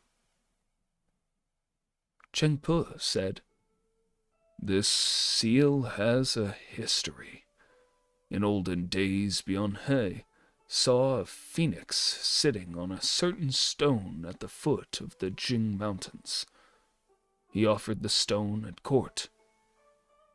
The king of Chu split open the stone and found a piece of jade. In the 26th year of Qing Dynasty, BC 221, a jade cutter made a seal from it, and Li Si, The first emperor's prime minister engraved the characters. 2 years later, while the first emperor was sailing in the Dongting Lake, a terrific storm arrived. The emperor threw the seal to the water as a propitiatory offering, and the storm immediately ceased. 10 years later again, when the first emperor was making a progress and had reached Huaying, an old man by the roadside handed a seal to one of the attendants, saying, "This is now restored to the ancestral dragon," and had then disappeared. Thus the jewel returned to Qin. The next year, the first emperor died. Later, Ziying, the grandson of the first emperor, presented the seal to Liu Bang, the supreme ancestor, the founder of the Han dynasty. 200 years later, in Wang Mang's rebellion, the emperor's mother, Lady Yuan, struck 2 of the rebels, Wang Xun and Su Shan, with the seal and broke off a corner, which was repaired with gold. Liu Shu, the latter Han founder, got possession of it at Yuyong, and it has been regularly bequeathed hereafter. I heard this treasured seal had been lost during the trouble in the palace when the 10 regular attendants hurried off the emperor. It was missed on his majesty's return. Now my lord has it, and certainly will come to the imperial dignity. But you must not remain here in the north. Quickly, go home. Changsha, south of the great river, where you can lay plans for the accomplishment of the great design. Your words exactly accord with my thoughts, said Sun Jian. Tomorrow I will make an excuse that I am unwell and get away. The soldiers were told to keep the discovery a secret, but one among them was a compatriot of the elected chief of the Confederacy, Yuan Shao. He thought this might be of great advantage to him, so he stole away out of the camp and betrayed his master. He went to Yuan Shao's camp, informed the secret, and received a liberal reward. Yuan Shao kept the informant in his own camp. Next morning, Sun Jian came to take leave, saying, "I am rather unwell and wish to return to Changsha." Yuan Shao laughed, saying, "I know what you are suffering from. It is called the Imperial Hereditary Seal." This was a shock to Sun Jian, and he paled, but said, "Whence these words?" Yuan Shao said, "The armies were raised for the good of the state and to relieve it from oppression. The seal is state property, and since you have got hold of it, you should publicly hand it over to me as chief. When Dong Zhuo has been slain, it must go back to the government. What do you mean by concealing it and going away?" "How could the seal get into my hands?" said Sun Jian. "Where is the article out of the well?" "I have it not. Why harass me thus?" "Quickly produce it, or it will be the worst for you." Sun Jian, pointing toward the heavens as an oath, said, "If I have this jewel and am hiding it myself, may my end be unhappy and my death violent." The lords all said, "After an oath like this, we think he cannot have it." Then Yuan Shao called out his informant. "When you pulled that thing out of the well, was this man there?"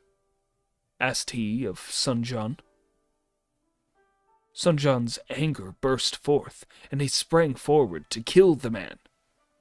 Yuan Shao also drew his sword, saying, "You touched that soldier, and it is an insult to me."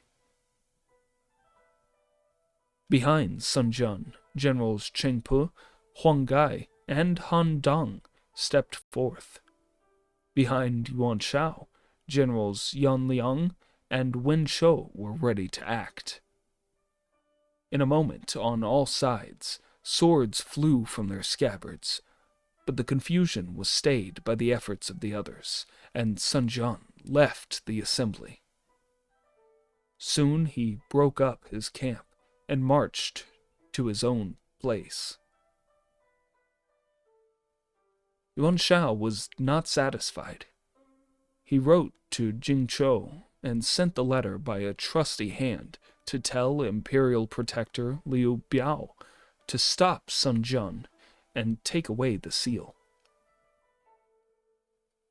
Just after this came the news of the defeat and misfortune of Cao Cao, and when he was coming home, Yuan Shao sent out to welcome him and conduct him into camp. They also prepared a feast to console him. During the feast, Cao Cao said sadly, "My object was for the public good, and all you gentlemen nobly supported me. My plan was to get Yuan Shao with his Henei troops to approach Mingqing, and my force at Zhao to keep Chenggao, while the others of you to hold Suanzhao, to close the passes of Huanyan and Daegu, and to take possession of the granaries, to control the points of vantage, and thus to secure the capital district. I planned for Yuan Shu and his Nanyang army to occupy the countries of Danxi and Zilin and go into Wu Pass to help the three supports. All were to fortify their positions and not fight. Advantage lay in an uncertain military force, showing the Empire's possibilities of dealing with the rebellion. Victory would have been ours at once. But then came delays and doubts and inaction, and the confidence of the people was lost, and I am ashamed." No reply was possible, and the guests dispersed. Cao Cao saw that the others mistrusted him, and in his heart knew that nothing could be accomplished. So he led off his force to Yanzhou. Then Gongsun Zan said to Liu Bei, "This Yuan Shao is an incapable, and things will turn chaotic. We would better go too." So he broke camp and went north. At Pingyuan, he left Liu Bei in command and went to strengthen his own position and refresh his troops. The imperial protector of Yanzhou, Liu Dai, wished to borrow the grain of the governor of Dongjun, Qiao Mao. Being denied, Liu Dai attacked the camp, killed Qiao Mao, and took over all his army. Yuan Shao, seeing the confederacy breaking up, also marched away and went east. On the way home, Sun Jian was passing through Jingzhou. The imperial protector of Jingzhou, Liu Biao, was a scion of the imperial house and a native of Shenyang. As a young man, he had made friends with many famous persons, and he and his companions were called the 8 Wise Ones. The other 7 were Qin Xiang from Runan, Fan Pang from Runan, Kong Yu from Luting, Fan Kang from Bohai, Tan Fu from Shenyang, Zhang Jian from Shenyang, Qin Ji from Nanyang. Liu Biao was friends with all these.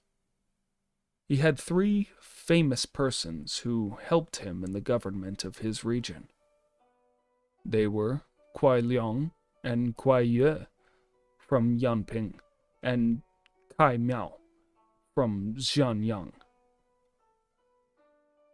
When Yuan Shao's letter detailing the fault of Sun Jian arrived, Liu Biao ordered Kuai Yue and Kai Mao with 10,000 soldiers to bar the way. When Sun Jian drew near, the force was arranged in fighting order, and the leaders were in the front. "Why are you thus barring the road with armed troops?" asked Sun Jian. Why do you, a servant of Han, secrete the Emperor's special seal? Leave it with me at once, and you go free," said Kuai Yue. Sun Jian angrily ordered out General Huang Gai. On the other side, Kai Mao rode forth with his sword set to strike. But after a few bouts, Huang Gai dealt Kai Mao a blow with the iron whip on the armor just over the heart. Kai Mao turned his steed and fled, and Sun Jian got through with a sudden rush. However, there arose the sound of gongs and drums on the hills behind, and there was Liu Biao, in person with a large army. Sun Jian rode straight up to him, and, bowing low, spoke. "Why did you, on the faith of a letter from Yuan Shao, try to coerce the chief of a neighboring region?" "You have concealed the state jewel, and I want you to restore it," was Liu Biao's reply. "If I have this thing, may I die a violent death." "If you want me to believe you, let me search your baggage." "What force have you that you dare come to flout me thus?" And only Liu Biao's prompt retirement prevented a battle. Sun Jian proceeded on his way, but from the rear of the second hill, an ambush suddenly discovered itself, and Kuai Yue and Kai Mao were still pursuing. Sun Jian seemed entirely hemmed in. What does a man to hold the state jewel for, if its possession led to strife? How Sun Jian got clear of the difficulty will presently be told. 3 Kingdoms, Chapter 7. Yuan Shao fights Gongsun Zan at the River Pan. Sun Jian attacks Liu Biao across the river. At the close of the last chapter, Sun Jian was surrounded. However, aided by Qing Pu, Huang Gai, and Han Dang, he eventually found his way through, though with the loss of more than half his troops. Sun Jian, he returned to the southland, southeast of the Great River. Henceforth, Sun Jian and Liu Biao were open enemies. Yuan Shao was in Henai.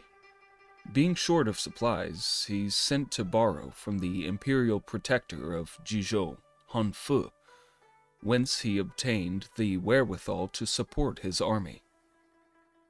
Then one of Yuan Shao's advisors, Peng Zhi, said to him, "You are really the strongest power hereabout. Why then depend upon another for food?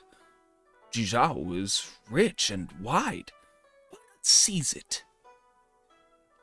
"I have no good plan," replied Yuan Shao. "You could secretly send a letter to Gongsun Zan, asking him to attack, promising him your support.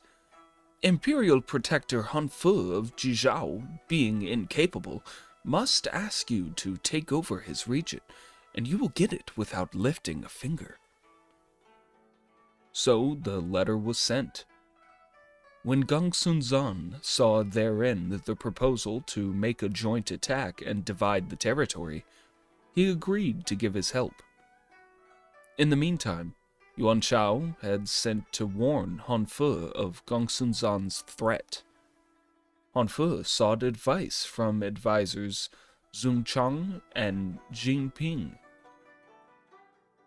Zun Chang said, "Governor Gongsun Zan of Beiping is commanding a huge and strong army. If he came to attack us, we could not stand against him, especially if he had the help of Liu Bei and his brothers. At present, Yuan Shao is bolder than most, and he has many able and famous leaders under him. You cannot do better than ask him to assist in administering this region.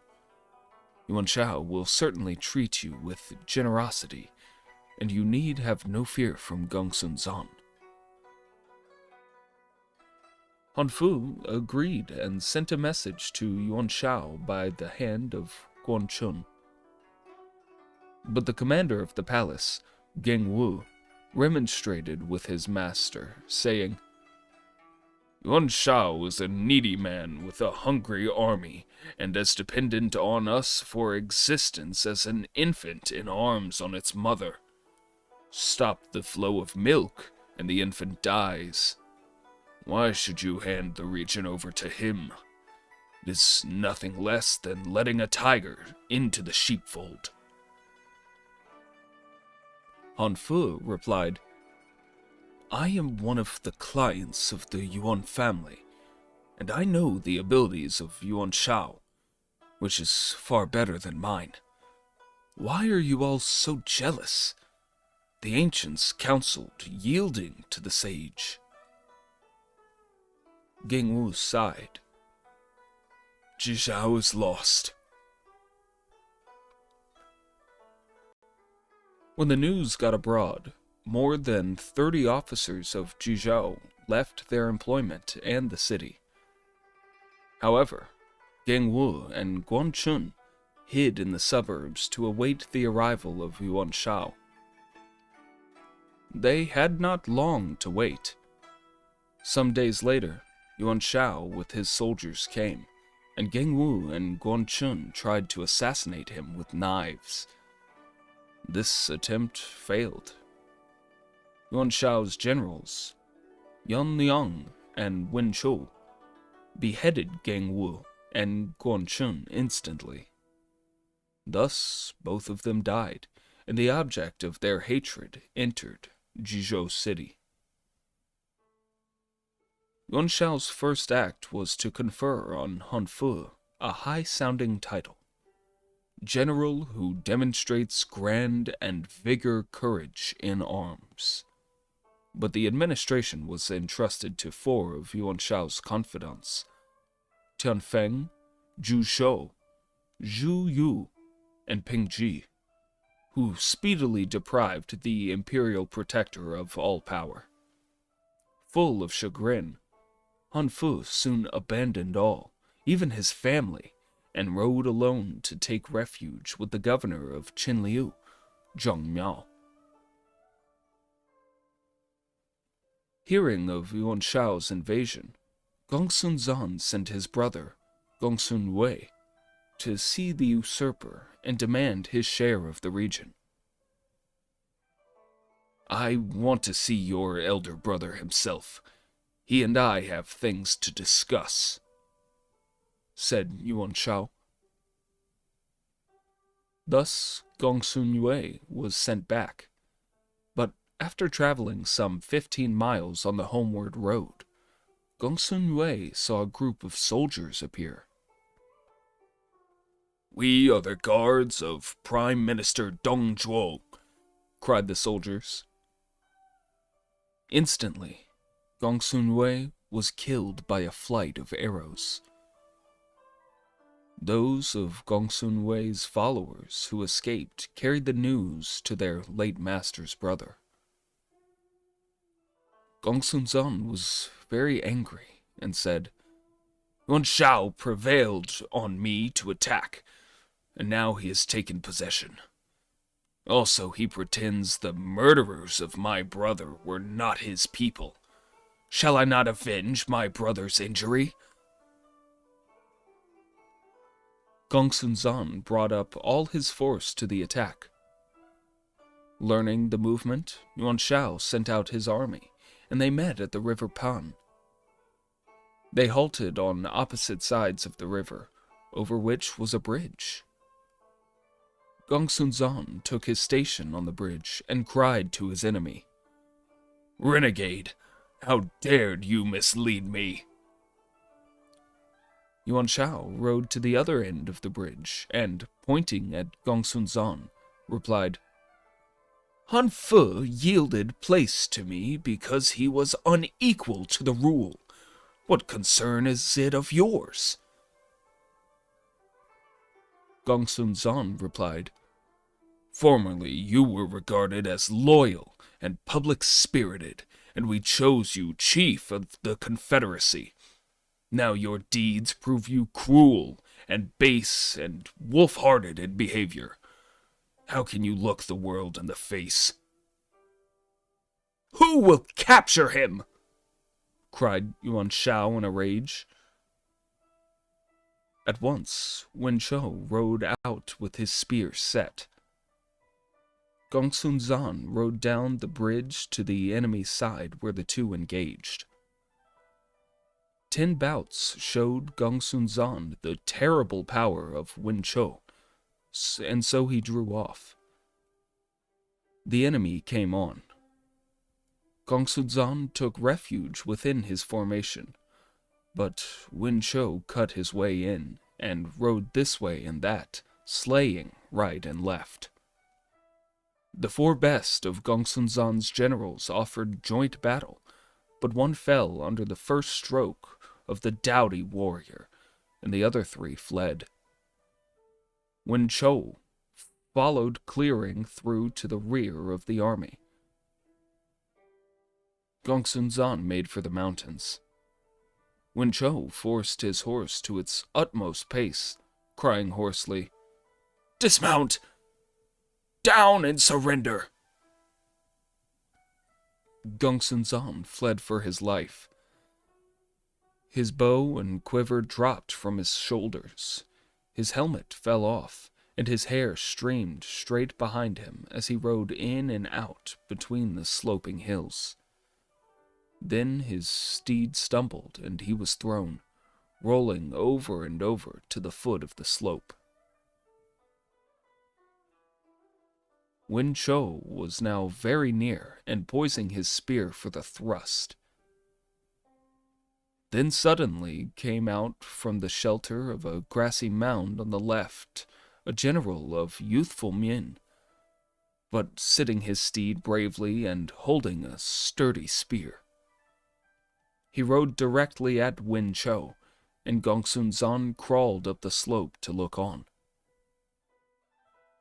The new warrior was of middle height, with bushy eyebrows and large eyes, a broad face and a heavy jowl, a youth of commanding presence. The two exchanged some 50 bouts, and yet neither had the advantage. Then Gongsun Zan's rescue force came along, and Wen Chou turned and rode away. The youth did not pursue.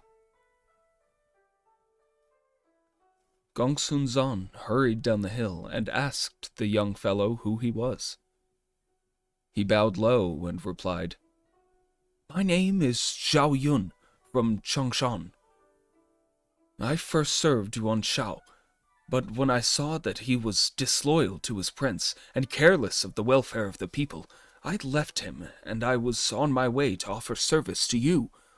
This meeting in this place is most unexpected. Gongsun Zan was very pleased, and the two went together to the camp, where they at once busied themselves with preparations for a new battle. The next day, Gongsun Zan prepared for fight by dividing his army into 2 wings. He had 5,000 cavalry in the center, all mounted on white horses. Gongsun Zan had formerly seen service against the frontier tribes, the Qiang peoples, where he always placed his white horses in the van of his army, and thus he had won the sobriquet of general who commands white horses. The tribes held him so much in fear that they always fled as soon as the white horses, their sacred creatures, appeared. On Yuan Shao's side, Yan Liang and Wen Chou were leaders of the van. Each had 1,000 of archers and crossbowmen. They were set out half on either side, those on the left to shoot at Gongsun Zan's right, and those on the right to shoot at his left. In the center was Ku Yi, with 800 bowmen and 10,000 of foot and horse. Yuan Shao took command of the reserve force in the rear. In this fight, Gongsun Zan employed his new adherent, Zhao Yun, for the first time, and as Gongsun Zan did not feel reassured of Zhao Yun's good faith, put him in command of a company at the rear. The van leader was Yang Guang, and Gongsun Zan himself commanded the center. He took his place on horseback on the bridge beside an enormous red standard on which was displayed the word Commanding General in gold embroidery. From sunrise to noon, the drums rolled for the attack, but Yuan Shao's army made no move. Ku Yi made his bowmen hide under the shields. They heard the roar of explosions, the whistling of arrows, and the rattle of the drums as Yang Guang approached from the other side.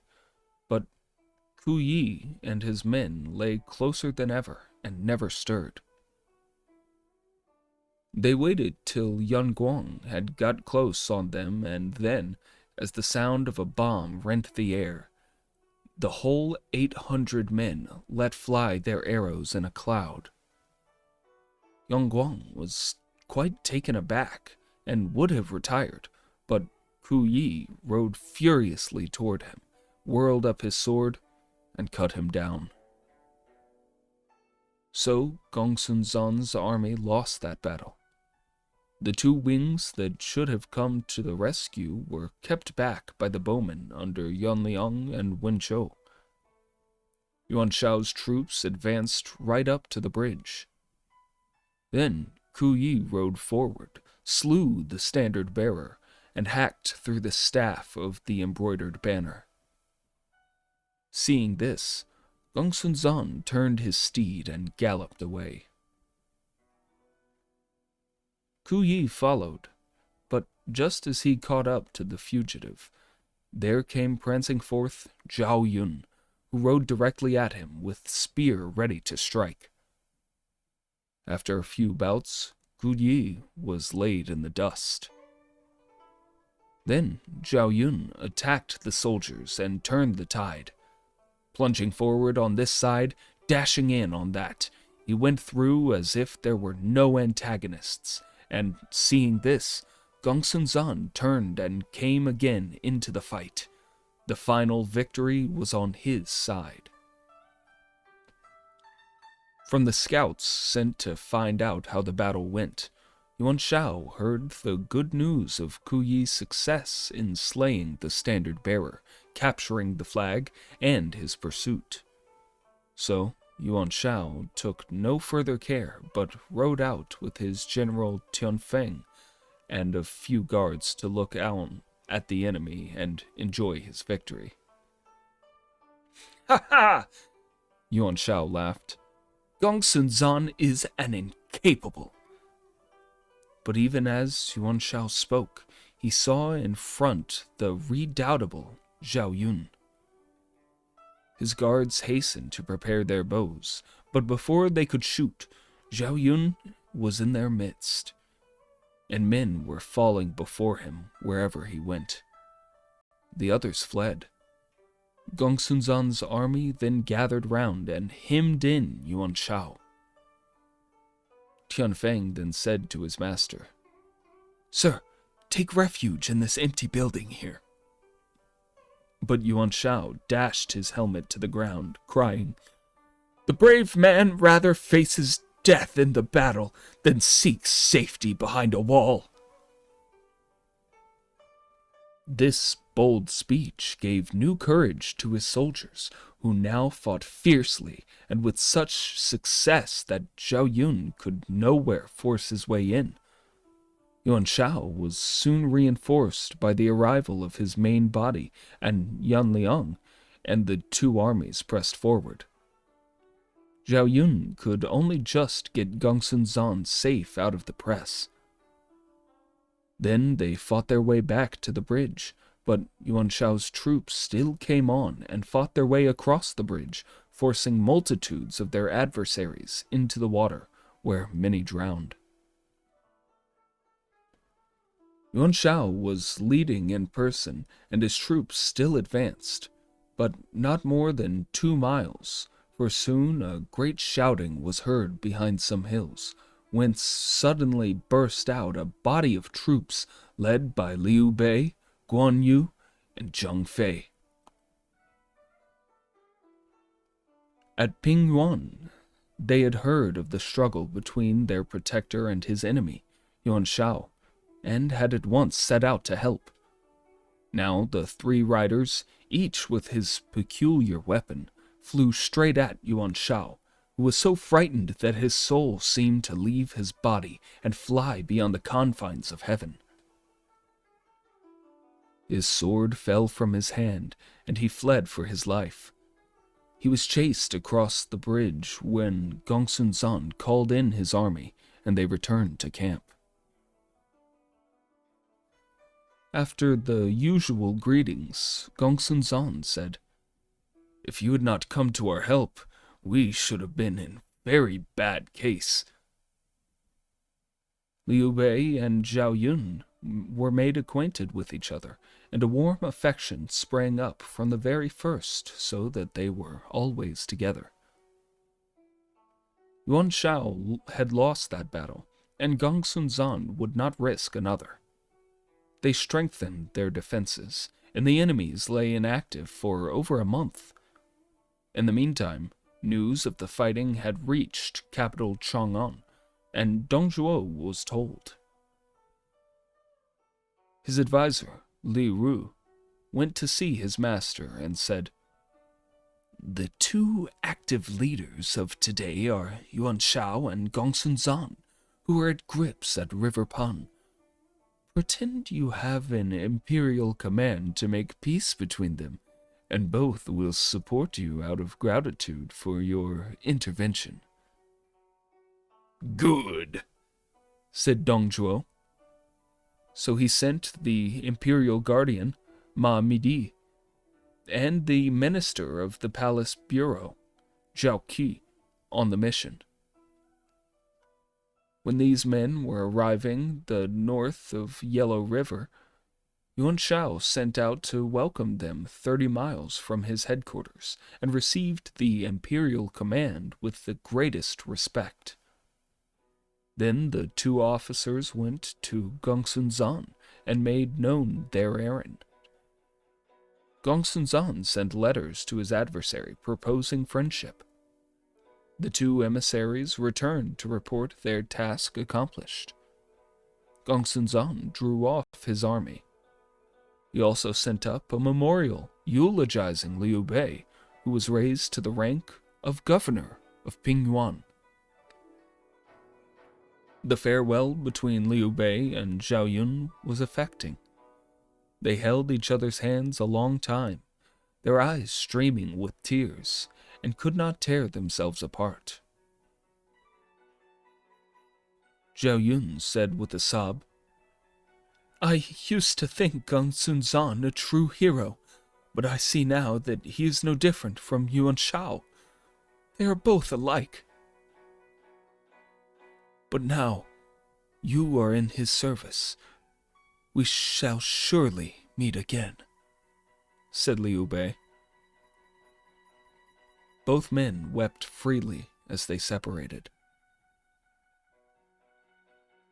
Now, Yuan Shu, in Nanyang, hearing that his brother had come to Jizhou, sent to beg 1,000 horses.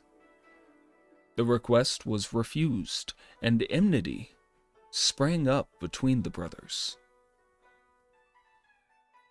Yuan Shu also sent to Jizhou to borrow grain, which imperial protector Liu Biao would not send. In his resentment, Yuan Shu wrote to Sun Jian, trying to get him to attack Liu Biao. The letter ran like this: "When Liu Biao stopped you on your way home, it was at the instigation of my brother. Now the same two have planned to fall upon your territories southeast of the great river, wherefore you should at once strike at Liu Biao. I will capture my brother for you, and both resentments will be appeased. You will get Jingzhou, and I shall have Jizhou." "I cannot bear Liu Biao," said Sun Jian as he finished reading this letter. "He certainly did bar my way home, and I may wait many years for my revenge if I let slip this chance." He called a council. "You may not trust Yuan Shu.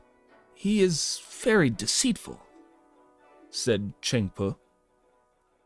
"I want revenge on my own part. What care I for his help?" said Sun Jian. He dispatched Huang Gai to prepare a river fleet, arm and provision them. Big warships were to take horses on board. The force soon set out. News of these preparations came to Liu Biao, and he hastily summoned his advisors and warriors. Kuai Liang told him to be free from anxiety and said, "Put General Huang Zu at the head of the Zhengsha army to make the first attack, and you, sir, support him with the forces from Zhenyang. Let Sun Jian come riding the rivers and straddling the lakes. What strength will he have left after arriving here?" So, Liu Biao bade Huang Zu to prepare the march, and a great army was assembled. Here it may be said that Sun Jian had 4 sons, all the issue of his wife, who was of the Wu family. Their names in order were Sun Shi, Sun Quan, Sun Yi, and Sun Kuang. Sun Jian had a second wife who was the sister of his first wife, and the second wife bore him a son and a daughter, the former called Sun Lang, the latter Sun Ren. Sun Jian had also adopted a son from the Yu family, named Sun Shao, and he had a brother, younger, named Sun Jing. As Sun Jian was leaving on this expedition, his brother Sun Jing, with all his 6 sons, stood in front of Sun Jian's steed and dissuaded him, saying, "Dong Zhuo is the real ruler of the state, for the emperor is a weakling. The whole country is in rebellion. Everyone is scrambling for territory. Our area is comparatively peaceful, and it is wrong to begin a war merely for the sake of a little resentment. I pray you, brother, think before you start." Sun Jian replied, "Brother, say no more. I desire to make my strength felt throughout the empire, and shall I not avenge my injuries?"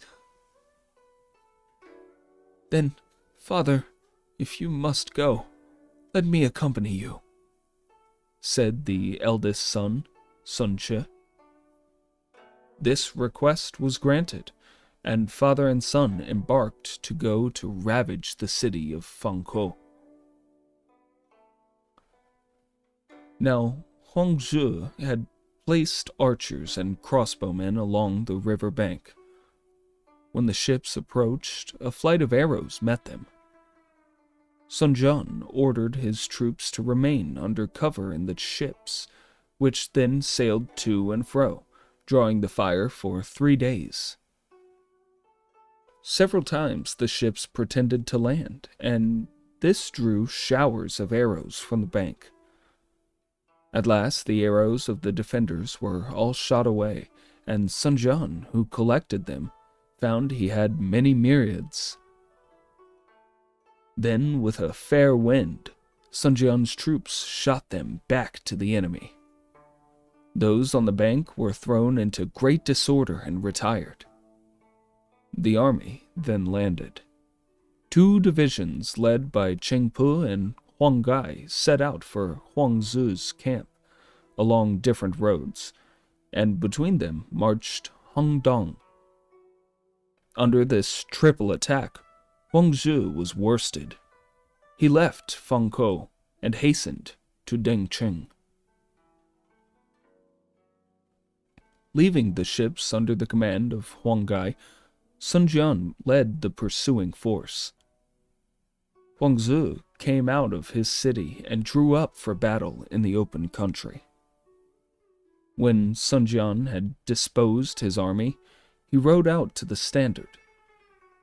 Sun Ce, clad in armor, placed himself beside his father. Huang Zu rode out with 2 generals, Zhang He from Jiangxia and Chen Sheng from Zhanyang. Flourishing his whip, Huang Zu abused his enemy. "You swarm of rebels from Changsha! Why do you invade the land of a scion of the ruling house?"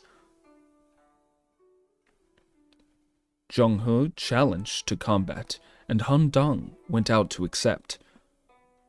The 2 champions fought 30 bouts, and then Chen Sheng, seeing his fellow general becoming exhausted, rode to his aid.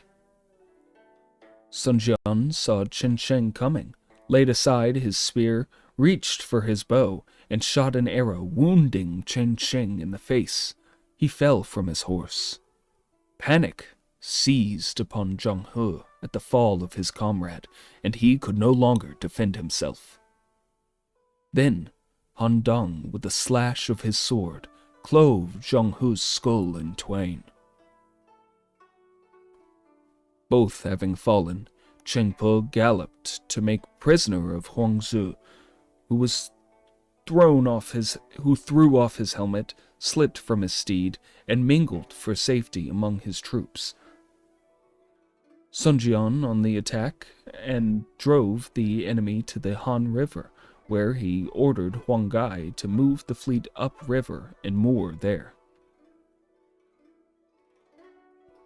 Huang Zu led his defeated troops back and told Liu Biao, saying, "Sun Jian was too strong for my army." Kuai Liang was called in to advise, and he said, "Our newly defeated soldiers have no heart for fighting now. Therefore, we must fortify our position while we seek help from Yuan Shao. Then we can extricate ourselves." "A stupid move," said Kai Mao. "The enemy is at the city gates. Shall we fold our hands and wait to be slain? Give me troops, and I will go out and fight to the finish." So Kai Mao was placed in command of 10,000 troops and went out to the Shan Hills, where he drew up his battle line. Sun Jian led the invaders, now flushed with success. When Kai Mao approached, Sun Jian looked at him and said, "He is brother-in-law to Liu Biao. Who will capture him? Cheng Pu set his iron-spined lance and rode out. After a few bouts, Kai Mao turned and fled. Sun Jian's army rode in and slaughtered till corpses filled the countryside, and Kai Mao took refuge in Zhangyang. Kuai Liang said, Kai Mao ought to be put to death by military law. This defeat was due to his obstinacy. But Liu Biao was unwilling to punish the brother of his newly wedded wife. Sun Jian surrounded Shangyang and assailed the walls daily. One day a fierce gale sprang up, and the pole bearing his standard was broken. Very inauspicious, said Han Dong. We ought to go back. Sun Jian said, I have won every battle, and the city is on the point of falling. Shall I return because the wind breaks a flagstaff? He flouted the advice and attacked the walls still more vigorously. Within the city, the defenders had seen an omen. Kuai Liang told Liu Bao, Last night I saw a great star fall into the sky corresponding to Sun Jian's territory. I calculated that it inferred the fall of Sun Jian.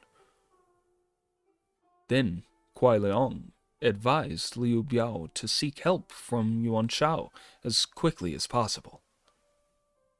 So Liu Biao wrote. Then he asked who would undertake to fight his way through the blockade with the letter. One Lu Gong, a warrior of great strength, offered himself for this service. Kuai Liang said, If you undertake this service, listen to my advice. You will have 500 soldiers. Choose good bowmen. Dash through the enemy's formation and make for Xian Hills. You will be pursued, but send 100 soldiers up the hill to prepare large stones and place 100 archers in ambush in the woods. These are not to flee from the pursuers, but to beguile them along devious ways round to the place where the boulders have been prepared. There, stones will be rolled down and arrows shot. If you succeed, fire off a series of bombs as a signal, and the armies in the city will come out to help. If you are not pursued, get away as fast as possible. Tonight will be suitable, as there is very little moon. Start at dusk. Lu Gong, having received these directions, prepared his force to carry them out. As soon as day began to close in, he went quietly out at the east gate. Sun Jian was in his tent when he heard shouting, and a soldier came to report, There was a group of horsemen going out from the city. Sun Jian at once mounted and rode out with 30 horsemen to discover the cause. Lu Gong's troops had already hidden themselves in the thick woods. Sun Jian rode ahead of his escort, and he soon found himself alone and close to the enemy. He called out to them to halt. Lu Gong at once turned back and came as if to fight, but they had only exchanged a single pass when Lu Gong again fled, taking the road among the hills. Sun Jian followed, but soon lost sight of his foe. Sun Jian turned up the hill. Then the gongs clanged and fell down the hills, and down the hills fell showers of stones, while from among the trees the arrows flew in clouds. Sun Jian was hit by several arrows, and a huge stone crushed his head. Both he and his steed were killed. Sun Jian was only 37 years old at his death. His escort was overpowered and every man of them slain. Then Lu Gong let off a series of bombs, the sign of success as agreed. At this signal, Huang Zu, Kuai Yue, and Kai Mao led 3 armies out of the city and fell upon the Changsha troops, throwing them into the utmost confusion. When Huang Gai heard the sound of battle, he led up the troops from the ships. He met Huang Zu and took Huang Zu prisoner after a brief fight. Cheng Pu set out to bear the sad news to Sun Che. While he was seeking a way out, he came across Lu Gong. Cheng Pu at once put his horse at full speed and engaged Lu Gong. After a few bouts, Lu Gong went down under a spear thrust. The battle became general and continued till daylight broke, when each drew off his army. Liu Biao withdrew into the city. When Sun Che returned to the river, he heard that his father had perished in the fight, and his body had been carried within the enemy's walls.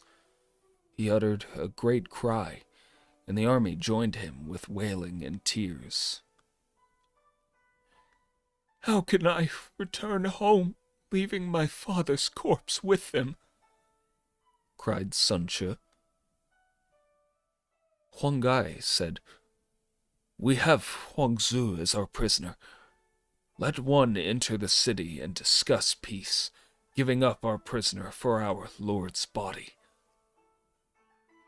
He had barely finished speaking when an officer in the army, Huan Jie, offered himself as messenger, saying, "I am an old friend of Liu Biao. I volunteer to take the mission." Sun Che agreed. So Huan Jie went and peace was discussed. Liu Biao told Huan Jie, saying, "The body is already laying in a coffin and ready to be delivered as soon as Huang Zu returned. Let us both cease fighting and never again invade each other's territories." Huan Jie thanked him and took his leave. But as Huan Jie went down the steps, Kuai Liang suddenly broke in, saying, "No, no! Let me speak, and I will see to it that not a single enemy can survive. I pray you first put this person to death, and then to employ my means." Pursuing his enemy, Sun Jian dies. On a peaceful mission, Huan Jie is threatened. The fate of the ambassador will be disclosed in a later chapter. 3 Kingdoms, Chapter 8. Wang Yun prepares the chaining scheme. Dong Zhuo rages at Phoenix Pavilion. This is what Kuai Liang said. "Sun Jian is now gone, and his sons are but youths. Seize this moment of weakness to break into Changsha, and it is yours in one beat of the drum. If you return the corpse and make peace, you give them time to grow, powerful, and evil will ensue to Jingzhou." "How can I leave Huang Zu in their hands?" said Liu Biao. "Why not sacrifice this blundering warrior for a region? But he is my dear friend, and to abandon him is wrong." So Huan Jie was allowed to return to his own side with the understanding that Sun Jian's dead body should be given in exchange. Sun Che freed his prisoner, brought away his father's coffin, and the fighting ceased. Sun Jian was interred in the plains of Kui. When the ceremonies were over, Sun She led his army home again. In Changsha, the southern territory of the Great River, Sun She set himself to the task of ruling well. Being humble and generous, he invited to his side humans of wisdom and valor, and so bore himself that all the best and bravest of the country gathered about him. Meanwhile, Dong Zhuo at capital Chang'an, when he heard of the death of the turbulent Sun Jian, said, "An evil that pressed hard upon my heart has been removed." He asked what children Sun Jian had left, and when they told him the eldest was but 17, he dismissed all anxiety from his thoughts. From this time forward, his arrogance and domineering spirit waxed worse and worse. He styled himself Imperial Rector, a name full of honor, and in all his behavior aped imperial state. He created his younger brother, Dong Min, Lord of Huazhao, and made him commander of the left army. A nephew, Dong Huang, was made court counselor and placed in command of the palace guard, and everyone of his clan, young or old, was ennobled. 80 miles from the capital, Dong Zhuo laid out a city called Meiwo, an exact replica of Chang'an, with its palaces, granaries, treasures, and magazines, and employed 250,000 people to build it.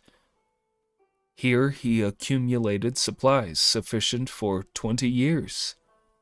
He selected 800 of the most beautiful maidens and sent them to dwell in his new city. The stores of wealth in every form were incalculable. All his family and retainers found quarters in this new city. Dong Zhuo visited his city at intervals of a month or so, and every visit was like an imperial progress, with booths by the roadside to refresh the officials and courtiers who attended him to the northwest royal gate and saw him start. On one occasion, Dong Zhuo spread a great feast for all those assembled to witness his departure, and while it was in progress, there arrived a large number of rebels from the north who had voluntarily surrendered. The tyrant had brought them before him as he sat at table and meted out to them wanton cruelties. The hands of this one were lopped off, the feet of that.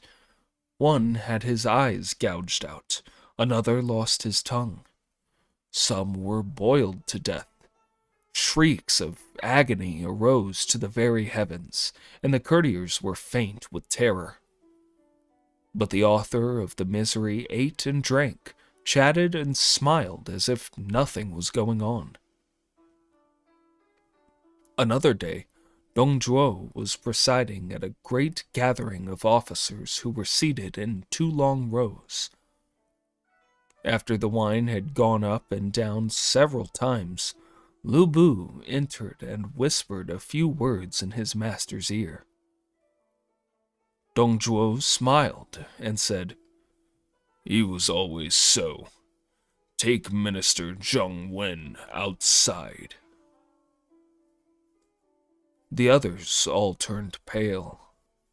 In a little time, a serving man brought the head of their fellow guest on a red dish and showed it to their host. They nearly died with fright. "Do not fear," said Dong Zhuo, smiling. "Minister Zheng Wen was in league with Wan Shu to assassinate me. A letter he wrote fell by mistake into the hands of my son, so I have had him put to death. You, gentlemen, who have no reason, need have no fear." The officials hastened to disperse. One of them, Minister of the Interior Wang Yun, who had witnessed all this, returned to his palace very pensive and much distressed. The same evening, a bright moonlit night, he took his staff and went strolling in his private garden. Standing near one of the creeper trellises, he gazed up at the sky, and tears rolled down his cheeks. Suddenly he heard a rustle in the peony pavilion, and someone sighed deeply. Stealthily creeping near, he saw there one of the household singing girls named Jiao Chan. This maiden had been brought up in his palace, where she had been taught to sing and dance. At 21, she was then just bursting into womanhood, a pretty and clever girl whom Wang Yun regarded more as a daughter than a dependent. After listening for some time, Wang Yun suddenly called out, "What mischief are you up to there, you naughty girl?" The maiden dropped on her knees in terror, saying, "Would thy unworthy handmaid dare to do anything wrong?" "Then what are you sighing about out here in the darkness?" "May thy handmaid speak from the bottom of her heart?" "Tell me the whole truth. Do not conceal anything." And the girl said, "Thy handmaid has been the recipient of bountiful kindness. She has been taught to sing and dance, and been treated so kindly that were she torn in pieces for her lord's sake, it would not repay 1,000th part. She has noticed lately that her lord's brows have been knit in distress, and knows it is on account of the state troubles. But she has dared not to ask. This evening he seemed more sad than ever, and she was miserable on her lord's account. But she did not know she would be seen. Could she be of any use, she would not shrink from a myriad deaths." A sudden idea came to Wang Yun, and he struck the ground with his staff. And he said, Who would think that the fate of Han lay on your palm? Come with me." The girl followed him into the house. Then he dismissed all the waiting attendants, placed Diao Chan on a chair, and bowed before her. She was frightened and threw herself on the ground, asking in terror what it all meant. Said Wang Yun, "You can sympathize with the people of the Han." And the fount of his tears opened afresh. "My lord, as thy handmaid said just now, use her in any way. Thy handmaid will never shrink," said the girl. Wang Yun knelt, saying, "The people are on the brink of destruction. The prince and his officers are in jeopardy, and you are the only savior. That wretch Dong Zhuo wants to depose the emperor, and not a person among us can find means to stop him. Now he has a son, a bold warrior, it is true, but both father and son have a weakness for beauty, and I am going to use what I may call the chaining plan. I shall first propose you in marriage to Lu Bu, and then, after you are betrothed, I shall present you to Dong Zhuo, and you will take every opportunity to force them asunder, and sway their countenances from each other, cause the son to kill his adopted father, and so put an end to the great evil. Thus you may restore the altars of the land, that it may live again. All this lies within your power. Will you do it? Thy handmaid has promised not to recoil from death itself. You may use my poor self in any way, and I must do my best. But if this gets abroad, then we are all lost. Fear not, said she. If thy handmaid does not show gratitude, may she perish beneath a myriad swords. Thank you, said Wang Yun. Then Wang Yun took from the family treasury many pearls and bade a cunning jeweler make therewith a fine golden headdress, which was sent as a present to Lu Bu. He was delighted and came to thank the donor. When Lu Bu arrived, he was met at the gate by Wang Yun himself, and within found a table full of dainties for his delectation. He was conducted into the private apartments and placed in the seat of honor. Lu Bu said, "I am but a simple officer in the palace of a minister. You are an exalted officer of state. Why am I treated thus?" "Because in the whole land there is no hero your equal. Poor Wang Yun bows not to an officer's rank. Poor Wang Yun bows to his ability." This gratified Lu Bu mightily, and his host continued to praise and flatter and ply him with wine, and to talk of the virtues of the prime minister and his henchmen. Lu Bu laughed and drank huge goblets. Presently, most of the attendants were sent away. Only a few kept to press the guest to drink. When the guest was very mellow, Wang Yun suddenly said, "Let the child come in." Soon appeared two attendants, dressed in white, leading between them the exquisite and fascinating Diao Chan. "Who is this?" said Lu Bu, startled into sobriety. "This is my little girl, Diao Chan. You will not be annoyed at my familiarity, will you? But you have been so very friendly, I thought you would like to see her."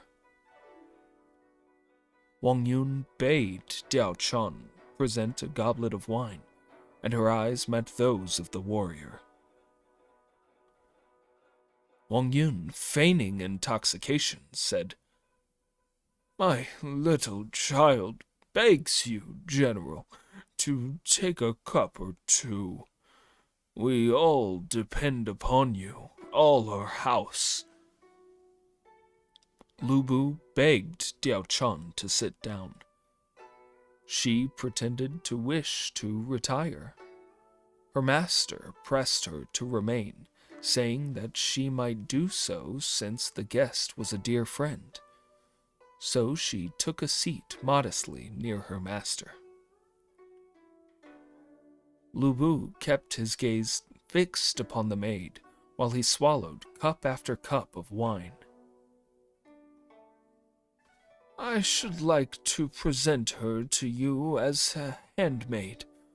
Would you accept?" said Wang Yun. The guest started up.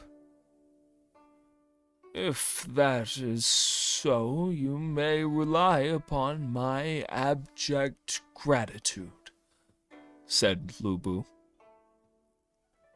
"We will choose a propitious day ere long and send her to the palace."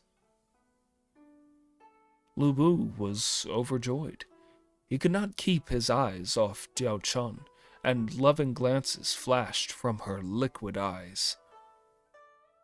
However, the time came for the guests to leave, and Wang Yun said, "I would ask you to remain the night, but the Prime Minister might suspect something."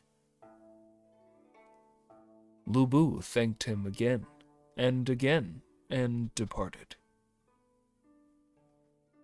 Some few days later, when Wang Yun was at court and Lu Bu was absent, Wang Yun bowed low before Dong Zhuo and said, "I wish that you would deign to come to dine at my lowly cottage. Could your noble thought bend that way?" Should you invite me, I would certainly hasten, was the reply. Wang Yun thanked him. Then Wang Yun went home and prepared in the reception hall a feast in which figured every delicacy from land and sea. Beautiful embroideries surrounded the chief seat in the center, and elegant curtains were hung within and without. At noon next day, when the Prime Minister arrived, Wang Yun met him at the gate in full court costume. Wang Yun stood by while Dong Zhuo stepped out of his chariot, and Dong Zhuo and a host of 100 armed guards crowded into the hall. Dong Zhuo took his seat at the top. His suite fell into 2 lines, right and left, while Wang Yun stood humbly at the lower end. Dong Zhuo bade his people conduct Wang Yun to a place beside himself. Said Wang Yun, "The great Prime Minister's abundant virtue is as high as the mountains. Neither the ancient sages, Yu Yin and Duke Zhuo, could attain thereto." Dong Zhuo smiled. They bore in the dishes and the wine, and the music began. Wang Yun plied his guest with assiduous flattery and studied deference. When it grew late and the wine had done its work, Dong Zhuo was invited to the inner chamber. So he sent away his guards and went. Here the host raised a goblet and drank to his guest, saying, "From my youth up, I have understood something of astrology and have been studying the aspect of the heavens. I read that the days of Han are numbered, and that the great Prime Minister's merits command the regard of all the world, as when King Shun succeeded King Yao, and King Yu continued the work of King Shun, all by the strength of their own merits, conforming to the mind of heaven and the desire of people." How dare I expect this? Said Dong Zhuo. "From the days of old, those who walk in the way have replaced those who deviate therefrom. Those who lack virtue have fallen before those who possess it. Can one escape fate?" If indeed the decree of heaven devolves on me, you shall be held the first in merit, said Dong Zhuo. Wang Yun bowed. Then lights were brought in, and all the attendants were dismissed, save the serving maids to hand the wine. So the evening went on. Presently, Wang Yun said, "The music of these everyday musicians is too commonplace for your ear, but there happens to be in the house a little maid that might please you." Excellent, said the guest. Then a curtain was lowered.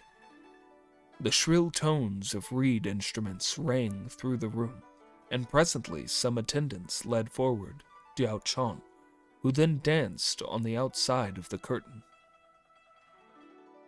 A poem praises her. For a palace this maiden was born, so timid, so graceful, so slender, like a tiny bird flitting at morn, over the dew-laden lily buds tender. Were this exquisite maid only mine, for never a mansion I'd pine. Another poem runs thus. The music falls, the dancer comes, a swallow gliding in, a dainty little damsel, soft as silk. Her beauty captivates the guest, yet saddens him within, for he must soon depart and leave her there. She smiles, no gold could buy that smile, no other smiled so. No need to deck her form with jewels rare. But when the dance is over, and coy glances come and go, then who shall be the chosen of the fair? The dance ended. Dong Zhuo bade them lead the maiden in, and she came, bowing low as she approached him. He was much taken with her beauty and modest grace. Who is she? Said Dong Zhuo. A singing girl. Her name is Diao Chan. Then can she sing? The master bade her sing, and she did so to the accompaniment of castanets. There is a measure describing her youthful beauty. You stand, a dainty maiden, your cherry lips so bright, your teeth so pearly white, your fragrant breath love-laden. Yet is your tongue a sword, cold death is the reward of loving thee, O maiden. Dong Zhuo was delighted and praised her warmly. She was told to present a goblet of wine to the guest, which he took from her hands, and then asked her age. She replied, Thy unworthy handmaid is 21. A perfect little fairy, said Dong Zhuo. Then Wang Yun rose and said, If the Prime Minister would not mind, I should like to offer him this little maid. How could I be grateful enough for such a kindness? She would be most fortunate if she could be your servant, said Wang Yun. Dong Zhuo thanked his host warmly. Then the orders were given to prepare a closed carriage and convey Diao Chan to the Prime Minister's palace. Soon after, Dong Zhuo took his leave, and Wang Yun accompanied him the whole way. After he had taken leave, Wang Yun mounted to ride homeward. Halfway, he met 2 lines of guards with red lamps who were escorting Lu Bu, who was on horseback and armed with his trident halberd. Seeing Wang Yun, Lu Bu at once reined in, stopped, seized him by the sleeve, and said angrily, You promised Diao Chan to me, and now you have given her to the Prime Minister. What foolery is this? Wang Yun checked him, saying, This is no place to talk. I pray you come to my house. So they went together, and Wang Yun led Lu Bu into a private room. After the usual exchange of polite greetings, Wang Yun said, Why do you find fault with me, General? Somebody told me that you had sent Diao Chan to the Prime Minister's palace in a covered carriage. What does it mean? Of course you do not understand.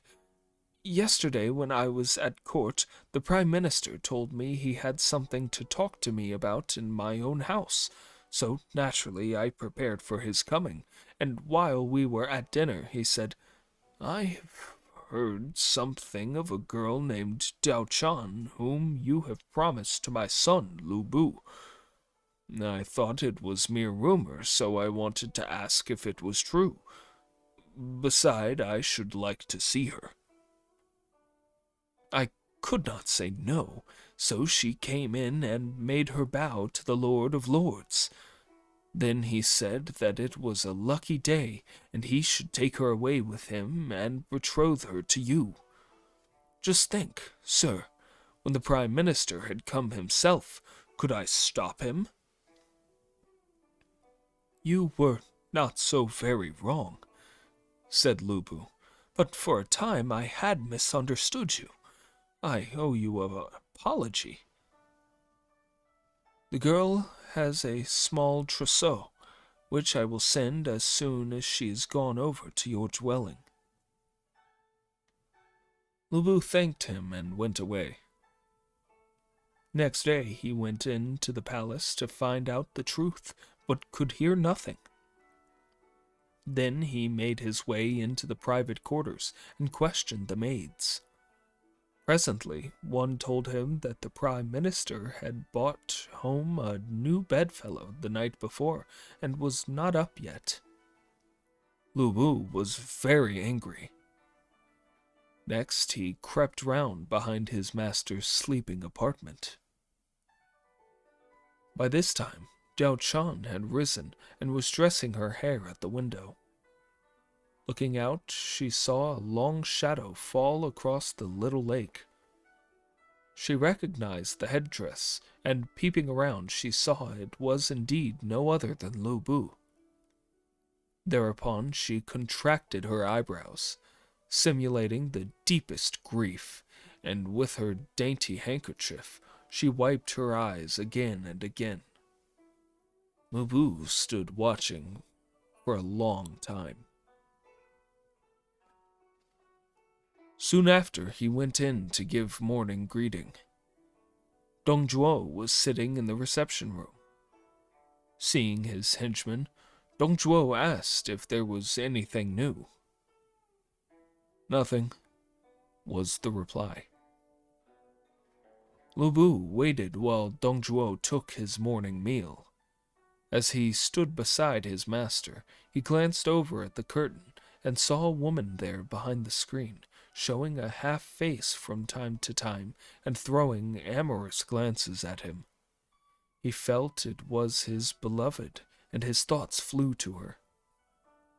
Presently, Dong Zhuo noticed his expression and began to feel suspicious. "If there is nothing, you may go," said Dong Zhuo. Lu Bu sulkily withdrew. Dong Zhuo now thought of nothing but his new mistress, and for more than a month neglected all affairs, devoting himself entirely to pleasure. Once he was a little indisposed, and Diao Chan was constantly at his side, never even undressing to show her solicitude. She gratified his every whim. Dong Zhuo grew more and more fond of her. One day, Lu Bu went to inquire after his father's health.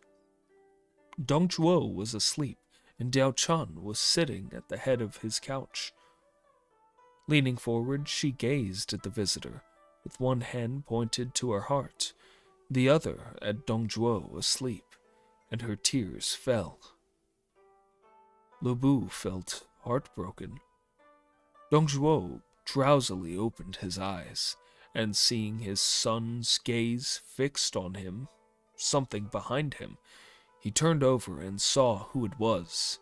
He angrily rebuked his son, saying, "Dare you make love to my beauty?" He told the servants to turn Lu Bu out, shouting, Never let him enter here again. Lu Bu went off home, very wrath. Meeting Li Ru, he told Li Ru the cause of his anger. The advisor hastened to see his master and said, "Sir, you aspire to be ruler of the empire. Why then, for a small fault, do you blame the general? If he turns against you, it is all over." Then what can I do? Said Dong Zhuo. "Recall him tomorrow. Treat him well. Overwhelm him with gifts and fair words, and all will be well." So Dong Zhuo did so. He sent for Lu Bu and was very gracious and said, I was very irritable and hasty yesterday, owing to my illness, and I wronged you. I know. Forget it. He gave Lu Bu 300 ounces of gold and 20 rolls of brocade, and so the quarrel was made up. But though Lu Bu's body was with his adopted father, Dong Zhuo, his heart was with his promised bride, Dao Chan. Dong Zhuo, having quite recovered, went to court again, and Lu Bu followed him as usual. Seeing Dong Zhuo deep in conversation with the emperor, Lu Bu, armed as he was, went out of the palace and rode off to his chief's residence. He tied up his steed at the entrance and, halberd in hand, went to the private apartment to seek his love. He found Dao Chan, and she told him to go out into the garden where she would join him soon. He went, taking his halberd with him, and he leaned against the rail of the Phoenix Pavilion to wait for Dao Chan. After a long time she appeared, swaying gracefully as she made her way under the drooping willows and parting the flowers as she passed. She was exquisite, a perfect little fairy from the palace of the moon. Tears were in her eyes as she came up and said, "Though I am not the minister's real daughter, yet he treated me as his own child. The desire of my life was fulfilled when he plighted me to you. But, oh, to think of the wickedness of the Prime Minister stealing my poor self as he did. I suffered so much. I longed to die, only that I had not told you the real truth. So I lived on, bearing my shame as best as I could, but feeling it means still to live. Now that I have seen you, I can end it all. My poor sullied body is no longer fit to serve a hero. I can die before your eyes and so prove how true I am." Thus speaking, she seized the curving rail and started into the lily pond. Lu Bu caught her in his strong arms and wept as he held her close. "I knew it. I always knew your heart," he sobbed. "Only we never had a chance to speak." She threw her arms about Lu Bu. "If I cannot be your wife in this life, I will in the ages to come," she whispered. "If I do not marry you in this life, I am no hero," said he. "Every day is a year long. Oh, pity me, rescue me, my lord." "I have only stolen away for a brief moment, and I am afraid that old rebel will suspect something, so I must not stay too long," said Lu Bu. Dao Chan clung to his robe, saying, "If you fear the old thief so much, I shall never see another sunrise." Lu Bu stopped. "Give me a little time to think," said he, and he picked up his halberd to go. In the deep seclusion of the harem, I heard the stories of your prowess. You were the one man who excelled all others. Little did I think that you of all heroes would rest content under the dominion of another. And tears rained again. A wave of shame flooded his face. Leaning his halberd against the railing, he turned and clasped the girl close to his breast, soothing her with fond words. The lovers held each other close, swaying to and fro with emotion. How could they bring themselves to say farewell? In the meantime, Dong Zhuo missed his henchman, and doubt filled his heart. Hastily taking leave of the emperor, he mounted his chariot and returned to his palace. There at the gate stood Lu Bu's well-known steed, Red Hair, riderless. Dong Zhuo questioned the doorkeepers, and they told him the general was within. He sent away his attendants and went alone to the private apartments. Lu Bu was not there. He called Dao Chan, but there was no reply. He asked where she was, and the waiting maids told him she was in the garden among the flowers. So Dong Zhuo went into the garden, and there he saw the lovers in the pavilion, in most tender talk. Lu Bu's trident was leaning on the railing beside him. A howl of rage escaped Dong Zhuo and startled the lovers. Lu Bu turned, saw who it was, and ran away. Dong Zhuo caught up the halberd and ran in pursuit, but Lu Bu was fleet of foot while his master was very stout. Seeing no hope of catching the runaway, Dong Zhuo hurled the halberd. Lu Bu fended it off, and it fell to the ground. Dong Zhuo picked it up and ran on, but by this time Lu Bu was far ahead. Just as Dong Zhuo was running out at the garden gate, he dashed full tilt against another man running in, and down he went. Surged up his wrath within him as the billows heavenward leap. Crashed his unwieldy body to earth in a shapeless heap. We shall presently see who the other runner was. Three Kingdoms, Chapter 9. Lu Bu kills Dong Zhuo for Wang Yun. Li Jue attacks the capital on Jesu's advice. The person who collided with the irate Dong Zhuo was his most trusty advisor, Li Ru. Li Ru had not fallen in spite of the shock, and at once scrambled to help Dong Zhuo to regain his feet and led him inside to the library where they sat down. What were you coming about? Said Dong Zhuo. Happening to be passing your gates, I heard that you had gone into your private garden to look for your adopted son. Then came Lu Bu running and crying out that you wanted to kill him, and I was coming in as fast as I could to intercede for him when I accidentally collided with you. I am very sorry. I deserve death. The wretch! How could I bear to see him toying with my fair one? I will be the death of his yet. Your graciousness is making a mistake.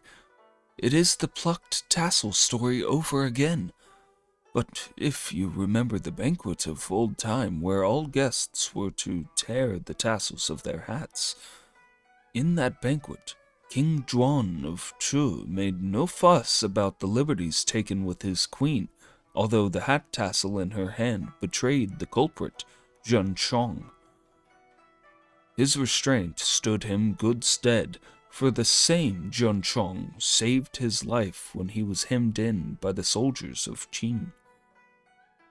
After all, Dao Chan is only a handmaid, but Lu Bu is your trustiest friend and most dreaded commander. If you took this chance of making the girl over to him, your kindness would win his undying gratitude. I beg you, sir, to think it over well. Dong Zhuo hesitated a long time. He sat murmuring to himself. Presently, he said, What you say is right. I must think over it.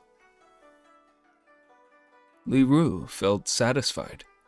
He took leave of his master and went away. Dong Zhuo went to his private rooms and called Dao Chan. What were you doing there with Lu Bu? Said he. She began to weep, saying, Thy handmaid was in the garden among the flowers when he rushed in on me. I was frightened and ran away. He asked why I ran away from a son of the family and pursued me right to the pavilion where you saw us. He had that halberd in his hand all the time. I felt he was a vicious man and would force me to his will, so I tried to throw myself into the lily pond, but he caught me in his arms and held me so that I was helpless. Luckily, just at that moment, you came and saved my life. Suppose I send you to him, said Dong Zhuo. Stunned, she said in tears, What have thy handmaid done? The honor of serving only your highness could not stand being given to a mere underling. Never! I would rather die. And with this, she snatched down a dagger hanging on the wall to kill herself. Dong Zhuo plucked it from her hand and, throwing his arms about her, and cried, I was only joking. She lay back on his breast, hiding her face and sobbing bitterly. This is the doing of that Li Ru, said she. He is much too thick with Lu Bu. He suggested that, I know. Little he cares for the Imperial Rector's reputation or my life. Oh, I could eat him alive. Do you think I could bear to lose you? Said Dong Zhuo. Though you love me yet, I must not stay here.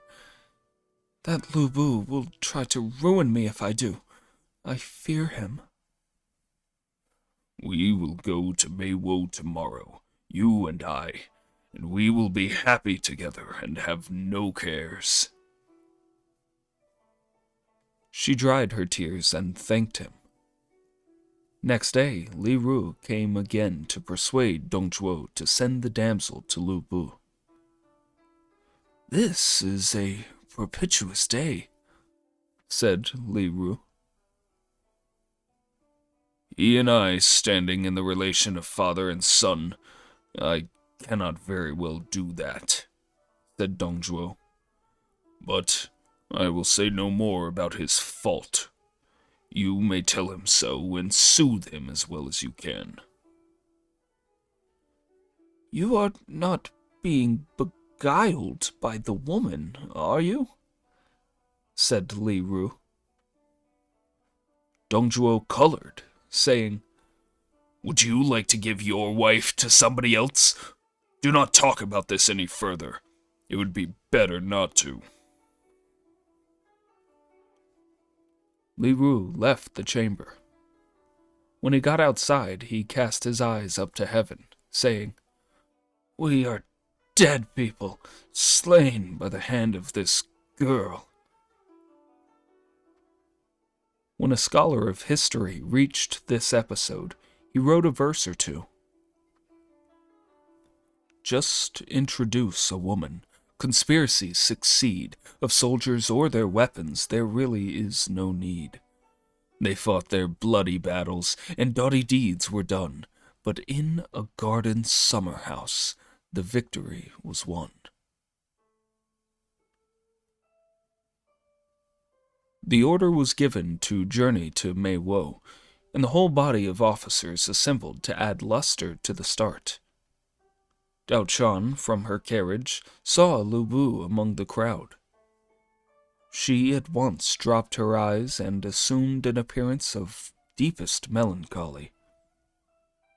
After the cavalcade started, and when her carriage had almost disappeared in the distance, the disappointed lover reined in his steed on a mount whence he could watch the dust that rose around it. Unutterable silence filled his heart. Sadness. Suddenly, a voice said, "Why do you not accompany the Prime Minister, General, instead of standing here and sighing?" It was Wang Yun.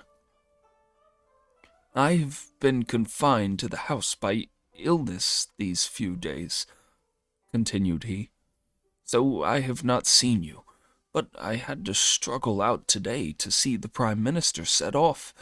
This meeting is most fortunate, but why were you sighing?" "Just on account of that daughter of yours," said Lu Bu. Feigning great astonishment, Wang Yun said, "So long a time and yet not given to you." "The old ruffian has fallen in love with her himself." "Surely this cannot be true."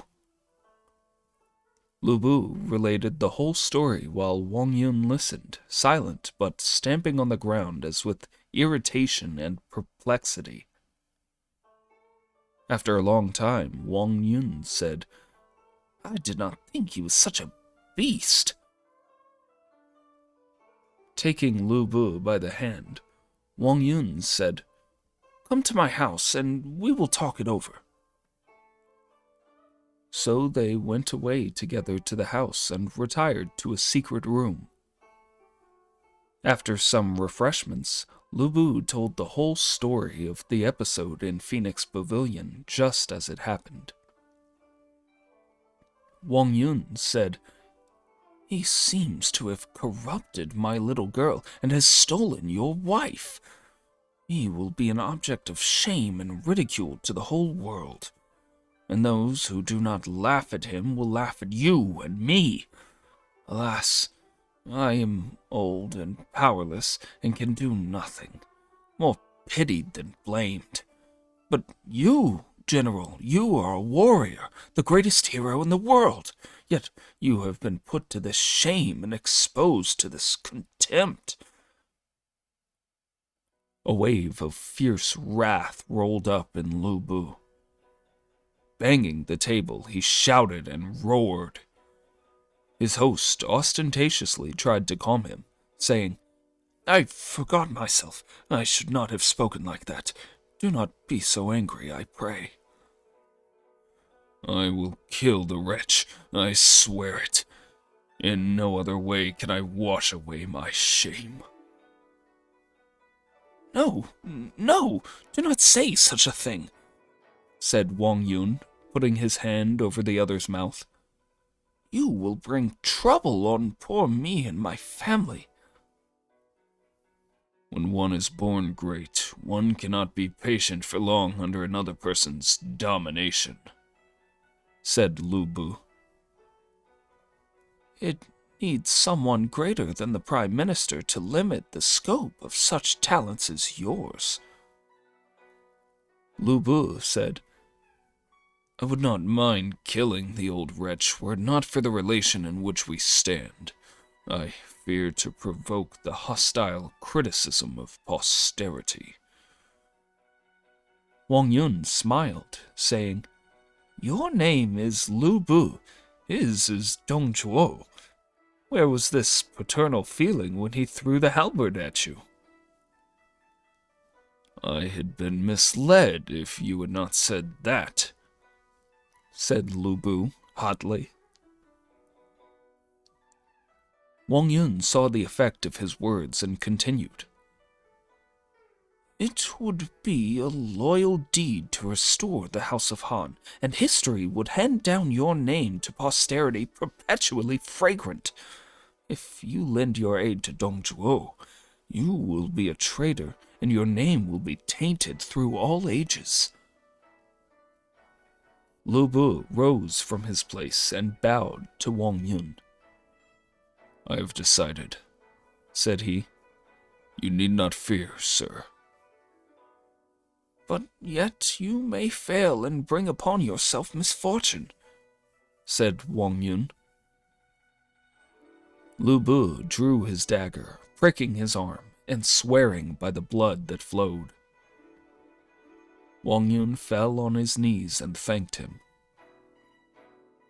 Then the Han sacrifices will not be cut off, and you will be their savior. But this must remain a secret, and I will tell you how the plot shall be worked out. Lu Bu took leave with great emotion. Wang Yun took into his confidence 2 colleagues, Minister Shisun Rui and Imperial Commander Huang Wan. Shisun Rui said, This moment is favorable.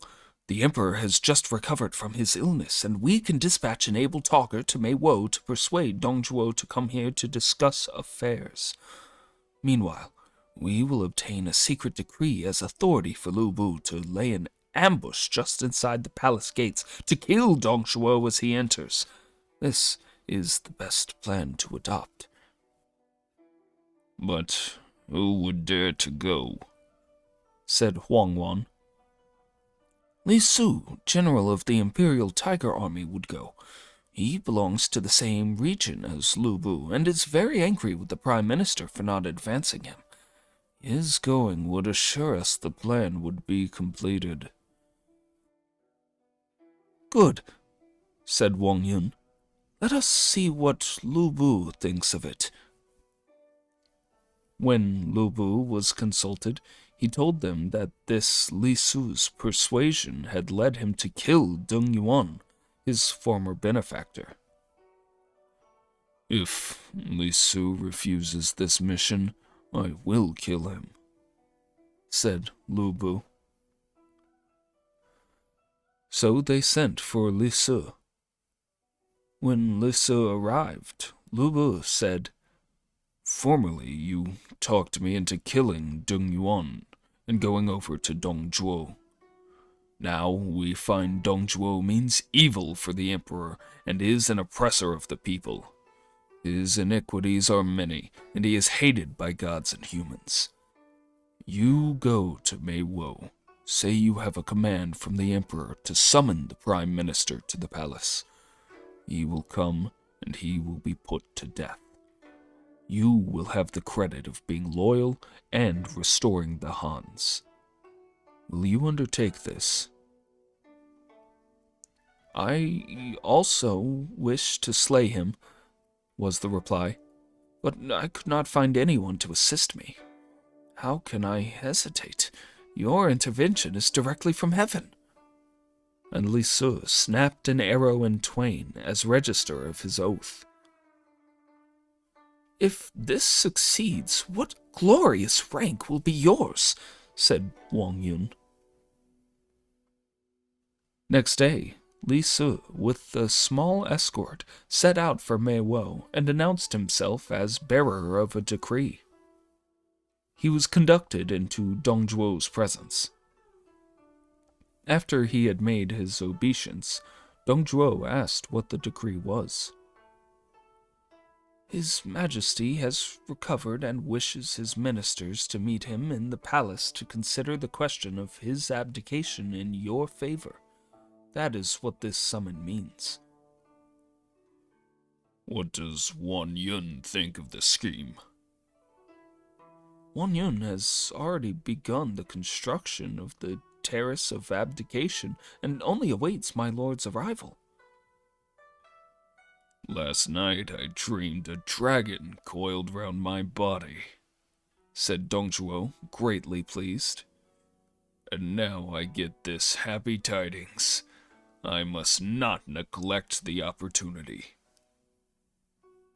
So, Dongzhuo gave instructions to his 4 trusted generals for the safekeeping of his city. Li Shui, Guo Si, Fan Chou, and Zhang Ji were to guard Meiwo with 3,000 troops of the Flying Bear Army. Then, Dongzhuo announced his intention of starting on the morrow. When I am emperor, you shall be commander of the capital district, said he. Your minister thanks you, said Li Su. Dongzhuo went to bid farewell to his 90-year-old mother. Whither are you going, my son? Asked she. I go to receive the abdication of Han, and soon you will be the empress. I have been feeling nervous and creepy these few days. It is a bad sign. Anyone about to become the mother of the state must have premonitions, said her son. He left her with these words. Just before starting, he said to Diao Chan, When I am emperor, you shall be lady of the palace. She bowed low, thanking him, but she knew and inwardly rejoiced. Dongzhuo went out, mounted his carriage, and began his journey to capital Chang'an with an imposing escort. Less than 10 miles, the wheel of his carriage broke. He left it and mounted a horse.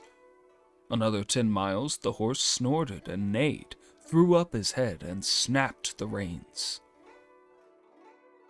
Dongzhuo turned to Li Su and asked what these things portended. It means that you are going to receive the abdication of the Hans, which is to renew all things, to mount the jeweled chariot and sit in the golden saddle. And Dongzhuo was pleased and convinced with this answer. During the second day's journey, a violent gale sprung up, and the sky became covered with a thick mist. What does this mean? Said Dongzhuo. The wily Li Su had an interpretation for this also, saying, You are ascending to the place of the dragon. There must be bright light and lurid vapor to dignify your majestic approach. Dongzhuo had no more doubts. He presently arrived and found many officials waiting without the city gate to receive him, all but Li Ru, who was ill and unable to leave his chamber. He entered and proceeded to his own palace, where Lu Bu came to congratulate him. When I sit on the throne, you shall command the whole armies of the empire, horse and foot, said Dongzhuo. That night, Dongzhuo slept in the midst of his escort. In the suburbs that evening, some children at play were singing a little ditty, and the words drifted into the bedchamber on the wind. The grass in the meadow looks fresh now and green. Yet wait but 10 days, not a blade will be seen. The song sounded ominous, but Li Su was again prepared with a happy interpretation. It only means that the Lius are about to disappear and the Dongs to be exalted. Next morning, at the first streak of dawn, Dongzhuo prepared for his appearance at court. On the way, he saw a Taoist dressed in a black robe and wearing a white turban, who carried in his hand a tall staff with a long strip of white cloth attached. At each end of the cloth was drawn a mouth. Forming Chinese characters implied the name of Lu Bu. What is the meaning of this? He is a madman, said Li Su, and he told the guards to drive the fellow away. Dong Zhuo went in and found all the officials in court dress lining the road. Li Su walked beside the carriage, a sword in his hand. When Li Su reached the north gate of the palace, he found the soldiers of Dong Zhuo drawn up outside, and only the pushers of the palace carriage, 20 or so, were allowed to proceed further. When Dong Zhuo arrived near the reception hall, he saw that Wang Yun and all the other officials standing at the door were armed. Why are they all armed? Said Dong Zhuo to Li Su. Li Su was silent as he helped push the carriage forward swiftly to the entrance. Suddenly, Wang Yun shouted, "The rebel is here! Where are the executioners?" At this call sprang from both sides soldiers armed with halberds and spears who attacked Dong Zhuo. He had not put on the breastplate he usually wore, and a spear pierced his breast. He sank down in the carriage, calling loudly for his son. Where is Lu Bu? Here, and with a decree to deal with a rebel, said Lu Bu as he appeared in front of his father. Thereupon he thrust his trident halberd through the victim's throat. Then Li Su hacked off the head and held it up. Lu Bu, his left hand holding his halberd, thrust his right hand into his bosom, whence he drew the decree, crying, The decree was to slay the rebel Dong Zhuo, no other. The whole assembly shouted, Live forever, O Emperor! A sympathetic poet has written a few lines in pity. Await the time, O noble, and be king, or, failing, reap the solace riches bring. Heaven never is partial, but severely just. Mei Wo stood strong, yet now it lies in dust. The lust of blood awakened, Lu Bu urged the slaughter of Li Ru, who had been the confidant of the murdered prime minister, and Li Su volunteered to go in search of him. But just then a shouting was heard at the gates, and it was told them that a household servant had brought Li Ru in bonds. Wang Yun ordered his immediate execution in the marketplace. Dong Zhuo's head was exposed in a crowded thoroughfare. He was very fat, and the guards made torches by sticking splints into the body, spilling the corpse's grease over the ground. The passers-by pelted the head and spurned the body with their feet. Wang Yun ordered a force of 50,000 under Lu Bu, Wang Fusong, and Li Su to destroy Mei Wo. Learning the news of their master, Li Jue, Guo Si, Fan Chou, and Zhang Ji fled west swiftly through the night with their flying bear army to Liangzhou. When arriving Mei Wo, Lu Bu's first deed was to take Dao Chan into his charge. Then they slew every member of the Dong family, sparing none, not even Dong Zhuo's aged mother. The heads of Dong Zhuo's brother, Dong Min, and his nephew, Dong Huang, were publicly displayed in the marketplace. In Mei Wo were hidden many young ladies of good family. These were set free. All properties were confiscated. The wealth was enormous. Several 100,000 ounces of gold, millions of silver coins, pearls, gems, silks, velvets, furs, grain stores, When they returned to report success, Wang Yun rewarded and feasted the soldiers. Banquets were held in the ministry hall to which all the officials were invited. They drank and congratulated each other. While the feasting was in progress, it was announced that someone had come and was wailing over Dongzhuo's corpse exposed in the marketplace. Dongzhuo has been put to death, said Wang Yun angrily. Everybody is glad to be rid of him, and yet one is found to lament over him. Who is this? So Wang Yun gave orders to arrest the mourner and bring him in. Soon he was brought in, and when they saw him, all were startled, for he was no other than imperial historian Sai Yong. Wang Yun spoke to Sai Yong angrily. Dongzhuo has been put to death as a rebel, and all the land rejoices. You, a Han minister, instead of rejoicing, weep for him. Why? Sai Yong confessed his fault, saying, I am without talent, yet know what is right. I am the man to turn my back on my country and toward Dongzhuo.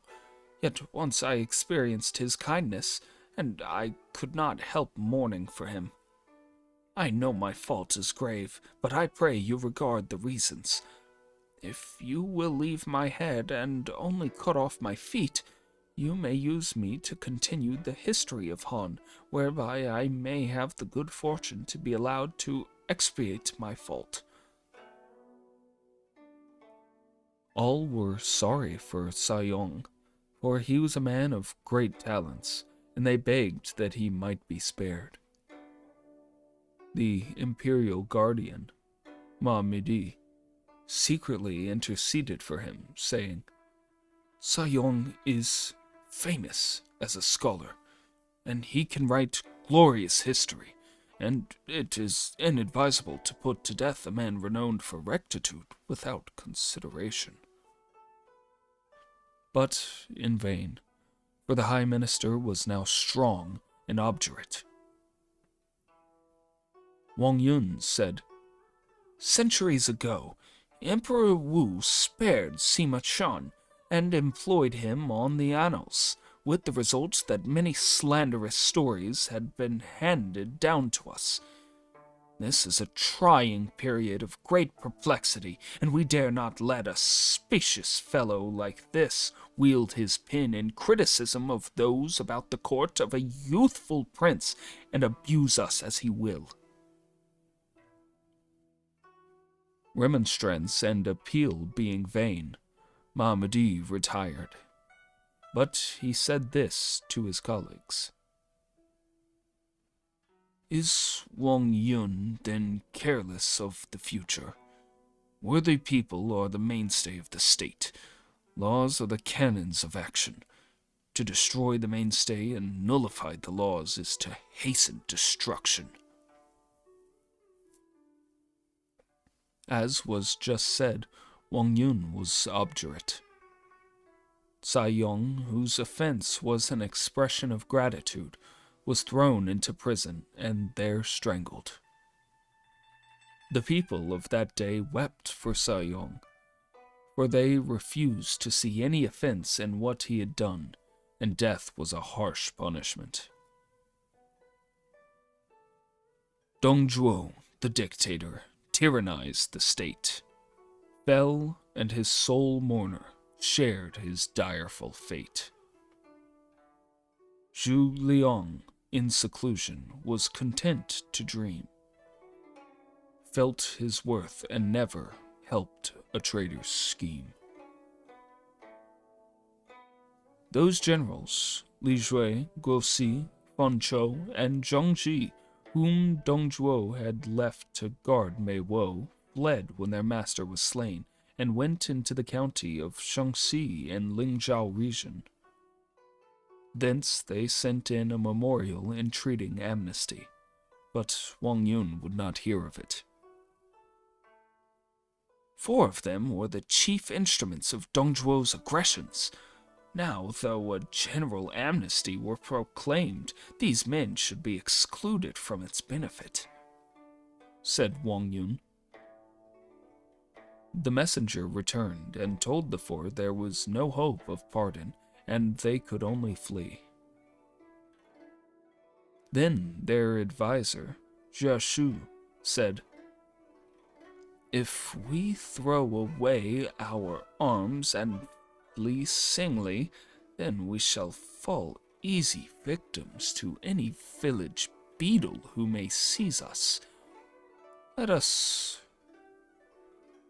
cajole the Shaanxi people to throw in their lot with us, and make a sudden onslaught on the capital, and so avenge Dongzhuo.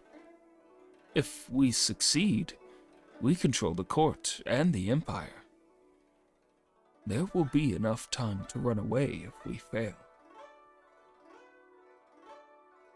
The plan was adopted, and they spread abroad the story that Wang Yun intended to massacre the county. Having thus thrown the people into a state of terror, they went a step further and said, "There is no advantage in dying for nothing. Revolt and join us." So they cajoled the people into joining them and gathered a host equal to 100,000. This horde was divided into 4 parts, and they all set out to raid capital Chang'an. On the way, they fell in with a son-in-law of their late chief, Imperial Commander Niu Fu, who marched 5,000 troops from Zhiliang. Niu Fu had set out to avenge his father-in-law, and he became the van leader of the horde. As they advanced, the news came to Wang Yun, and he consulted Lu Bu. "They are a lot of rats," said Lu Bu. "Never mind how many of them there are. Be not in the least anxious." So Lu Bu and Li Su went to oppose them. The latter was in advance and met Niu Fu. They fought. Niu Fu was outmatched and retired after suffering a slaughter. But unexpectedly, Niu Fu returned in a night attack, found Li Su quite unprepared, and drove Li Su's force some 10 miles, slaying many. Li Su reported the defeat, and Lu Bu raged at him, saying, "You have sullied my reputation as a warrior and destroyed our fighting spirit." And Lu Bu put Li Su to death, exposing his head at the camp gate. Next day, Lu Bu advanced his own force and engaged Niu Fu. He overwhelmed Niu Fu and drove him off. That night, Niu Fu called in his most trusted man, Hu Sher, to advise him. Hu Sher said, "Lu Bu is too doughty a fighter for us to hope to overcome him. Our case is hopeless. Our best course is to desert these 4 generals, secrete their valuables, and leave the army with just a few of our followers." The plan of Hu Sher was adopted, and the 2 traders and some others that very night packed up and made their way out of the camp. They were only half a dozen. They came to a river, and while crossing, Hu Sher, tempted by the lust of wealth, slew his companion. Then he went to offer the head of Niu Fu to Lu Bu. Lu Bu inquired into the matter, and when a follower told him the truth, he put the double traitor Hu Sher to death. Then Lu Bu advanced against the rebels and fell in with Li Jue's force. Without giving them time to form in battle, Lu Bu attacked. Horses curveting and spears set, the army dashed in irresistibly, and Li Jue, making no stand, fell back a long way. Li Jue took up a position under a hill 15 miles away, and then sent to call his fellows to council. Li Jue said, "Lu Bu, though brave in battle, is no strategist, and so not really formidable. I will lead my troops to hold the mouth of the gorge, and every day I will incite him to attack. And when he comes toward me, General Guosi can smite his rear, after the manner of Peng Yue when he fought against Shu. While thus I am alternating attack and retreat, Generals Fan Chou and Zhang Ji will march off in different directions towards Chang'an. Such an attack at 2 points must end both Wang Yun and Lu Bu." They set themselves to carry out this scheme. As soon as Lu Bu reached the hills, a force of Li Jue came out to attack him. Lu Bu made an angry dash toward the enemy, who retired up the hills, whence they shot arrows and hurled stones like rain. Lu Bu's troops halted. At this moment, the report came that the rear was being attacked, and there appeared Guosi. At once, Lu Bu wheeled toward the new enemy, but immediately the rolling drums gave the signal to retire, and Lu Bu could not come to blows with them. As he called in his army, the gongs clanged on the other side, and his former opponent, Li Jue, came to attack his front. But before Lu Bu could join battle, his rear was again assaulted by Guosi, who in his turn drew off immediately. Thus Lu Bu was baited till his bosom was near bursting with rage. The same tactics continued for several days. He could neither strike his enemies nor escape them. His troops had no rest. In the midst of these distracting maneuver, a messenger rode up in hot haste to report, "The capital is in imminent danger from a double attack of Fan Chou and Zhang Ji." Lu Bu at once ordered a march to save the capital, which became a rout when both his opponents, Li Jue and Guosi, came in pursuit. His loss was heavy. He soon reached Chang'an and found the rebels there in enormous numbers, and the city quite surrounded. Lu Bu's attack had but little effect, and as his temper became more savage under defeat, many of his soldiers went over to the rebels. He fell into deep melancholy. Then a remnant of Dong Zhuo's adherents still in the city, led by Li Meng and Wang Fang, began to lend aid to the attackers, and by they secretly opened the city gate, and the besiegers poured in. Lu Bu exerted himself to the utmost, but could not stem the tide. At the head of some 100 horse, he dashed over to the Black Lock gate and called out to Wang Yun, who was on the other side. "The case is desperate now. Ride with me to a place of safety." Wang Yun replied, "If I am gifted with the Holy Spirit of the state, I shall succeed in restoring the tranquility which I desire. But if I have it not, then I offer my body a sacrifice. I will not quail before dangers. Thank the noble supporters beyond the pass for their efforts, and bid them remember their country." Lu Bu urged Wang Yun again and again, but Wang Yun would not leave. Soon flames started up all over the city, and Lu Bu had to leave, abandoning his family to their fate. He fled to seek refuge with Yuan Shi. Li Jue, Guosi, and his fellow leaders gave full license to their ruffians, who robbed and murdered their fill.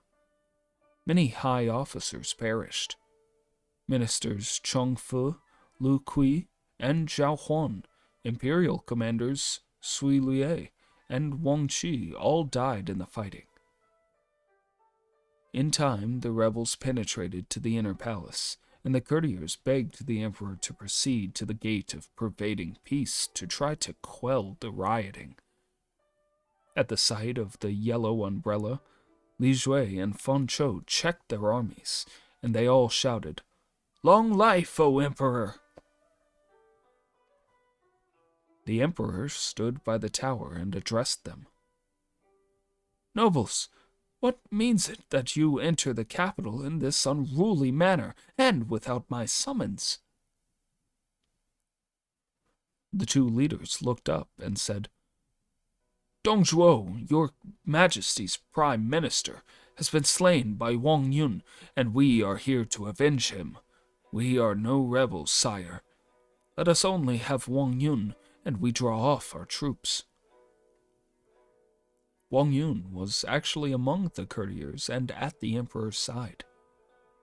Hearing this demand, he said, "The plan was made for the benefit of the throne, but as this evil has grown therefrom, your majesty will not grudge losing me. I have brought about evil, and I will go down to these rebels." The emperor was torn with sorrow and wavered, but the faithful minister leaped from the wall, crying, "Wang Yun is here!" The two leaders drew their swords, crying, "For what crime was our master slain?" "His crimes filled the heavens and covered the earth. No tongue can tell them. The day he died was a day of rejoicing in the whole city, as you well know," said Wang Yun. "And if he was guilty of some crime, what had we done not to be forgiven?" "Seditious rebels, why bandy words? I am ready to die." And Wang Yun was slain at the foot of the tower. Moved by the people's sufferings, vexed at his prince's grief, Wang Yun compassed the traitor's death, that they might find relief. Everyone knows him a hero, leal to the state always. Living, he guarded the princely towers. His soul keeps guard today. Having done the loyal minister to death at the emperor's feet, they proceeded to exterminate also his whole family. Everyone mourned.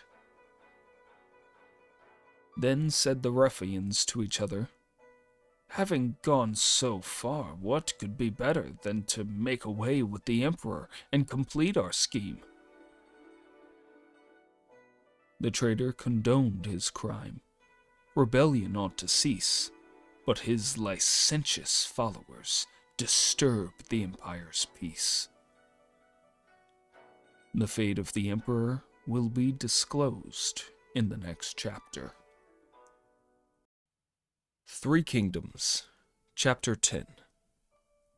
Gathering arms, Ma Ting moves to rescue the emperor. Commanding an army, Cao Cao marches to avenge his father. In the last chapter, the two rebels, Li Jue and Guo Si, proposed to murder Emperor Shan, but their followers, Zhang Ji and Fan Chou, opposed this. "No, the people will not approve of his death now. Restore him to power and get the Leaguers inside Shang'an's control. Remove his supporters, and then we can compass his death. And the empire shall be in our hands." So they ceased the attack. The emperor again spoke from the tower, saying, "Why do you still remain? You have slain Wang Yun. Now withdraw these soldiers." Then Li Jue and Guo Si replied, "Your servants desire rank us a reward for their good service to your dynasty." "And what rank, sirs?" All four wrote their wishes and handed them up to the emperor, who had no choice but to accede to their request, and they were created. Li Shui was appointed general of the flying cavalry, lord of Xiong, commander of capital district, court administrator, and granted military insignia. Guosi was appointed general of the rear army, lord of Meiyang, court administrator, and granted military insignia. Fan Chou was appointed general of the right army and lord of Wanyun. Zhang Ji was appointed general of the flying cavalry and lord of Pingyan. Li Meng and Wang Feng, for opening the city gates, were appointed imperial commander. After receiving ranks of nobility, Li Shui and Guosi thanked the emperor and went away to camp at Zunung, the suburb of Chang'an. The inferior rebel leaders were also gratified with ranks, and once more the capital was free of troops. Dong Zhuo's followers, having so far succeeded, did not forget their late leader. They sought his corpse for burial, but only a few fragments were discoverable.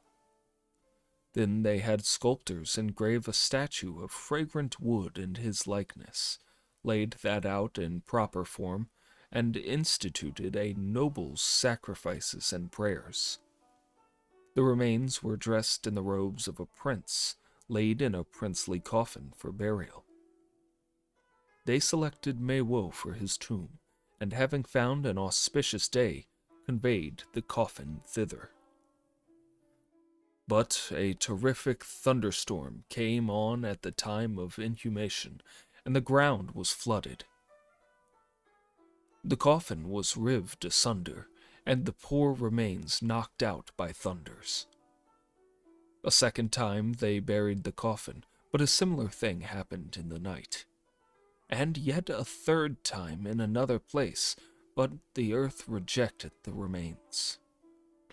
Meanwhile, the thunder fire had entirely consumed them, so it may be said justly that heaven was exceedingly angry with Dong Zhuo. So now Li Shui and Guosi wielded the real power of the scepter, and they were hard upon the people. They also removed the attendants from the palace and replaced them by their own creatures, who maintained a most perfect watch over every movement of the emperor, so that he was greatly hampered and embarrassed. All appointments and demotions were made by the two rebels. For the sake of popularity, they especially summoned Zhu Jun to court, made him minister of the palace bureau, and associated him with the government. One day came a report that the governor of Xiliang, Ma Teng, and the imperial protector of Bingzhou, Han Sui, with 100,000 troops, are rapidly approaching the capital with the intention of attacking the rebels in the name of the emperor. Now these leaders from the west had laid careful plans. Ma Teng and Han Sui had sent trusty friends to the capital to find out who would support them. They had conspired with 3 officials, court counselors Ma Yu and Chong Shao, and Imperial Commander Liu Fan, to be their inside allies and plot against the rebels. These 3 obtained from the throne 2 secret edicts conferring the ranks of Commander who conquers the West on Ma Teng and Commander who guards the West on Han Sui. With these powers, the 2 commanders joined forces and began their march. The 4 leaders of the party in power, Li Shui, Guosi, Fan Chou, and Zhang Ji, held a consultation with their generals as to how to meet the attack. Advisor Jie Su said, Since the attackers are coming from a distance, our plan is to fortify and wait till shortage of food shall work for us. In 100 days their supplies will be consumed, and they must retire. We can pursue, and we shall capture them. Li Meng and Wang Feng rose and said, "This plan is bad. Give us 10,000 troops, and we will put an end to both of them and offer their heads before your ensign." "To fight forthwith means defeat," said Jieshu. Li Meng and Wang Feng cried with one voice, "If we fail, we are willing to lose our heads, but if we win, then your head is forfeit." Jieshu then suggested to Li Jue and Guosi, saying, 70 miles west of the capital stands the Zhouji Hills. The passes are narrow and difficult. Send Generals Shengji and Fan Chou to occupy this point of vantage and fortify themselves so that they may support Li Meng and Wang Feng. Li Jue and Guosi accepted this advice. They told off 15,000 horse and foot, and Li Meng and Wang Feng left in high spirit. They made a camp 90 miles from Chang'an. The force from the west arrived. Ma Teng and Han Sui led out their troops to the attack. They found their opponents Li Meng and Wang Feng in battle array. Ma Teng and Han Sui rode to the front side by side. Pointing to the rebel leaders, the commanders abused them, crying, "Those are traitors! Who will capture them?" Hardly were the words spoken when there came out a youth general with a clear white complexion as jade, eyes like shooting stars, lithe of body and strong of limb. He was armed with a long spear and bestrode an excellent steed. This young leader was Ma Chao, son of Ma Teng, then 17 years of age. Though young, he was a supreme valiance. Wang Feng, despising him on account of his youth, galloped forth to fight him. Before they had exchanged many passes, Wang Feng was disabled and fell to a thrust of the young Ma Chao's spear. The victor turned to retire to the formation, but Li Meng rode after Ma Chao to avenge his fallen colleague. Ma Chao did not see Li Meng, but his father called out, "You are followed!" Hardly had Ma Teng spoken when he saw that the pursuer was a prisoner seated on his son's steed. Now Ma Chao had known he was followed, but pretended not to see, waiting till his enemy should have come close and lifted his spear to strike. Then Ma Chao suddenly wheeled about. The spear thrust met only empty air, and as the horses passed, Ma Chao's powerful arm shot out and pulled Li Meng from the saddle. Thus, Li Meng and Wang Feng's soldiers were left leaderless and fled in all directions. The army of Ma Teng and Han Sui dashed in pursuit, and a complete victory was scored. They pressed into one of the passes and made a camp. Then they decapitated Li Meng and exposed his head. When Li Jue and Guosi heard that both the boastful generals had fallen under the hand of one young man, they knew that Jieshu had given good advice and was gifted with clear prescience. So they valued his plans the more highly and decided to act on the defensive. They refused all challenges to combat. Surely enough, after a couple of months, the supplies of the Zhiliang force were all exhausted, and the leaders began to consider retreat. Just at this juncture, a household servant of Ma Yu's family betrayed his master and told of the conspiracy of the 3 court officials to assist the attackers. The 2 chiefs, Li Jue and Guo Si, in revenge seized the 3 conspirators, Ma Yu, Chong Shao, and Liu Fan, with every member of their households, and beheaded them in the marketplace. The heads of the 3 were exposed at the front gate of the capital. Being short of food and hearing of the destruction of their 3 adherents in the city, the only course for Ma Teng and Han Sui was to retreat. At once, Zhang Ji went in pursuit of Ma Teng, and Fan Chao followed Han Sui. The retreating army under Ma Teng was beaten, and only by Ma Chao's desperate efforts were the pursuers driven off. Fan Chao pursued the other army, and when he had come close, Han Sui rode boldly up and addressed him, saying, "You and I, sir, are fellow villagers.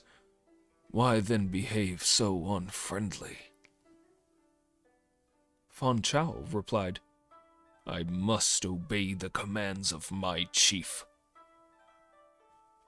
"I am here for the service of my state. Why do you press me so hard?" said Han Sui. At this, Fan Chao turned his horse, called in his troops, and left Han Sui in peace. Unwittingly, a nephew of Li Jue had been a witness of this scene, and when he saw the enemy allowed to go free, he returned and told his uncle. Angry that his enemy had escaped, Li Jue would have sent an army to wreak vengeance on his general, but his advisor, Jie Shu, again came in and said, "The people are yet unsettled. It was dangerous to provoke another war. Instead, invite Fan Chou to a banquet, and while the feast was in progress, executing him for dereliction of duty." This seemed good to Li Jue, so the banquet was prepared. Zheng Ji and Fan Chou accepted their invitations and went cheerfully. Toward the latter part of the entertainment, a sudden change came over their host, Li Jue, and he suddenly asked Fan Chou, "Why have you been intriguing with Han Sui? You are turning traitor, eh?" The unhappy guest was taken aback, and before he could frame his words to reply, he saw the assassins rush out with swords and axes. In a moment, all was over, and Fan Chou's head lay beneath the table. Scared beyond measure, his fellow guest, Zhang Ji, groveled on the floor. "Fan Chou was a traitor," said the host, raising Zhang Ji by the arm, "and he has his deserts. You are my friend and need not fear." Li Jue gave Zhang Ji command of Fan Chou's army, with which Zhang Ji returned to his headquarters garrison in Hongnong. No one of the leaders among the Leaguers dared attempt an attack on the party newly risen from Dongzhuo's disaffection, while on the other hand, Jie Shu never ceased to urge his masters to exert themselves for the welfare of the people, and thus to tempt wise people to join them. And by these means, the government began to prosper, and the court to reassert its authority. However, a new trouble arose in the shape of a resurgence of yellow scarves in Qingzhou. They came under numerous chieftains, in the number of hundreds of thousands, and plundered any place they reached. Minister Zhu Jun said he knew of one who could destroy this sedition, and when asked who was the man he proposed, Zhu Jun said, "You want to destroy this horde of rebels. You will fail unless you get the services of Cao Cao. And where is he? Asked Li Shui. He is governor of Dongjun. He has an army, a large one, and you have only to order him to act. The rising will be broken. A messenger went post-haste with a command for Cao Cao and Bao Jin, lord of Jibei, to act together in quelling the rebellion. As soon as Cao Cao received the court command, he arranged with his colleague first to attack the rebels at Shouyang. Bao Jin made a dash right into their midst and inflicting damage wherever he could, but he was killed in battle. Cao Cao pursued the rebels as they fled. 10,000 surrendered. Then Cao Cao put his quondam enemies in the van, and when his army reached any place, many more surrendered and joined him. After 3 months of these tactics, he had won over many thousands, both of soldiers and ordinary folks. Of these new adherents, the strongest and boldest were made the Qingshao army, and the others were sent home to their fields. In consequence of these successes, Cao Cao's prestige and fame became very great and increased daily. He reported success to capital Chang'an and was rewarded with the title of General who guards the East. At his headquarters in Yanzhou, Cao Cao welcomed wise counselors and bold warriors, and many gathered around him. 2 clever persons, uncle and nephew, came at the same time, both from Yanzhou, named Zun Yu and Zun You. The uncle had once been in the service of Yuan Shao. Cao Cao rejoiced when he had won the elder Zun to his side, saying, Zun Yu is my Zhang Liang. He made Zun Yu a marching general.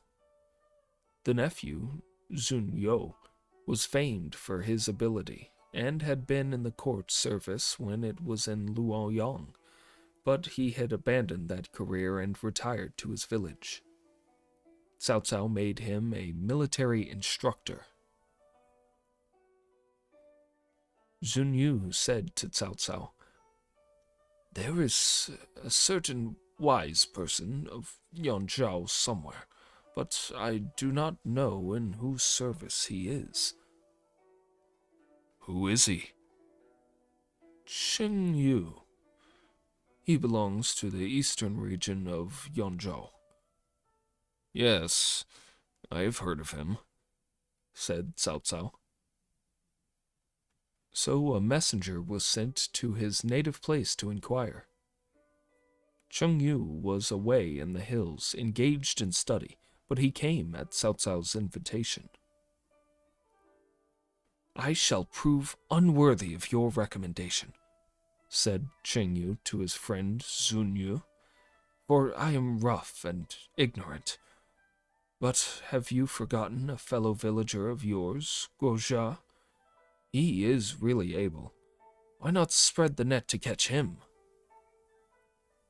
"I had nearly forgotten," said Zun Yu suddenly.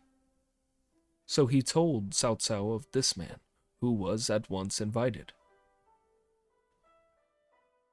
Guozha, discussing the world at large with Cao Cao, recommended Liu Ye from Henan, who was a descendant of Liu Shu, the founder of later Han. When Liu Ye had arrived, he was the means of inviting 2 more, Man Chong from Shangyang and Liu Qian from Wuchang, who were already known to Cao Cao by reputation. These 2 brought to their new masters notice the name of Mao Jie from Qinliu, who also came and was given office. Then a famous leader, with his troop of some hundreds, arrived to offer service. This was Yu Jin of Taishan, an expert horseman and archer, and skilled beyond his fellows in every form of military exercise. He was made an army inspector. Then another day, Xiahou Dun brought a fellow to present to Cao Cao. Who is he?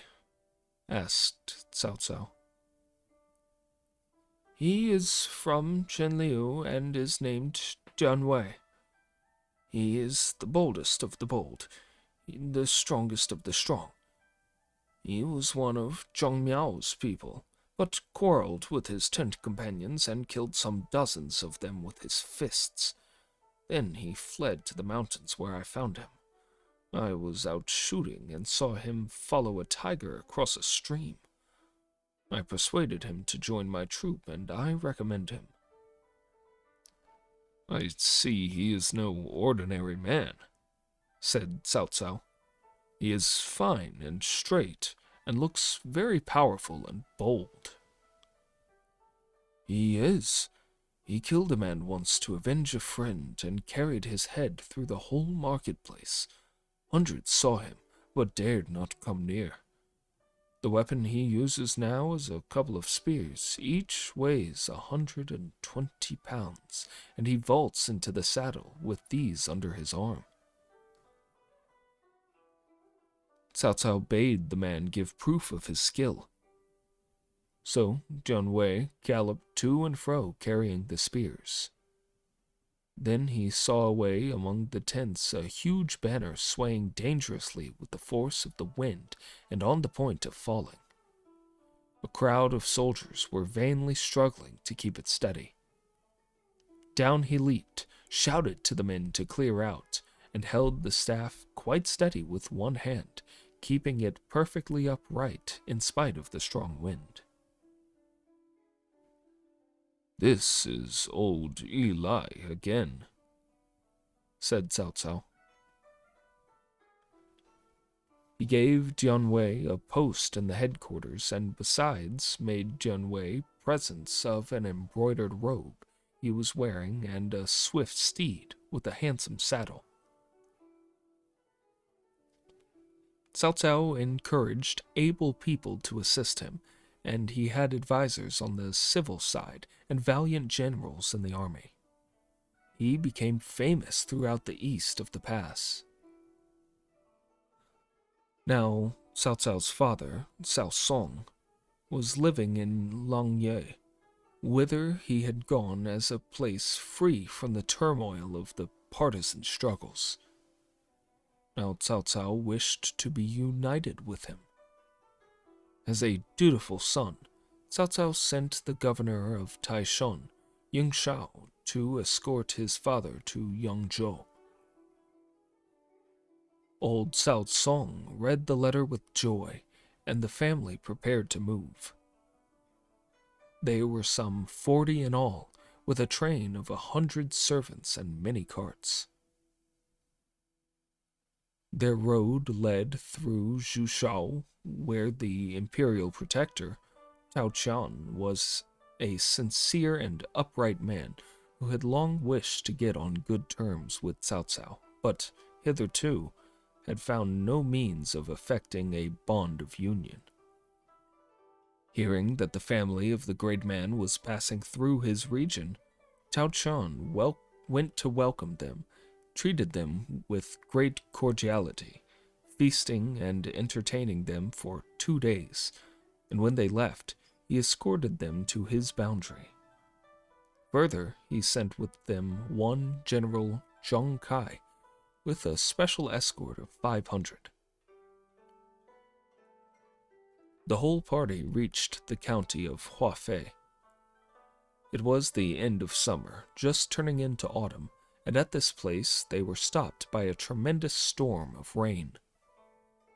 The only shelter was an old temple, and thither they went. The family occupied the main rooms, and the escort the 2 side wings. The men of the escort were drenched, angry and discontented. Then Zhang Kai called some of his petty officers to a secret spot and said, "We are old yellow scarves and only submitted to Tao Chun because there is no other choice. We've never got much out of it. Now here's the Cao family with no end of gear, and we can be rich very easily. We will make a sudden onslaught tonight at the third watch and slay the whole lot. Then we shall have plenty of treasure, and we will get away to the mountains." They all agreed. The storm continued into the night, and as Cao Song sat waiting anxiously for signs of clearing, he suddenly heard a hubbub at the west end of the temple. His brother, Cao De, drawing his sword, went out to see what it was about, and Cao De was at once cut down. Cao Song seized one of the concubines by the hand, rushed with her through the passage toward the back of the temple so that they might escape. But the lady was stout and could not get through the narrow doors, so the two hid in one of the small outhouses at the side. However, they were seen and slain. The unhappy governor Ying Shao fled for his life to Yuanshao. The murderers fled into the south of River Huai with their plunder after having set fire to the old temple. Cao Cao, whom the ages praise, slew his hosts on his former flight. Nemesis never turns aside. Murdered too, his family died. Some of the escort escaped and took the evil tidings to Cao Cao.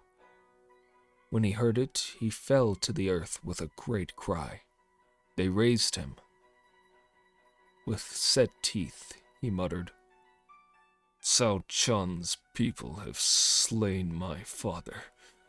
No longer can the same sky cover us. I will sweep Zhu Shao off the face of the earth. Only thus can I satisfy my vengeance." Cao Cao left one small army of 30,000 under Zhun Yu and Cheng Yu to guard the east headquarters in the three counties of Wansheng, Bansha, and Dongzhun. Then he set forth with all the remainder to destroy Zhu Zhao and avenge his father.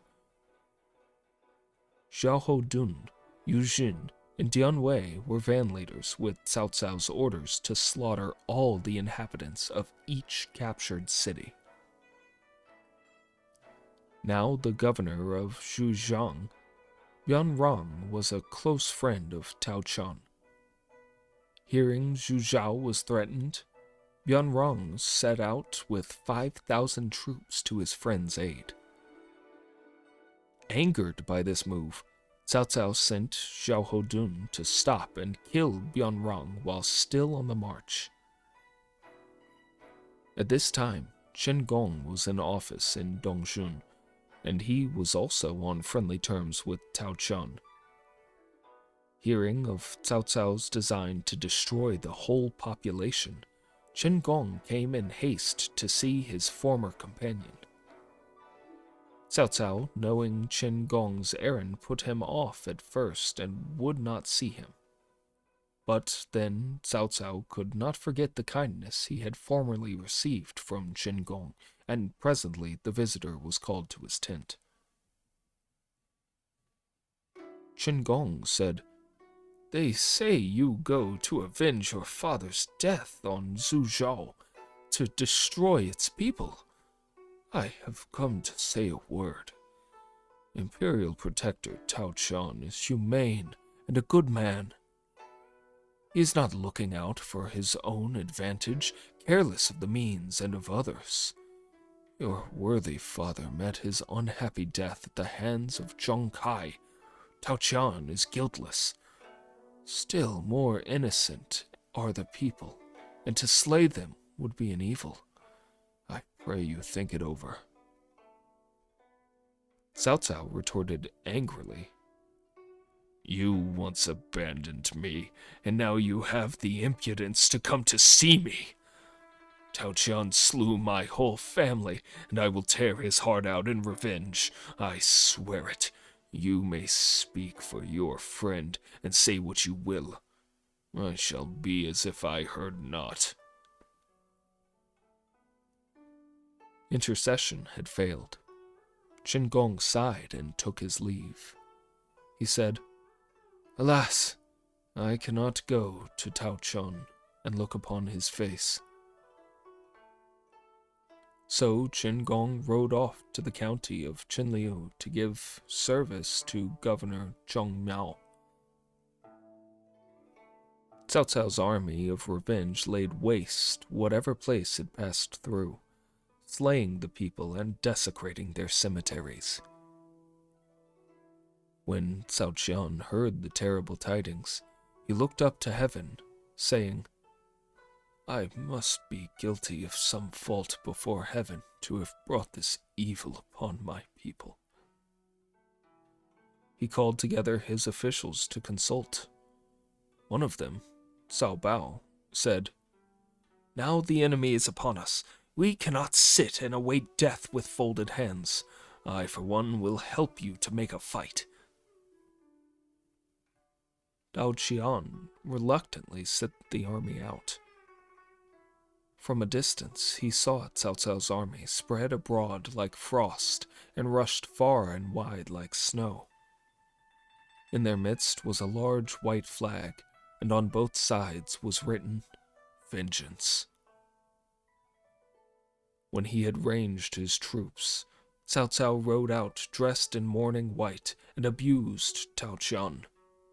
But Tao Qian advanced, and from beneath his ensign he bowed low and said, I wish to make friends with you, illustrious sir, and so I sent Zheng Kai to escort your family. I knew not that this rebel heart was still unchanged. The fault does not lie at my door, as you must see. You old wretch, you killed my father, and now you dare to mumble this nonsense, said Cao Cao.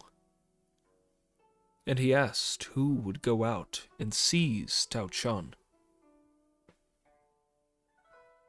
Xiao Dun undertook this service and rode out. Tao Qian fled to the inner portion of his array, and as Xiao Dun came on, Cao Bao went to meet him. But just as the two horses met, a hurricane burst over the spot, and the flying dust and pebbles threw both sides into the utmost confusion. Both drew off. Tao Qian retired into the city and called his officers to council. The force against us is too strong, said he. I will give myself up as a prisoner and let him wreak his vengeance on me. I may save the people. But a voice was heard, saying, You have long ruled here, and the people love you. Strong as the enemy are, they are not necessarily able to break down our walls, especially when defended by you and our people. I have a scheme to suggest that I think will make Cao Cao die in a place where he will not find burial. These bold words startled the assembly, and they eagerly asked what the scheme was. Making overtures for friendship, Tao Qian encountered deadly hate. But where danger seemed most threatening, he discovered safety's gate. The next chapter will disclose who the speaker was.